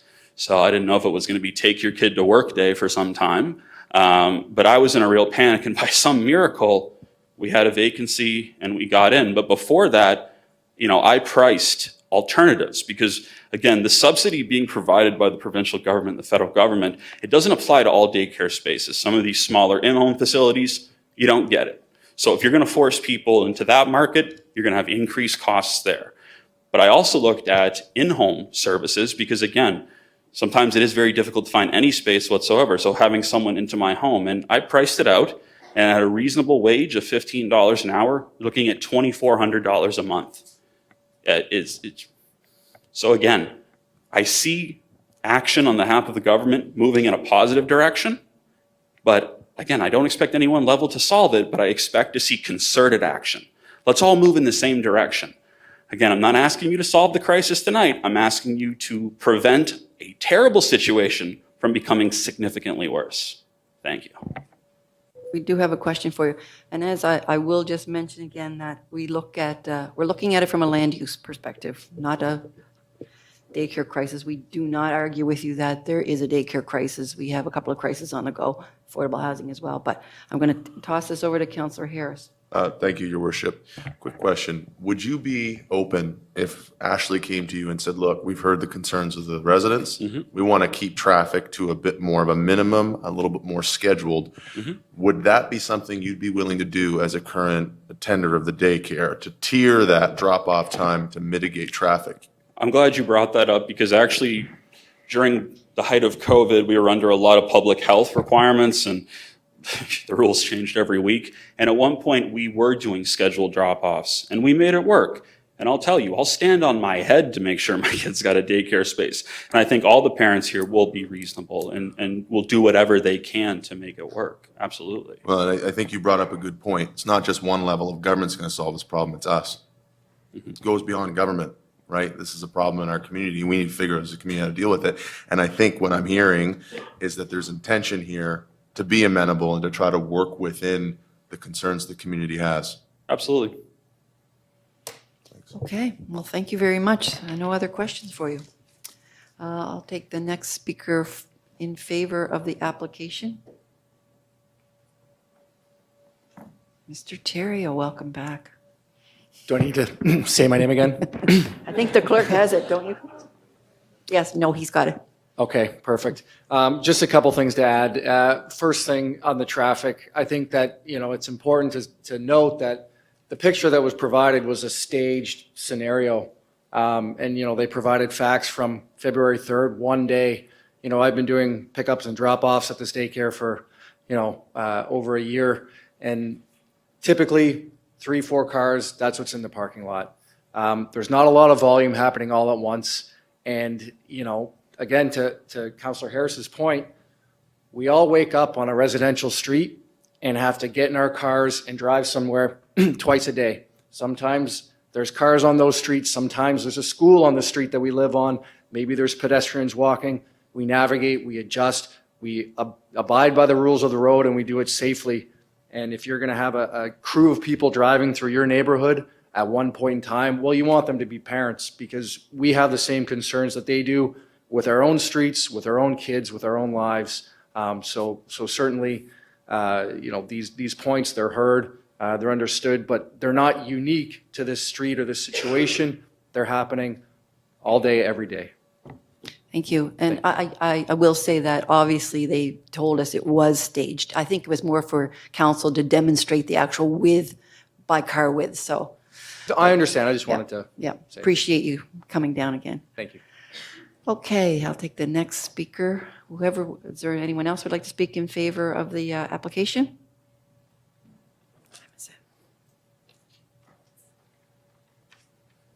Hi, my name is Rochelle Armstrong. I also live on Birchwood Place. Birchwood, okay, Rochelle. Previous resident of Milford Road. Like I said, most of my the other parents here have said the same things, but one thing I did want to say is at 6661 Dever Road currently, we only have one way in and one way out. You know, we do have a lineup of cars, but we only have that one inlet and the one same way to get out. And all of us are very good at waiting our turn. And I feel like the owners, I understand their concerns, but they also need to have a little faith in us and the owners and the other teachers and education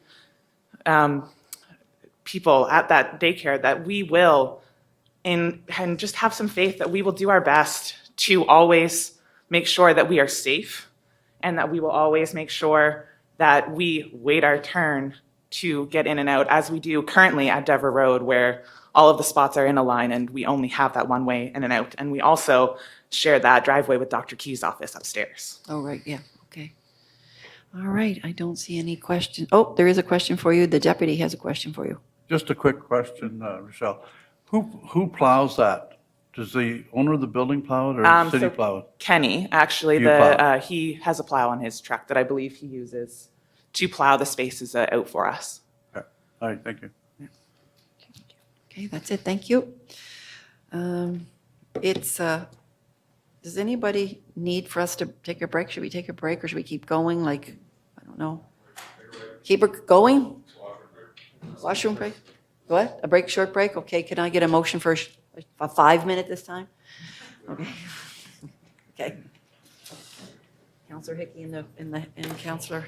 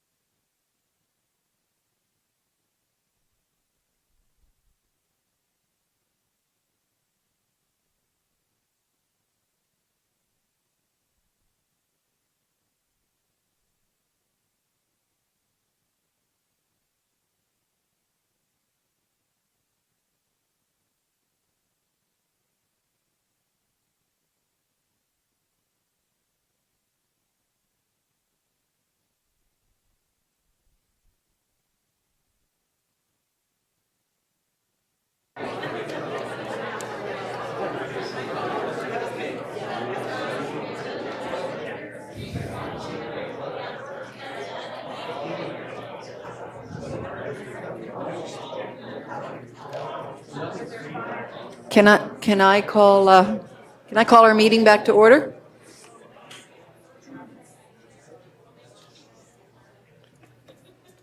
All right. Where's my timer? There we go. Okay. Okay. So I'm going to ask again if there is anyone here who would like to speak in favor of the application.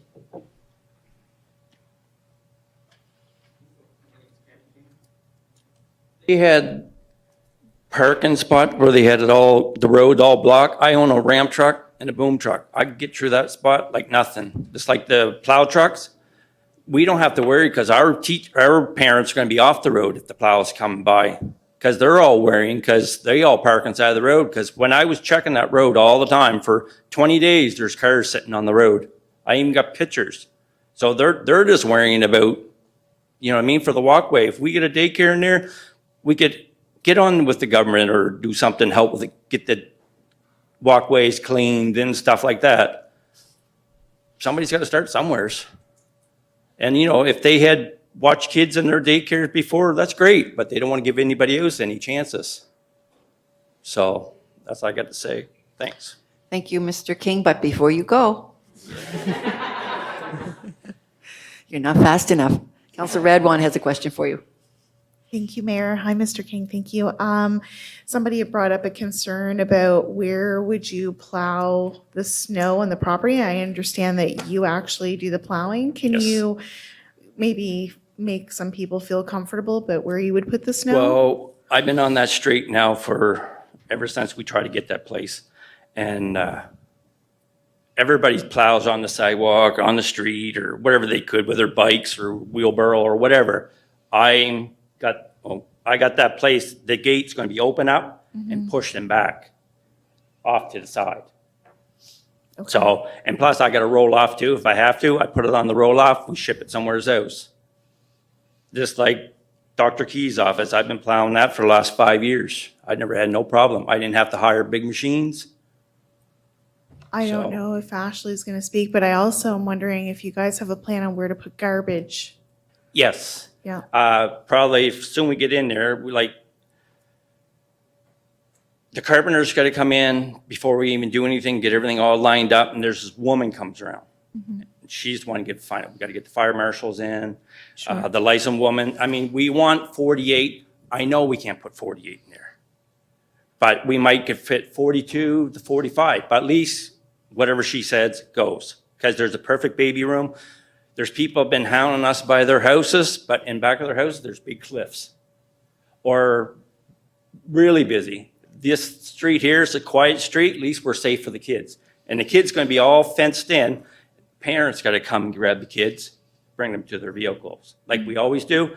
And we had no problem, because all these parents, they all call ahead, say, I'd be there in 10 minutes, or I'd be there in 10, or... I'm just wondering though, in relation to the map, do you have, it's not up there now, but I'm visualizing it.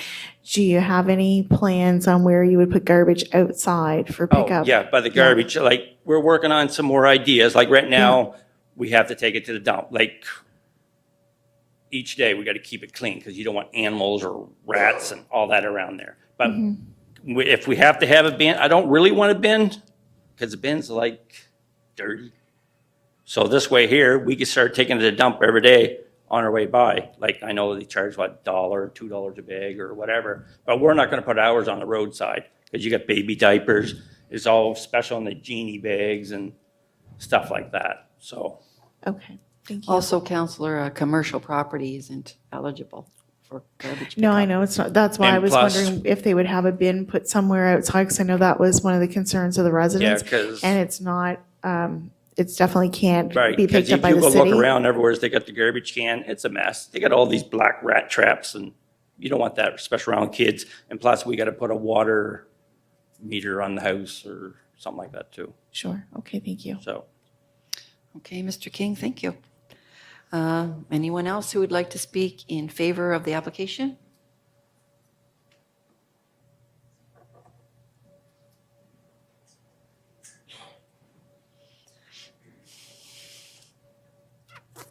Hello, my name is Dave McGowan. I live on Dwyer Road. Everything out, I actually grew up on River Hill Drive. and I'm obviously with the daycare here tonight. So I know both sides of what we're looking at here. The one thing I sort of want to put out first, I'm going to not try to rehash as much. Don't want to talk about the daycare crisis. The current wait list for an infant is December 2024. So that's some really good planning, pre-conception. So that's really good. So I don't want to beat that to death. I know Councillor Ogden did talk a bit about, if we had a magic wand, if there's more time. I don't believe that's an option. So we're sort of dealt with sort of the cards we have. So in 6 months, if this wasn't to go through, there'll be 35 families that are going to have to make a choice. Either a parent's going to have to stay home or we're going to have to leave the city because we cannot do this. For parents or families that have 2 parents at home, that may be an option. For a single parent, they're now living off the system. It's not an option to do this for these people. So, with that being said, I know there's a lot of really smart people in the city. And I know there's a lot of people with magic wands, apparently. Apparently. But you always want to come out with a win-win for everybody. And so, I heard the safety concerns. I'm not even denying that those safety concerns shouldn't be addressed by the city right now, because the city knows about some of these concerns that these people are dealing with. Just a few other things that I wanted to say here. When we talk about number of cars, it's about 1.5 children to family there. So when you're talking about 48 kids, you're talking more about like 31 to 32 vehicles. The other thing that I want to bring up, there's 83 residents that are on River Hill Drive and the 3 streets associated with it.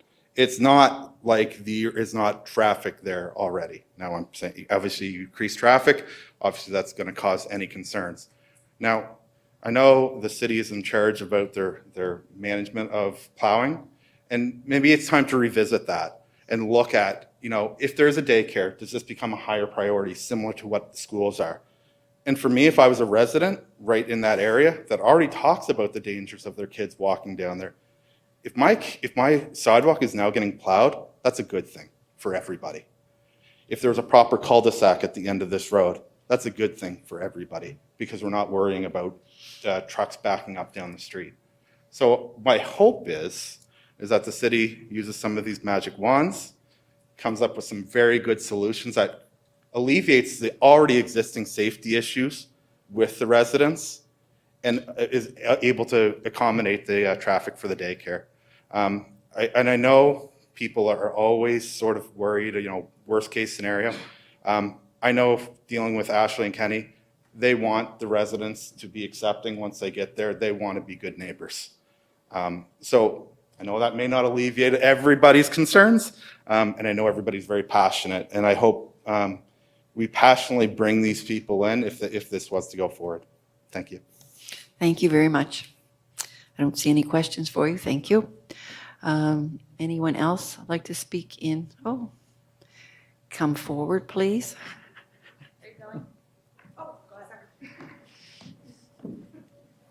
Hi, my name is Kara Petrie. I live on St. Clair Avenue, which is also a dead-end street in Milford. So I know the safety concerns and everything. I also know people that live on that street and love them dearly. And I also know my daycare provider, who I love dearly. So I'm not going to go into that because the quality, both sets here, great. But what I am going to say is just like a school system, you're going through St. Rose School, there's traffic every time I'm going through. Like my kids just are always in traffic. So I think the tier system would be a good idea, but also I think Ashley would work to the fact of if we drop off the kids, that it could be a very quick Passover and then we move on. So just like asking a principal of a school, I know we know the school systems, we would work with Ashley that way and try to provide that. I know your concerns as well, and I know living on a dead-end street, there's safety, so there's emotion on both sides, but logistically speaking, I think that we can do this in a manner that's good for everyone, so. I don't see any questions for you, even though you're skipping away. Just joking. Anyone else like to speak in favor of the application? Kara Petrie. Yep. Hi, my name's Chelsea Bennett. I'm a current staff member. Oh, I also live on Riverview Drive. I'm a current staff member and also parent to a child that attends this daycare. I had a whole speech about how great Ashley and Kenny and our daycare are. I will scrap because you guys know. I just want to say that I have a child that goes to a school. The streets are not plowed. The sidewalks are not plowed. I've seen parents. I've seen kids dicer many a times. They fall down. We still bring our kids to the school there. There's concerns with driving. It's going to happen anywhere. We're all there to watch out for these kids every day. We are all CPR trained. We have our first aid if anything were ever to happen, which is not going to happen. That is our job, is to keep these kids protected every day. I just hope that you guys take into account for the 48 children at this daycare, for our kids and staff and family. Thank you. Thank you, Chelsea. I don't see any questions for you. Thank you. Anyone else like to speak in favor of the application?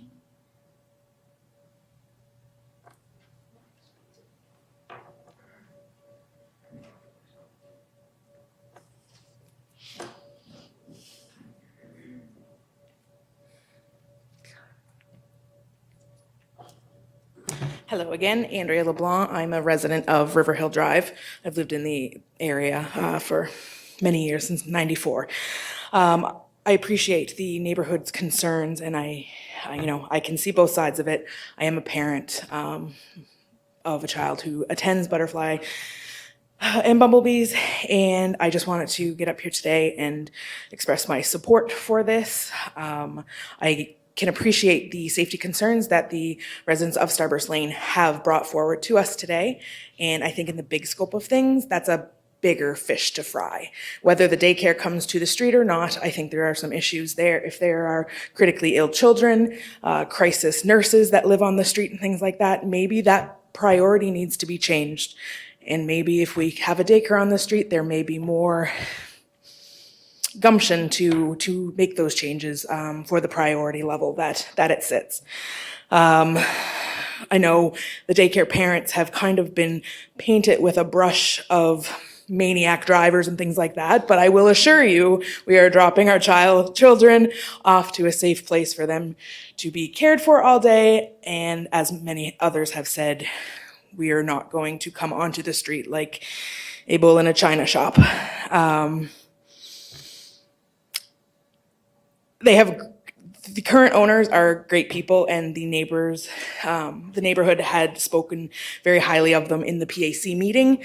And I just want to reiterate the fact that your outgoing neighbors are good, but the ones coming in, if Ashley's application does get approved, they're pretty damn good too. And the parents and educators of Butterflies and Bumblebees have also had many sleepless nights with what the future holds for our children. Thank you. Thank you, Andrea. Anyone else like to speak in favor of the application?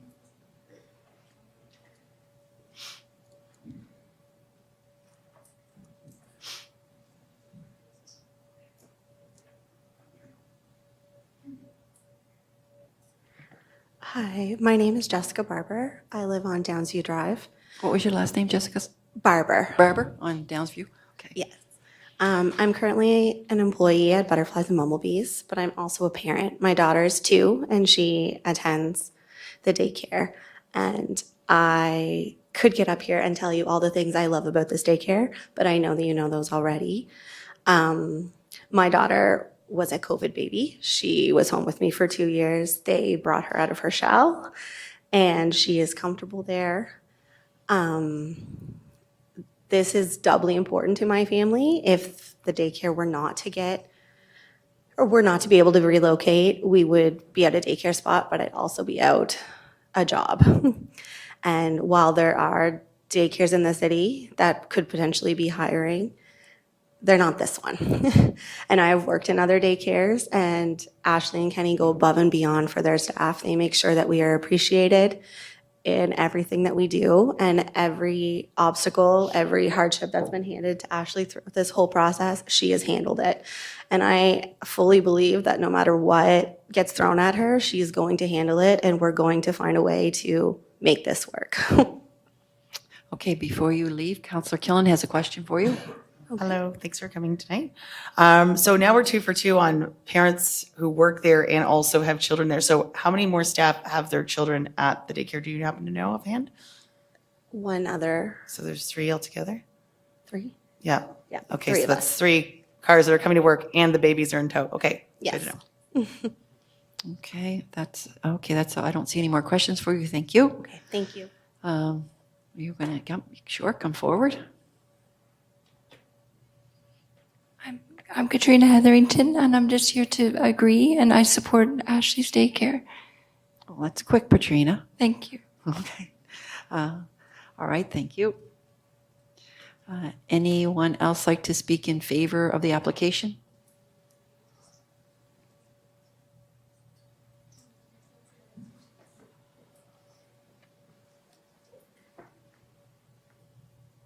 Hello, my name is Jasmine Horde. I live on Lancaster Avenue.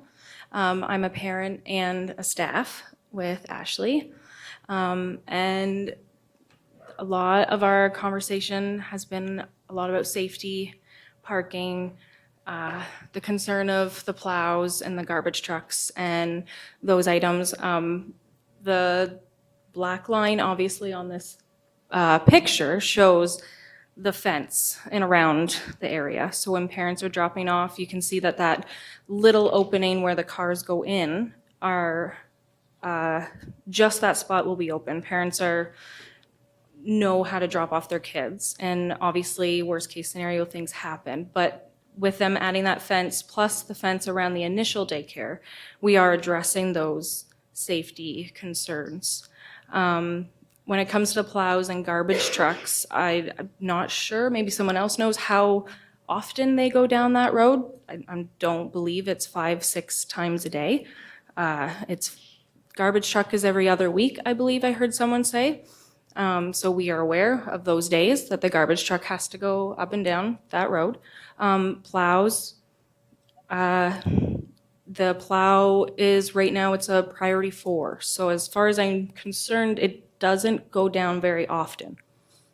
So the concern of the plow backing in and out with all the vehicles there, right now it doesn't even happen very often. So at that point, when we hear that plow coming down the road, we are all aware, we can all see it, we can, maybe make sure at that point our children are for sure in that fence, that parents are watching that plow if it has to come up and down the road, but as of right now, it doesn't very often.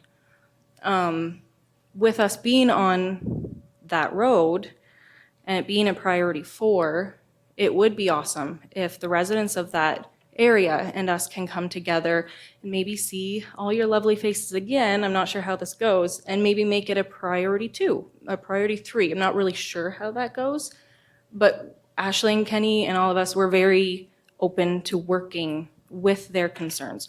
We've fenced it in now. We've added the more parking, so we're not on the street. We've got the Dennis Morris parking, so we're not on their street. Rainy days, I can probably say we can come up with a plan so not all of us are walking in the rain, whether it's one vehicle that brings us in. All staff are in by 9:30, all children are in by 9:30. And no one leaves normally on a regular basis, staff-wise and children-wise, until 3:30.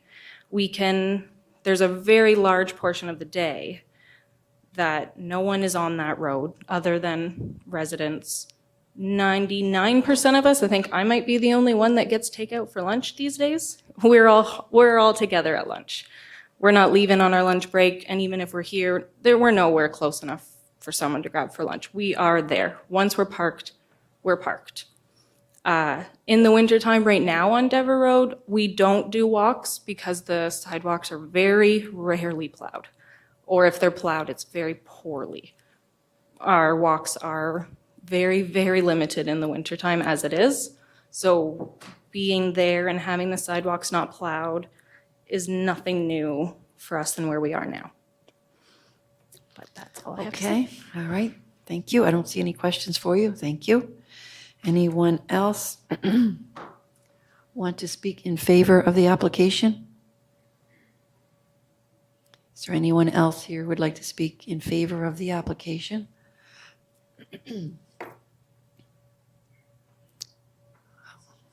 Oh, here we go. The star of the show is coming up. Ashley, we've been waiting to hear from you. If I can talk. The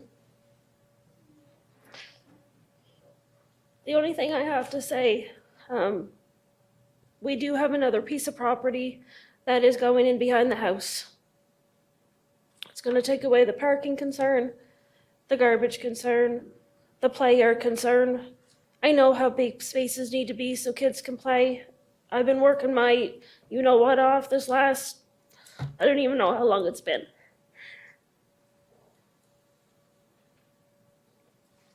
That's all I have to say.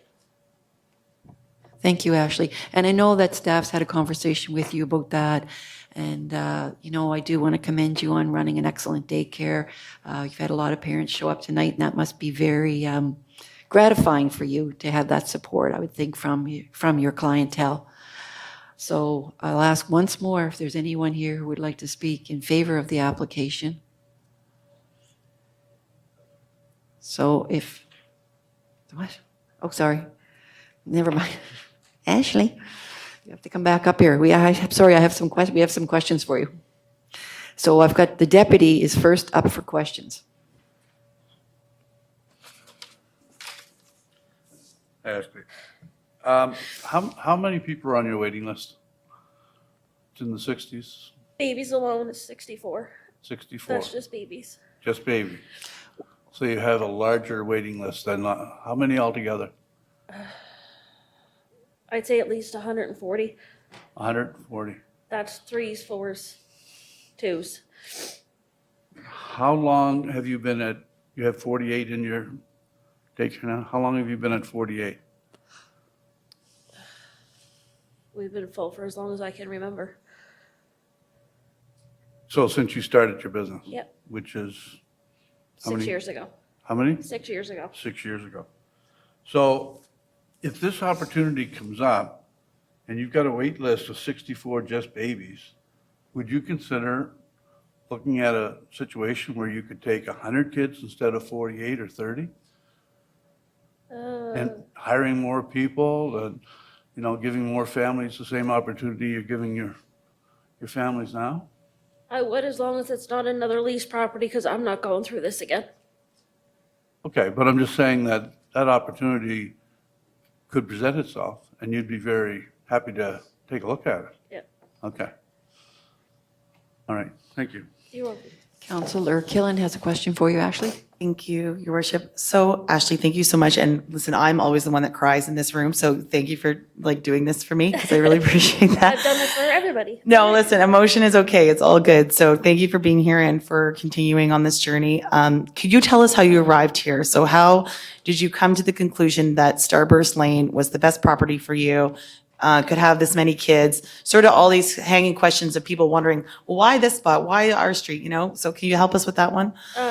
My realtor, when I kind of got wind of these random people walking around the building, we thought something was up, so I had my realtor start looking. And at first, it was all commercial, which there was none there. Right. So I didn't know anything about this. When I bought the daycare, it was already up and running. I bought the business as a whole. I didn't have to look for a building, get it up and running. We then moved into residential, and going online, the realtor sent me ads. I saw this one and it just, I don't know, something caught my eye, so I wanted to go see it. And inside it's perfect. Some people might think I'm crazy and don't know what I'm talking about, as far as not enough room and stuff like that, but the square meters is all there. I know exactly how many I can put in each room just by looking at it. My main goal is to find somewhere that fits all my families. Because, like I said before, I don't have to have a daycare on the west side. I'm getting kicked out of Dever Road. Great, see you later. But I can't go anywhere else. I live in La Pro. I could build one up by Point La Pro. I could go out east. I could go to Rossay. It's still leaving my families without daycare. So I need to stay west side. Yes, there's a million different real estates listed online. I appreciate everyone sending them to me, but when I look at them, I don't even have to see inside the house. They're just not fit for a daycare. So Right. it's just, I appreciate the offers, but that's why I turn them away, because they're not appropriate. And are you looking to expand your business, or are you just comfortable where you're at with this level? If I make it through this hurdle, absolutely. Right. Right Okay. now, I just need to find room for my kids now. Okay, thanks. Thank you. Counselor Radwan's next.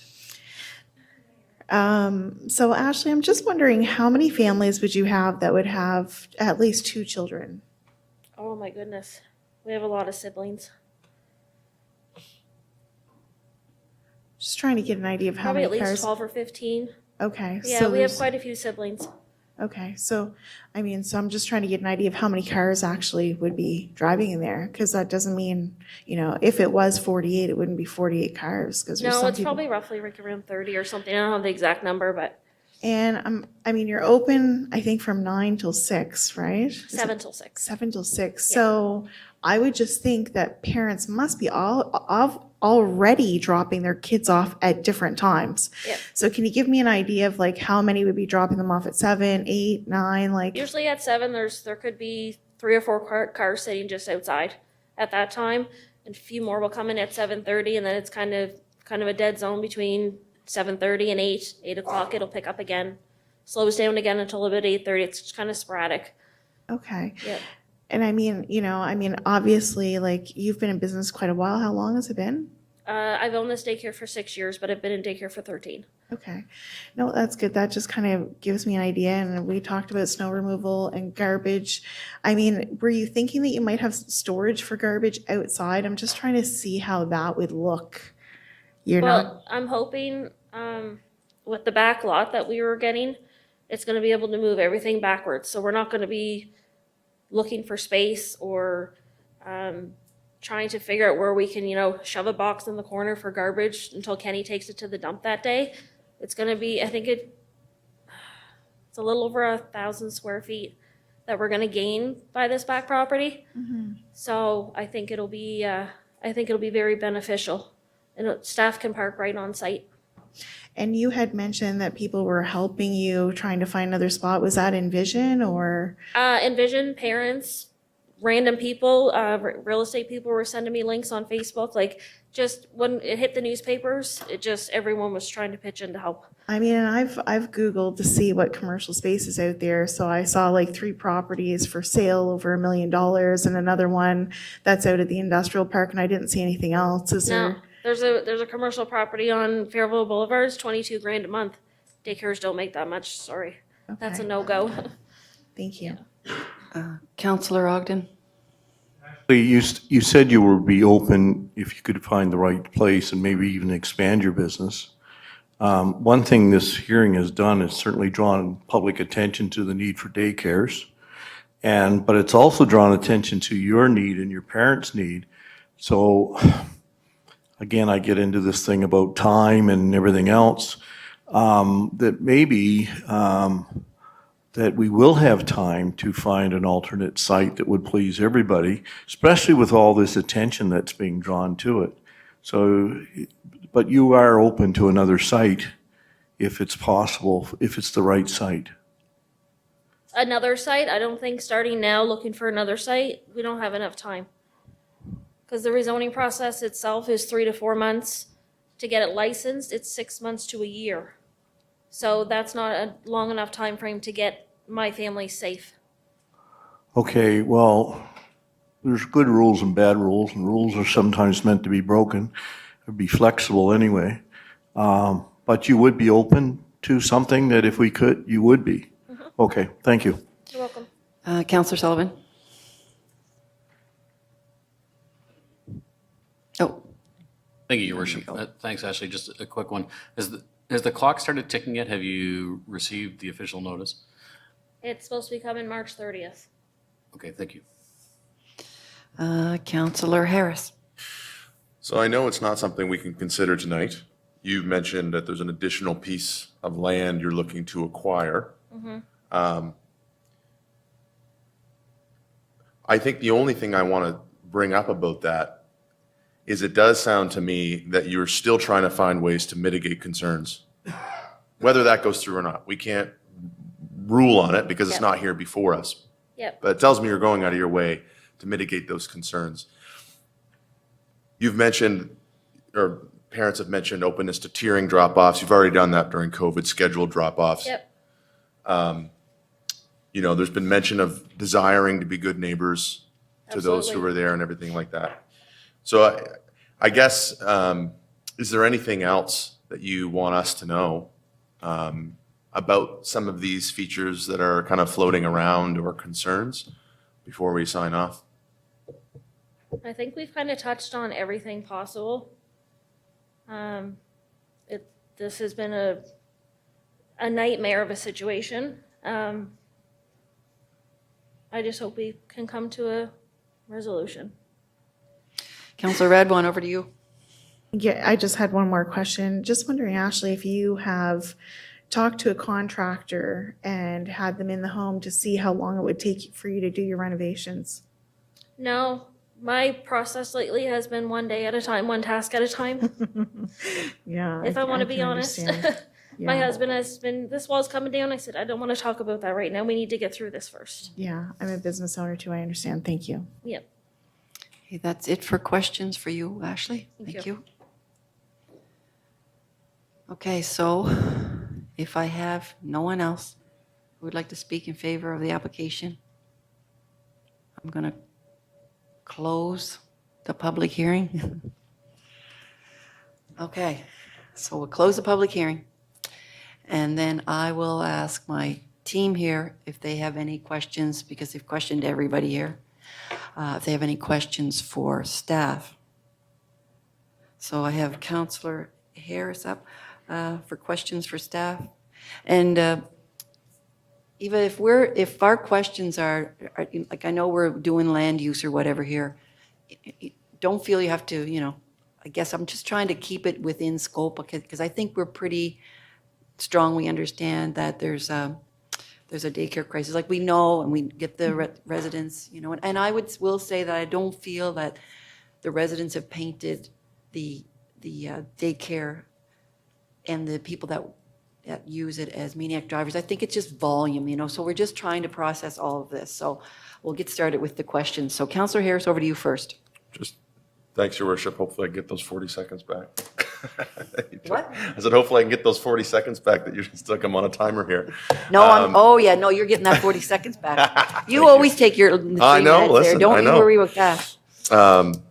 Chief Clifford, actually, this is a question for Chief. Chief, is there the concerns around I got a rapid fire one here, so I don't need a big detailed response, but would this street present a bigger challenge for the team at St. John Fire for moving around equipment than other streets in the city that would have daycare, schools, other concerns, hazard ratings, all that? Counselor, the challenges are not unlike challenges we would have in the Central Peninsula and North End. Ideally, we would have a 2-lane road. We don't always have that. And so we've learned to navigate whatever traffic we have. We did provide comments to the application, but it was with respect to the actual structure itself. And again, it would have to meet NBC, National Building Code, National Fire Code. It would have to meet the requirements of the province with respect to daycares. So yeah, the challenges are not unlike many other challenges we have traversing our community. Yeah, I figured you guys would be looking at that and have some sort of level of understanding on that. This one's I'm sorry, Vera, I'm not actually asking you any questions. This one's skipping over to Director Tim. Director Tim, is there anything, as traffic engineers, we have certain codes, requirements, responsibilities under the law that we have to meet on safety?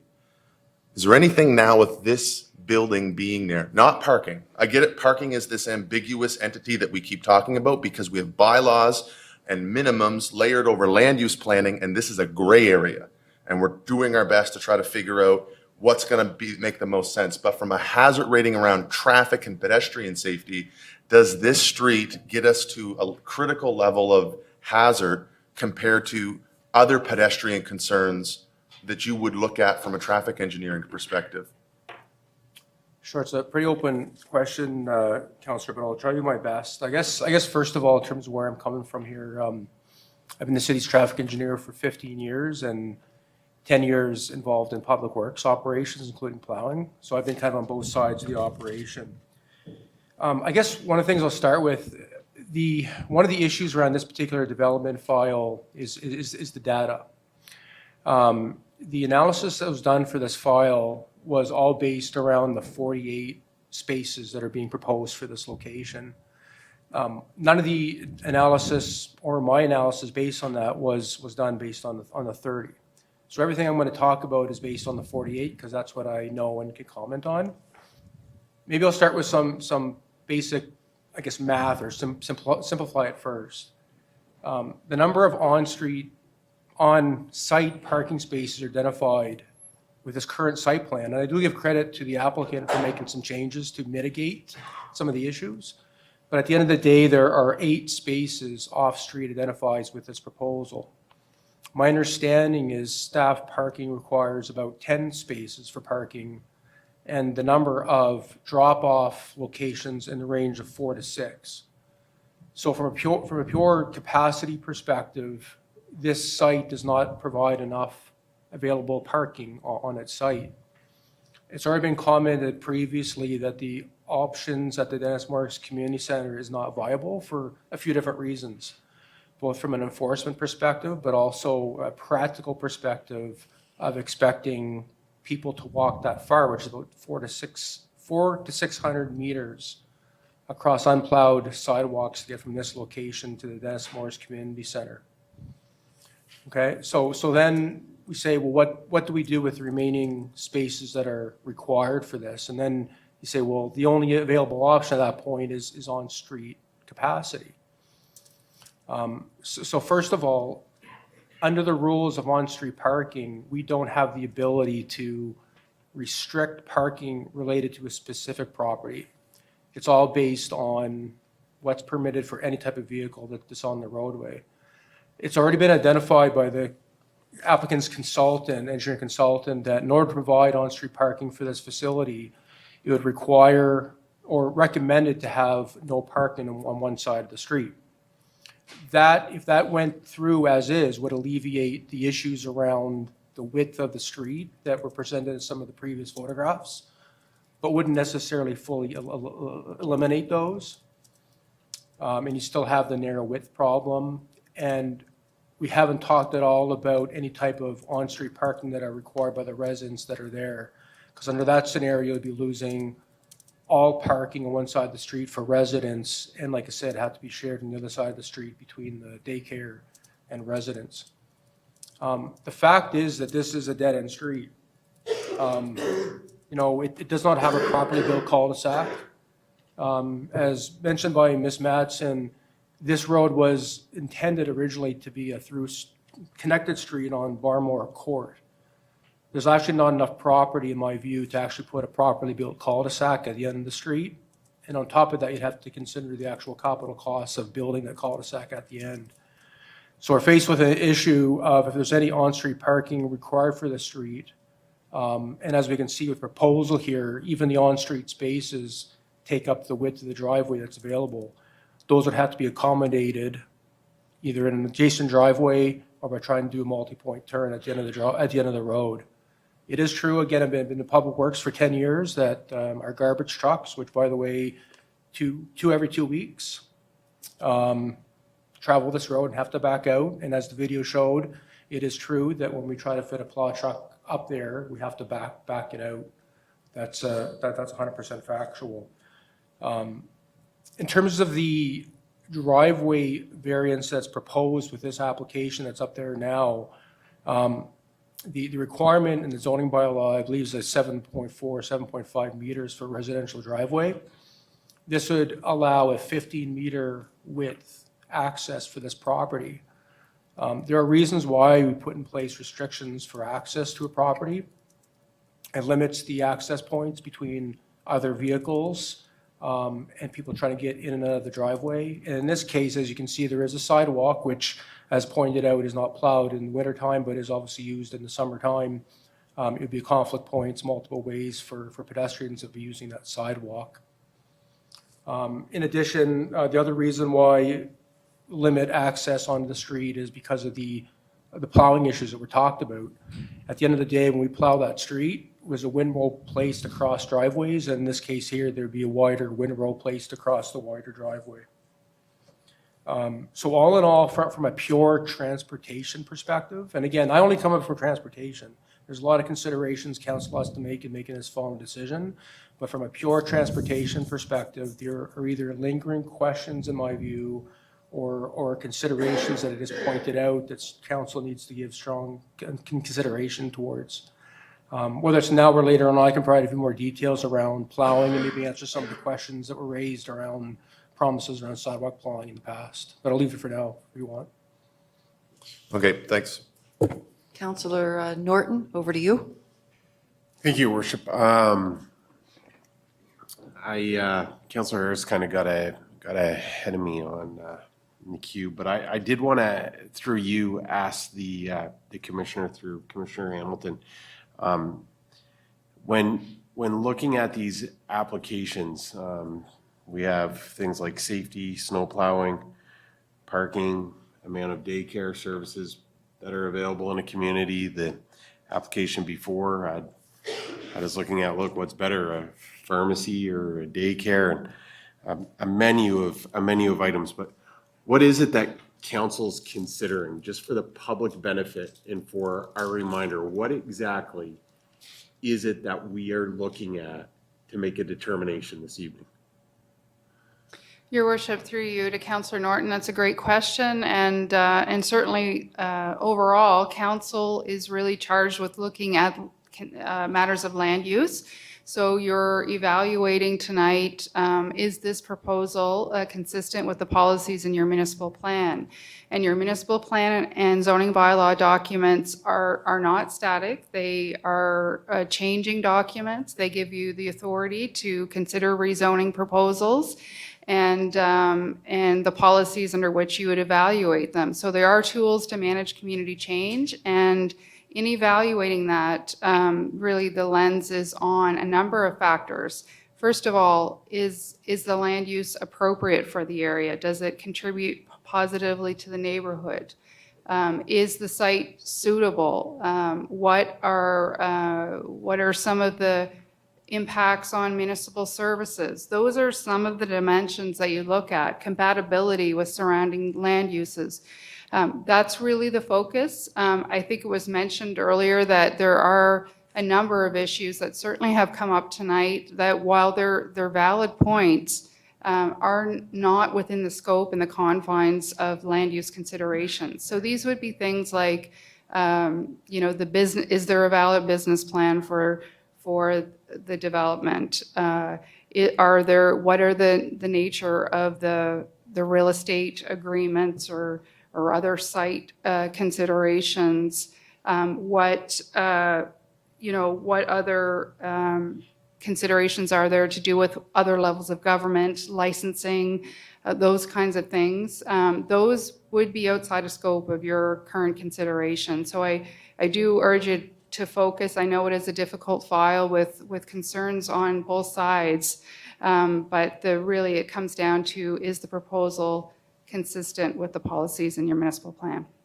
So, although I can appreciate both as a parent in the role that I play this evening, the number of available daycare spots within a particular ward or community or riding are not for our consideration when weighing this decision this evening. Would that be correct? Well, certainly, concerns wouldn't be part of this. I mean, certainly your municipal plan does talk about the importance of daycares as an ingredient and a vital part of a complete community, but the market aspects of that would be outside of scope of your current consideration. Perfect. Thank you, Commissioner. Thank you, Your Worship. Thank you. Councillor Killen, over to you. Okay, so hi, Eva. So I needed some clarification. So I noticed in the presentation that it says 8 on-site spaces provided. Bylaw requires 1 space for 5 children. So wasn't that 40? Or am I terrible at math? So it's the zoning bylaw requires for daycare centers 1 space for 5 children, with the applicant proposing 48 children. That would be 10 spaces, with the maximum occupancy of 30 that we have recommended. That would be 6 spaces. So they have met the zoning bylaw per our recommendation. If you were to go up to that 48 maximum occupancy, they would need a variance for less spaces. Okay, so this next one may be for Commissioner Hamilton. Have we ever capped a daycare before? Yes. Okay, yes. We did when we did the comparison, most daycares do have a restriction on the number of kids they can have for maximum occupancy. Generally, if it's a neighborhood daycare, the number has been around 45. So is it the city that does that, or is it the city does that? And that's then the province would go in afterwards, and if they somehow had a higher number, they would still comply with city restrictions. But if we lay a restriction and the province comes in and says they have room for less, then they have to obey the province restriction. Okay, so we do this with every single daycare? Yes. So can we talk a little bit about sort of the differences between like an urban one versus one that's more rural? Because I literally witnessed a guy walking a toddler down to a Princess Street daycare today, just right off the street. So they don't obviously have any of their own parking. So how does that? So Princess Street is a unique case because it was a non-conforming use in 1996, and they have just stayed open since then. They have 0 parking, but they are capped at 22, and it is just grandfathered in from the previous bylaw, municipal bylaw. I could not say if we would make the same recommendation today. Okay. That's it, Councillor. Councillor Radwan, back to you. Yeah, thank you, Mayor. So I did have a question about that daycare, because with them having no spots, so it was something that was grandfathered in. It wasn't something that they were given a variance with our current bylaw. Is that right? That's correct. Okay. As long as it's a non-conforming use and has operated, they can continue to operate. Okay. The other thing that I do have a question for Director O'Reilly too. So, of course, our strategic plan is calling for us in the next 10 years to do 75% of our sidewalks. I didn't realize that the sidewalk going to the Dennis Morris Community Center was not above a priority 4. So I guess I feel a little concerned about that in general. So I'm just wondering if you can speak to like what would schools, would daycares, would community centers cause us to, like, if we're reviewing the winter management plan, is this going to be a cause for maybe reconsidering the priority level? Like how just make me understand, how would you derive at the decisions as to what would be what priority? Sure. So I guess in terms of how we prioritize both streets and sidewalks, it is all based on a risk management approach. So in terms of volumes and types of pedestrians that would use a sidewalk, that would be a consideration. Obviously, the volume of traffic on a street would be a consideration of the street itself. So just taking sidewalks, for example, areas that are in our higher, denser areas like major arterials, with bus stops, would be a priority 1. Schools would be a priority 2, for example, sidewalks around schools. But all that is based also on the resources that are available to us, right? So we can only recommend to council a service level standard that we can achieve on a regular basis. The gentleman earlier talked about a time where it was promised or tried to plow every sidewalk. We tried that one year. It was the year 2008, 2009, where we tried to plow every single sidewalk 100%, and we failed. Level of service, we need to achieve it consistently, needs resources in order to achieve it, and we just outstripped our boundaries. This will be to a little bit lesser of a degree, but I can certainly tell you at the time when we do review, and it's been discussed with council before, review the winter management plan, we have to give consideration for if we decide to add new types of sidewalks based on additional uses to a higher priority, that comes with the resource cost. Sure. right? So all of a sudden, if you expand out from schools to now say, well, all streets with daycares on it should be a higher priority, that's going to come with a resource cost as well as going from the 55 to 75%. And they had mentioned, somebody had mentioned that there was a bus stop at the Dennis Morris Community Center. Is that a transit bus stop, or, because that would make a priority too, I think, is my understanding. Yeah, so we don't consider it all school bus stops because they're all over the city. It is major transit stops that we consider as a priority 1 or a priority 2. So there are obviously some lower level transit stops around that don't consider it at all in the waiting system. It's the major ones like the Federal Boulevards, King Square, for example. Okay, thank you. If I could add as well, that area is now serviced by the Flex bus, not permanent stops anymore, so.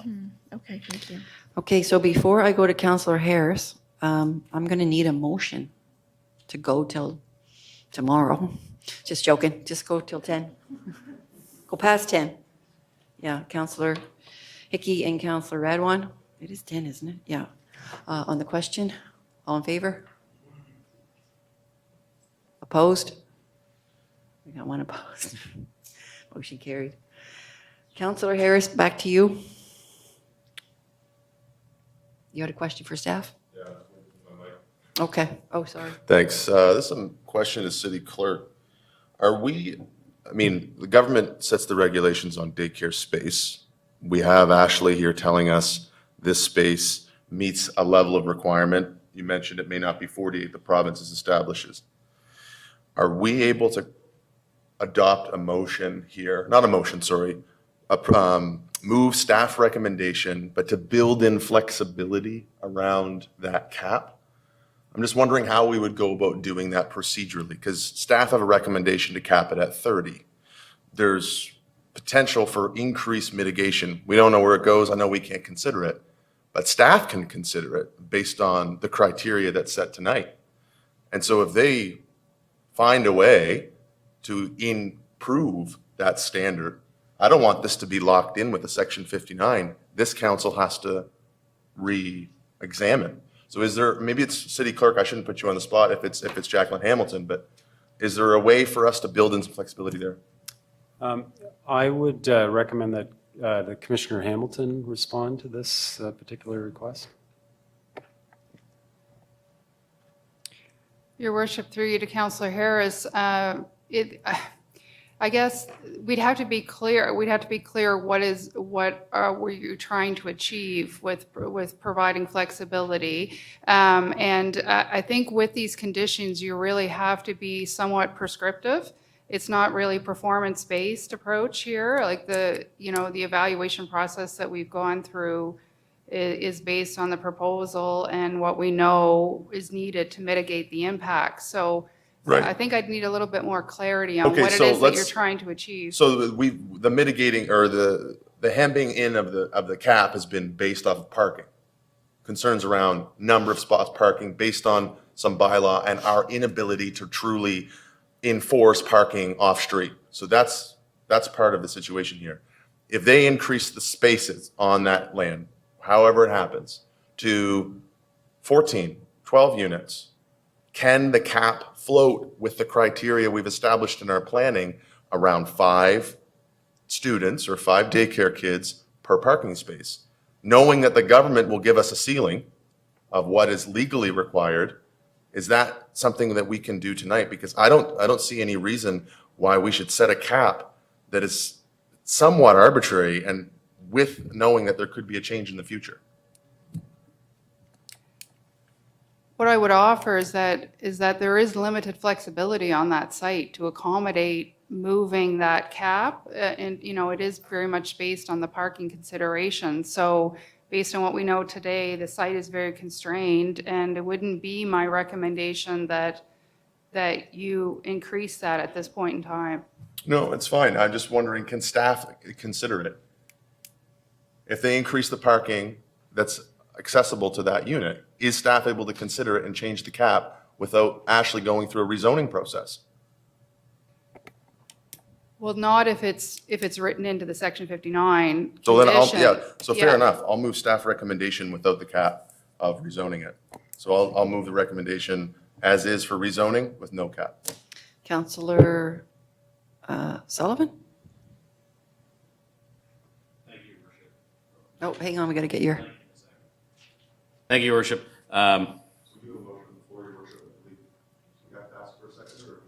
you've got a second, Count- you you have got a a second. seconder on it. You have a seconder on it. This is now the question or a I got comment. my 11 seconds back.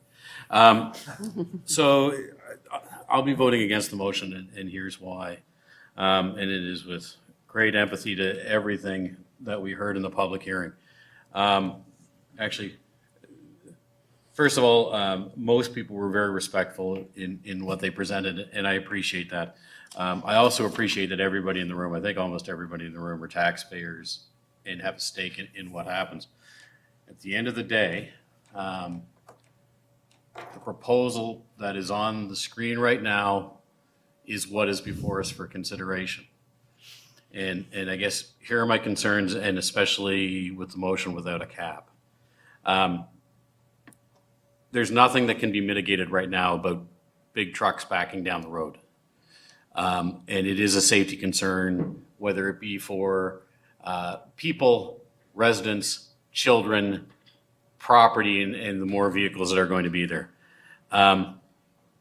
With the number of spaces that are there right now, we can't legislate, and I know there's all sorts of good intentions. We can't legislate that people park at the Dennis Morris Community Center and walk, which means if we said no cap and there's 48 families, all of those spaces are now staff spaces, which is, so the pickup and drop off becomes in the street, and in the winter, there's no turnaround, there's no cul-de-sac. And I've done the 10-point turn at the end of the road because I didn't want to pull into anybody's driveway. And so we're going to be in other people's driveways. It would just have to happen under the current motion. I agree with everything everybody has said. I have had my two children are now in university, and I am so thankful they had two great daycares. So I know how important the daycare is. I know how important Ashley and her team is to the city and to the community. Ashley kind of said it herself. She bought a daycare from somebody else. I can't speak to who had it before. And if this gets rezoned to a daycare, I can't speak to who, after Ashley's reputation and she sells it for millions of dollars because it is the best daycare around, I can't speak to who comes next and how they treat the property and the clientele that are there. If we rezone this, it is rezoned for this clientele and until somebody comes along and wants to rezone it to something else. I just, for me, I can't get past the size and under its current configuration that we see, which is what we have to consider tonight, that it would be practical. And this carries over to a comment that my fellow councilor made at PAC. And at PAC, I did vote in favor of 30 spaces. But he said, you know, and the speaker mentioned it tonight, that 30 spaces wouldn't be viable. So I'm not interested in the half measure. I now agree with what he had to say then, that under the current, what we're seeing up here, I can't support it. Okay, thank you, Counselor. So before I call a question on that motion that's on the floor, I will just say that there is two sides to every coin. And we've heard from both sides, and as Counselor Sullivan said, I think the discussion and the presentations have been very respectful, and it's been good to get all of that information. I think there's no doubt that there's a daycare crisis, and there's no doubt that, Ashley, you run a fabulous, organization. That's all true. I guess what I would say, and Director O'Reilly, with the plowing issue is that St. John has 600 kilometers of roads, which is, when you're plowing by a single lane, is 1,200 lanes, which is the address to get to Ottawa from here. So it's a lot of plowing. So to just say, well, we can, send a plow down, what would change that? You're on a dead-end street. It's tricky. Some of that stuff is tricky. So we couldn't guarantee that. So, but I just wanted to mention that it's been a long evening, but it certainly has been an informative and a pleasure, I guess, in a lot of ways, to hear from both sides of that coin. So I'll call the question on this, on the motion that we have on the floor now, which is the motion that's in your kit, but without, correct? Without a cap on the number. All right. On the question, are we good? Are we good to go? I'm just checking with legal over here.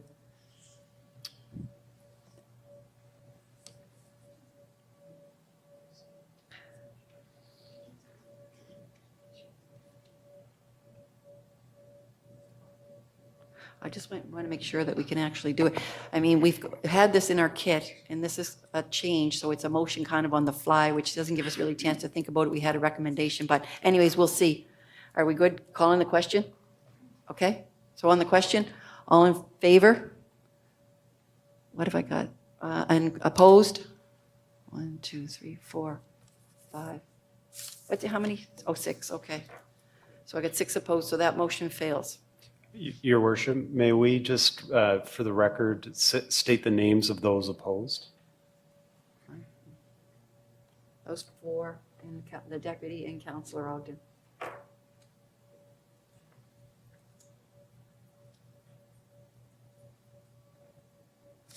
Okay, so that's defeated, Your worship. That motion's defeated. So if we want a motion, I will send it to the clerk for the motions that have been included in the kit, if we're interested in those. Oh, sorry, Councillor Hickey? Don? Oh, thank you. At this time, Your Worship, if possible, I'd just move staff's recommendation. Okay, so, City Clerk, would you mind reading out what staff recommendations are? Yes, so Your worship, staff's recommendation is found on the first page of the staff report.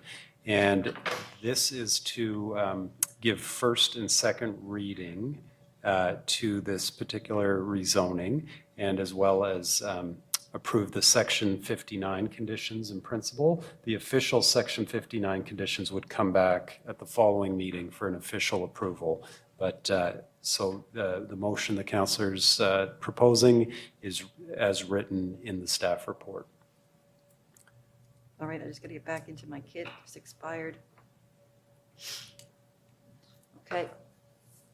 So Councillor Hickey is moving the staff recommendation, and the first motion required is first reading by title. Is there a seconder for that? Councillor Harris is the seconder on that.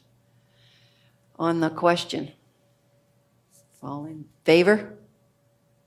1, 2, 3, 4. Opposed? 1, 2, 3, 4, 5, 6. 5, 6. Okay, so it's the same 4 that are in favor. And the Was same 6. Councillor Ogden a nay on that? Yeah. Okay, thank you. Okay, so that motion fails. So I'll need a motion of some sort, I guess. Councillor Sullivan?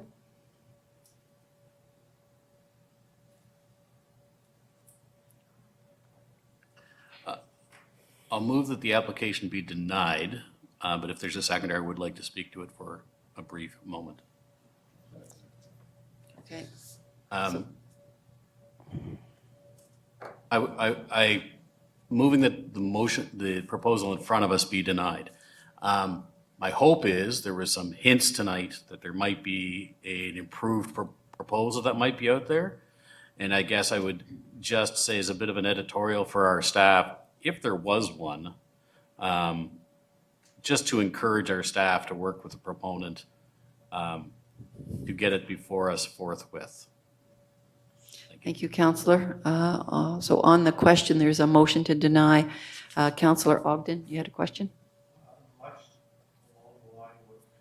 Sullivan just said, I am hoping that an alternative proposal at an alternative site, that we have time for that, and that we could increase the daycare spaces, because it's not just these people who have a daycare issue, the city does.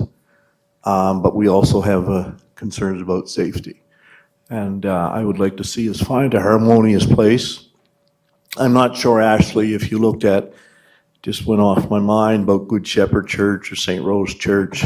My kids were in a Catholic church in the basement in the daycare. I don't know if that's an alternative, but I really hope that we can find an alternative site here to have a harmonious ending to this. Okay, thank you, Councillor. Deputy? Over to you. Thank you, Your Worship. light comes on.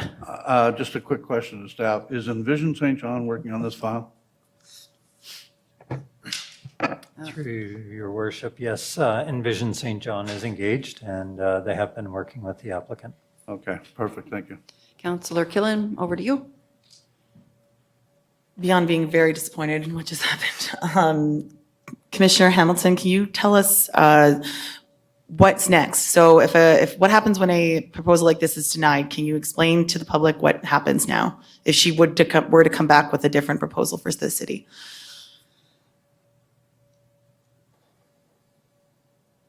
Yes, Your Worship, through you to the councillor, when council denies a proposal, a proposed application, there are restrictions in your zoning bylaw that limits the reconsideration of a proposal within a year unless the proposal is substantially different than what has been considered. So certainly alternative sites or additional lands would meet that test, and we would look at that, work with the applicant on that. But certainly staff are available to work with the applicant to look at alternative sites or proposals, and certainly will understand the community needs, and will expedite the application to the best of our abilities. Okay. Okay, so now there's a motion on the floor, and that's to deny the application. So I'll call the question. All in favor? Opposed? Motion carried. Okay. I guess that's it. The what? Okay, I'll need a motion to, we have two for the 17s that we want to do, but we're going to table 12-2. 17s are pretty quick. There. Let's do the 17s. Okay.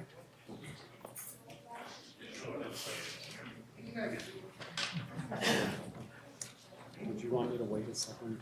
Yeah, let's wait just a second. Yeah. It's going to be 2 minutes.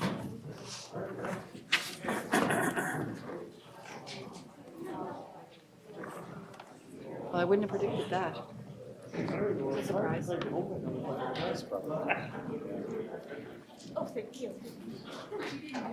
Sorry.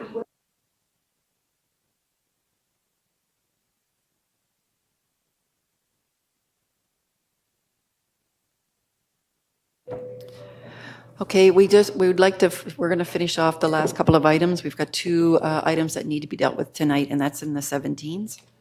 And that, so the city clerk, I'll get you to call up the first item of 17. I don't know if we need a motion to table. Yeah, we'll do a motion after that to table 12-2. Okay. So thank you, Your Worship. The first item from Committee of the Whole, 17-1, name change H&S Meats and City Market. The resolution would be that be it resolved that the city approve the transfer of the leased premises from H&S Meats Limited to H&S Meats Uptown Market Limited under the terms and conditions that set out in the indenture submitted with M&C 2023-24, and mayor and clerk be authorized to execute necessary documents. I got a mover, the deputy, seconder, Councillor Sullivan on the question. All in favor? Opposed? Motion carried. Next item, city clerk. And the final item, the 2023 insurance renewal, the recommendation is that council accepts the insurance package presented by BFL Canada through our agent of record, JM and CW Hope Grant Limited, and approves maximum payments as follows. 1,750,137, 32,000 for the fee, BFL Canada fee 1,500, and for a total of 1,750,000 $183,637. I need a mover. I got Counselor Redwan, seconder, Counselor Sullivan on the question. All in favor? Opposed? Motion carried. Okay, next item, next. And a next. motion, I believe, Your Worship, you asked to table the final item, or to, what we could do is defer the final item to the next meeting of council. Okay, we're going to defer. Who moved that? Counselor Sullivan? Counselor Redwan on the question. All in favor? Opposed? Let's go and motion carried. Motion to adjourn. Counselor Sullivan and Counselor Stewart. Thank you.